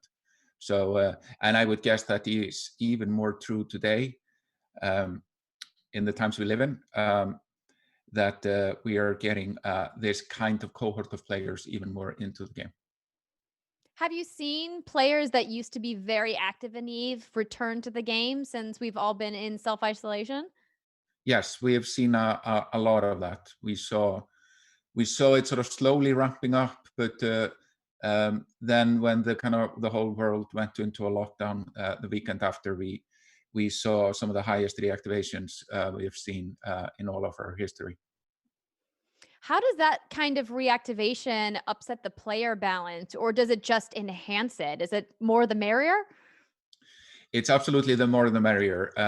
The game is built on a very strong network effect. It's different than many other MMOs because everyone is playing the same game. When you're playing most other MMOs, you're in an individual shard, which is disconnected from other shards. So there is not as much of direct impact from each player to another player. But in EVE Online, you can meet, you can help, you can kill every other player potentially in the same world. So the network effect is strong. The more players are playing, the better the game experience is. It's been fascinating to watch the community around EVE evolve over the years. I even think back to my introduction with EVE, which was, I mean, probably by your standards, not that long ago, but for me, it feels like forever ago when I first played EVE Valkyrie, because I had actually never played EVE before. And then the VR prototype build was the first time I'd been introduced to that IP. How do you think the EVE effect has really evolved since you guys launched into VR and now have evolved past what you originally brought forth with the Rift prototype? So I mean, the VR game Valkyrie is still very much going. There's a lot of people playing Valkyrie. Valkyrie does not have some of the elements that make EVE so powerful when it comes to the friendship engine and the meta effect. And that's just because right now with the install base of VR, you can't really make a return on investment on doing a fully persistent state open world. But But I think when the time comes for that, you will see similar effects happening in VR. But right now, the VR install base just doesn't bear that type of investment.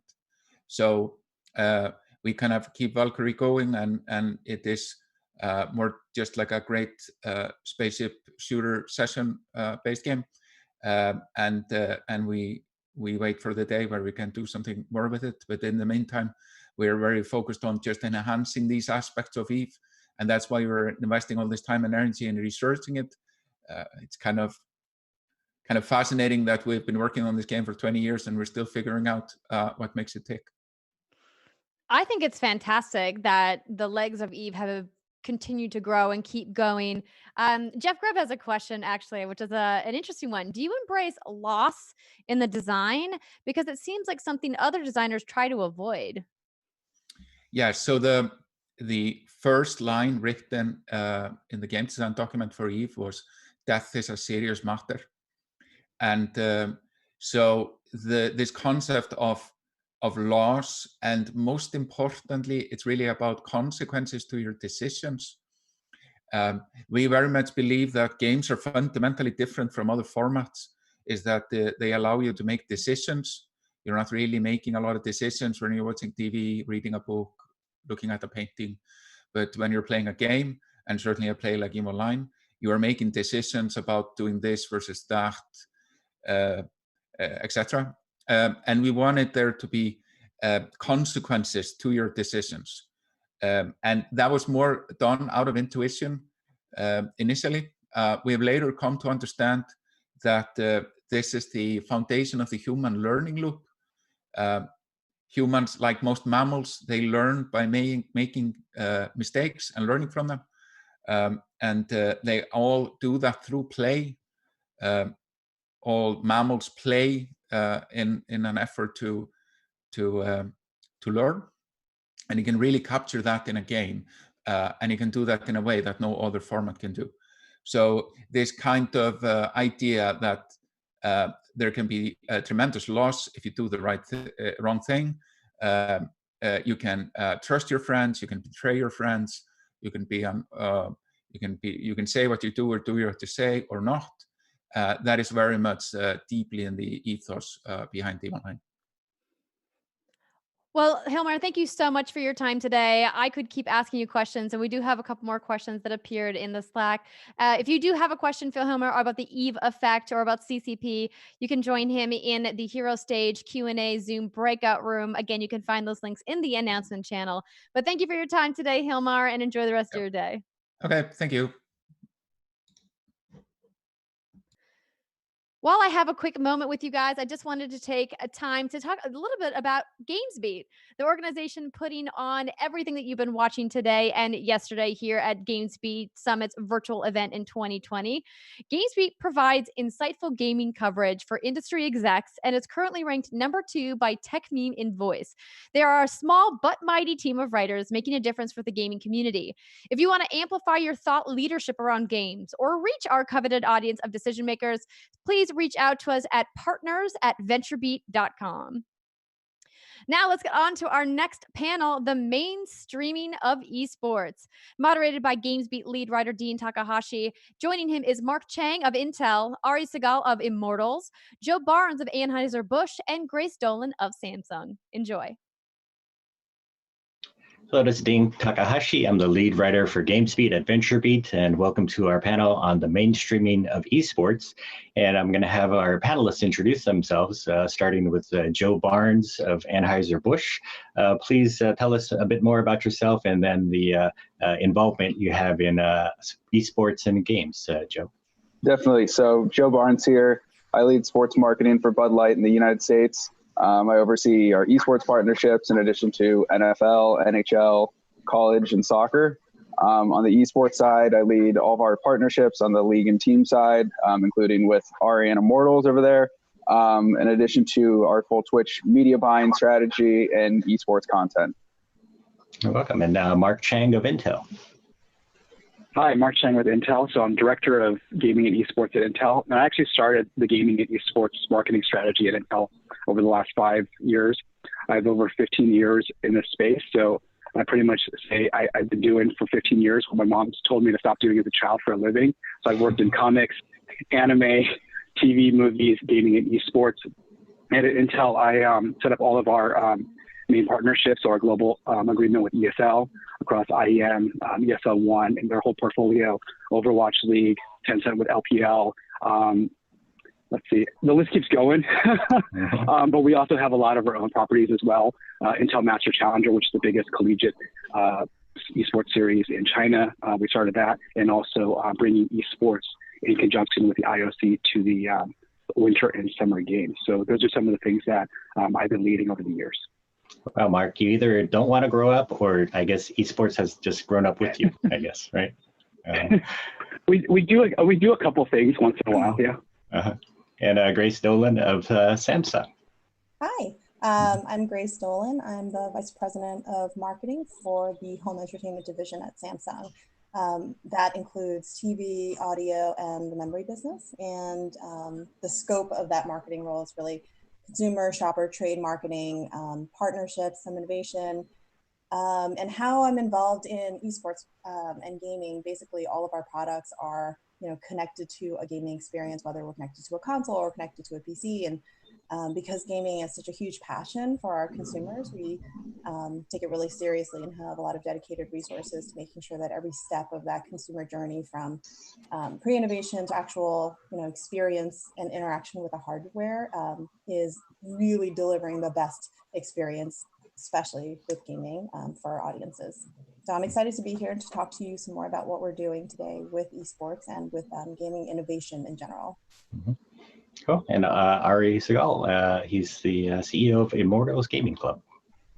Thanks, Dean. Yeah, so I'm the CEO of Immortals Gaming Club. It's a vertically integrated esports and competitive gaming company backed by strategic investors, including Meg Whitman, who obviously has a technology and media background, AEG, Lionsgate, Steve Kaplan, the Milken family, and others. We operate kind of out of several divisions. One is an esports division where we actually do operate esports teams. Some of those are displayed over my shoulder here, but we're in League of Legends, Overwatch, Call of Duty, Counter-Strike, and some other leading titles. We also own and operate a software platform in Brazil called Gamers Club, which is much more targeted towards the avid amateur segment of the market, giving not necessarily professionals, but high-level amateur players the opportunity to play gaming, so to compete in esports in kind of a best-in-class level in Latin America. And we're continuing to push into new ventures from there. Hopefully some of those come up in this conversation.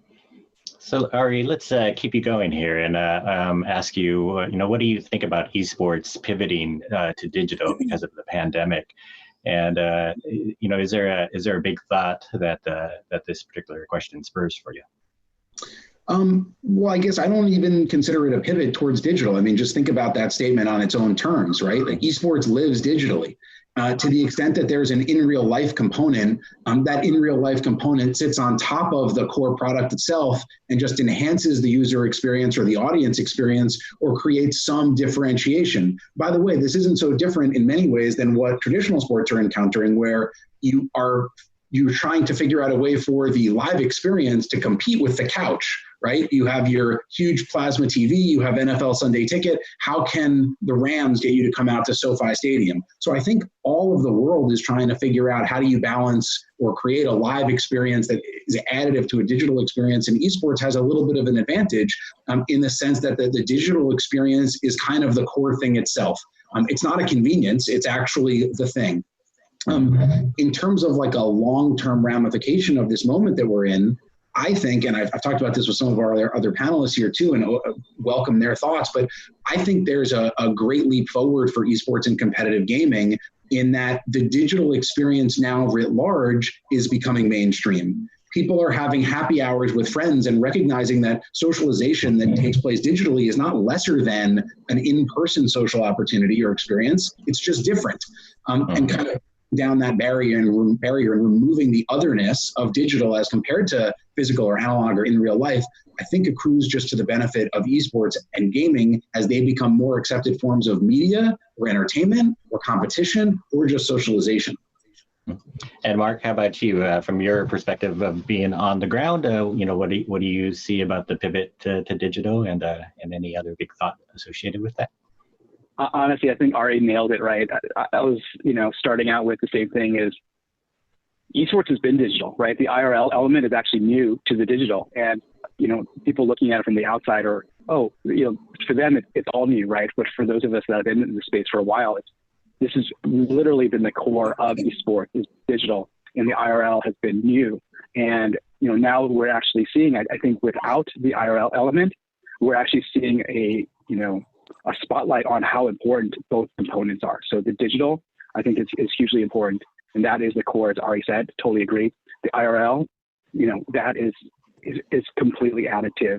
And I think one of the things that's really unique in this situation, and I'm gonna make a prediction that this is gonna carry on after the pandemic is over, is that the frequency and the consistency of esports broadcast, you're gonna see a lot more of it, right? Because people are seeing, one, how easy it is to do it, and also the demand for it. So you're actually gonna see a lot more consistency and a lot more frequency of these types of tournaments, competitions, and also, as Ari said, sometimes it's not an intense competition, but it's just socialization. You're going to see a lot more consistency of that going forward, even after this is over.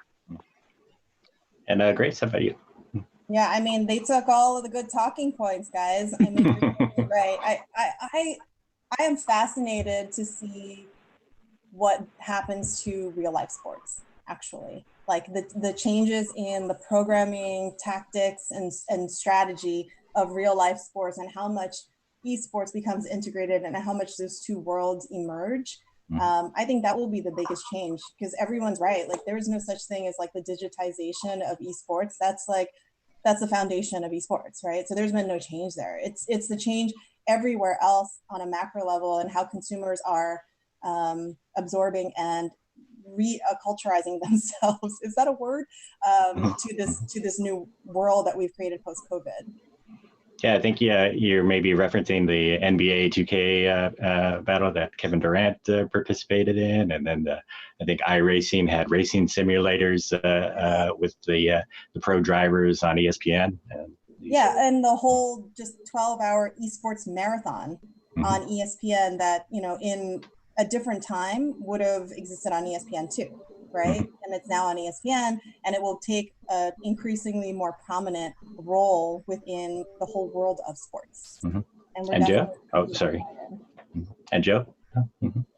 Yeah, I mean, the biggest thing for us is that as the largest sports sponsor in America, without any of that going on, a lot of senior leaders have started to notice that this esports thing is really, it's legit, and this is a space we want to be in. And the good thing for us is that we were already positioned there. So League of Legends has continued to go on. We've had organic Twitch content, Immortals content on our Bud Light Twitch channel every week. And now we just, tomorrow we're launching a Call of Duty Warzone charity tournament with 24 pro athletes. So all-stars from every sports league who are right now, all they're doing is playing video games, now merging into our channels with playing esports. So for us, if it's anything else, we're proving that what we've been doing in the esports space is working, and it's getting more exposure, more senior leadership, and hopefully more dollars down the road to keep doing more things and bigger things in the space. So Joe, for our next question, maybe you can lead here. Can you tell us some of the factors that come into whether your company will keep investing in esports, given this new world we're in? Sure. So, I mean, the biggest thing that we're going to get to, because we're getting out of the exploratory world of esports, is ROI. And I know a lot of big companies have been coming into this space, whether it's Nielsen or others, to try and figure out what the new benchmarks are. I know some leagues are switching to average minute audience, but as soon as we can prove that these investments are working, then that's going to enable more dollars to come in so that we can keep investing in the space. I know going to average minute audience, if that's standardized and we compare to traditional sports, those are the type of things that open up the media conversation as opposed to just a sponsorship or a digital investment. So I think as soon as we can standardize and become familiar with what the new benchmarks and standards are going to be for esports, and we can show true ROI to brands, that's when we're going to start evolving and getting more and more big dollars invested in the space. And Grace, how about you? Yeah, I mean, it's the same. It's with any other, it's as any other investment in any other marketing channel. We're looking at reach. We're looking at the impact of our investment. We're looking at, how much it's moving the needle on consumers' perceptions of our brand, and movement of our products, right? So there's a lot of things involved there. Joe talked about ROI specifically, but I think it's also consumer match. And what we're finding is that as gaming becomes more and more mainstream for a brand like Samsung, we're in 72% of households across the country. And so our reach has to be pretty broad. And in the beginning with esports in particular, it felt so niche and experimental. And we really focused primarily within our SSD business on PC gamers, and then our TV business with console gamers. And the more and more we learn about esports and really how much passion there is on a broad scale with consumers, it's become a much more permanent fixture in like the passion areas that we're looking to just reach out and build relationships with consumers around. And Mark, how about you? Yeah, I totally agree with Joe and Grace. I think you guys summarized it up really well. Shameless plug for Intel is that, we're a huge endemic in this space, right? So as long as we're powering esports, I think you're going to see us there. So. Mm-hmm. And Mark, you guys had, some disruption to the original plans, I guess, because you had so much programming associated with the Olympics, right? I don't know if that's forced a lot of change there. Yeah. Yeah, we definitely had to pivot. I think it's a great opportunity for us to come back in 2021 as well as potentially 2022, bigger and better. So, it's not ideal that the Olympics were pushed and the Intel World Open pushed as well, but we're making the most out of it. And, fingers crossed, we're going to bring in an even better program next year. Mm-hmm. Ari, I guess I don't have to ask you if you're going to invest in esports, right? No, we're investing in esports. Okay. So for our next one, so does esports have a mainstream element now, or even more so now? And how does that affect your messaging or approach on authenticity? Let's see, let's start with Grace on this one. Yeah, I mean, so we kind of talked about it with the last question, but I would argue that esports and gaming were already mainstream before like any of this conversation. It started becoming mainstream a couple of years ago, to be honest. If you talk to most consumers, over 75, I think the last time that they looked at it, it was somewhere around 76% of consumers identify as being a gamer, whether a casual gamer, a hardcore gamer, but someone who loves playing games. And really, I think that's becoming, it's just becoming a more inclusive community in general. But I mean, it's $100 billion industry, right? It's bigger than any other entertainment industry in that we know of, right? That exists today, with over 2 billion gamers around the globe. I mean, when you think about those stats, it's mainstream. Everyone's doing it, everyone loves it, and everyone knows somebody who loves it. So yeah, I think we're here. I think now it's just a matter of understanding who within this mainstream audience, your business, your brand, you as a company can most relate to. Because similar to sports, like what you see, with IRL sports, there are now different genres and different types of gamers and gaming audiences. And even within hardcore audiences, like hardcore gaming audiences, there are different types of games that, attract certain groups, right? So where are the matches there? So as any group gets bigger and bigger, our natural inclination is to find the groups that are most kind of similar to the benefit that you're delivering, or the most accepting of the benefit that you're delivering, right? Especially from a technology standpoint. And Joe, how are you guys also sort of approaching being mainstream, but also authentic? Yeah, so objectively, I think esports is definitely mainstream. So if you have more viewership in the esports space, which League of Legends has higher viewership than the NBA and NHL, right? So obviously a lot of people are watching it. They're completely different demographics though. So for us, Bud Light is trying to recruit young consumers, like the 21 to 27-year-old legal drinking age consumers. They're not watching MLB every day, but these guys are watching League of Legends. And that's a new cohort of fans that we weren't talking to that allows us to now be talking to them. And our product, for us, to your authentic question, how are we authentically integrating?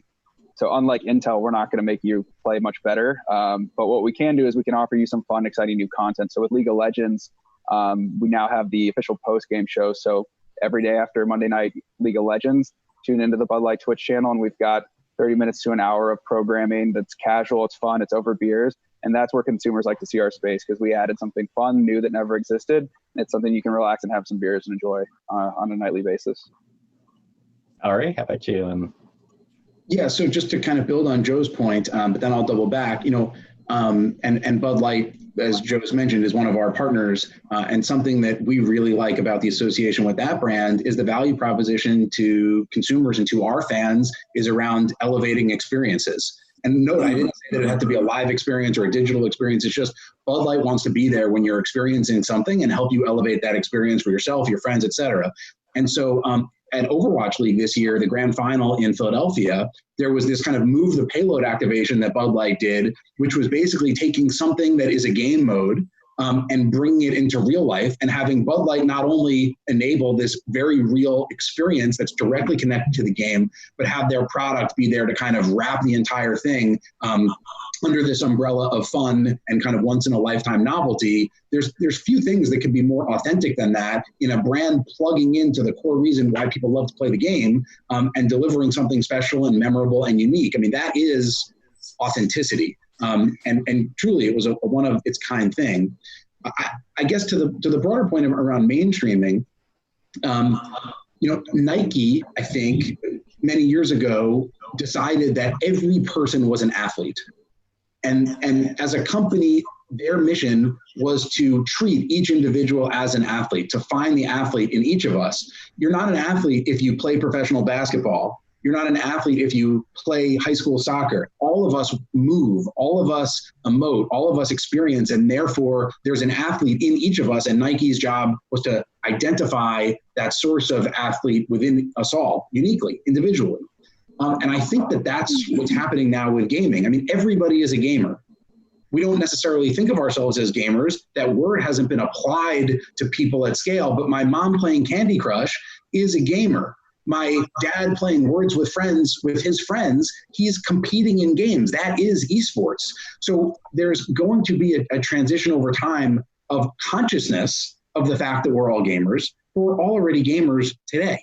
And so gaming and esports are already more mainstream than film and television and frankly, all other media combined. And it is the single thing, the single activity that really unites us all around the world today. The exciting thing is the consciousness and awareness of that is going to really accelerate. And this moment we're in now is a step function change in that rate of change. Mark, anything from you? Yeah, no, I'm going to riff off of Ari a little bit, right? So I don't even like using the term mainstream, to be perfectly honest. The way that I look at it is there's new fans and there's seasoned fans, right? That's the way that you look at it from an esports standpoint.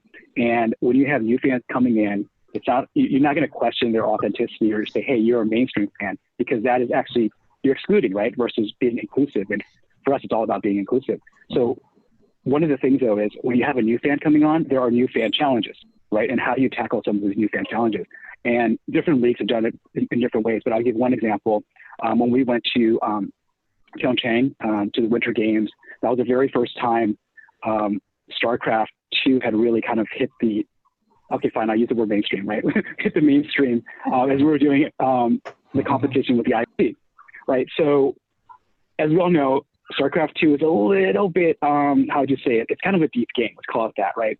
And our casters actually came up with some really good illustration as to what are the matchups? Is it TVZ? Well, what does that mean? What are these players like? What are some of the units that are going to be seen during this matchup? And it actually made it really easy for people coming into the game for the very first time to understand what does the meta look like? What are the units and why are the players doing what they're doing so that they can actually enjoy it? And I think Overwatch League has done some of that as well. We did Intel Insights with them, a 40-part series, where we had an episode that defined what meta was, right? And I think there are certain fans that may consider themselves core seasoned fans that are like, what is people who are putting on the tournaments? So you make it easy for new fans, seasoned fans, or for people to ramp in, is going to solve a lot of the sort of those new fans, plus turning them into a seasoned fan versus a mainstream fan, which is separate from a core fan. I had my own little nitpick with something recently. The Saturday Night Live And he's saying, "Hey, back off, everybody!" But the funny thing was that they called it Warzone, repeatedly. But the map that they were actually showing was from Call of Duty Modern Warfare multiplayer. And if you play the Warzone mode, you can't play on that map. And so all the real fans would know right away that hey, even they're talking about Warzone, they mean something. They're actually using something else here. So, oh well. We're gathered in nightlife pays attention, right? Can I just add in one other thing about authenticity? Because I realized I didn't answer that part of your question, Dean. Mm-hmm. I'm some of the probably smartest, but also most open community of people when it comes to accepting brands that care about gamers.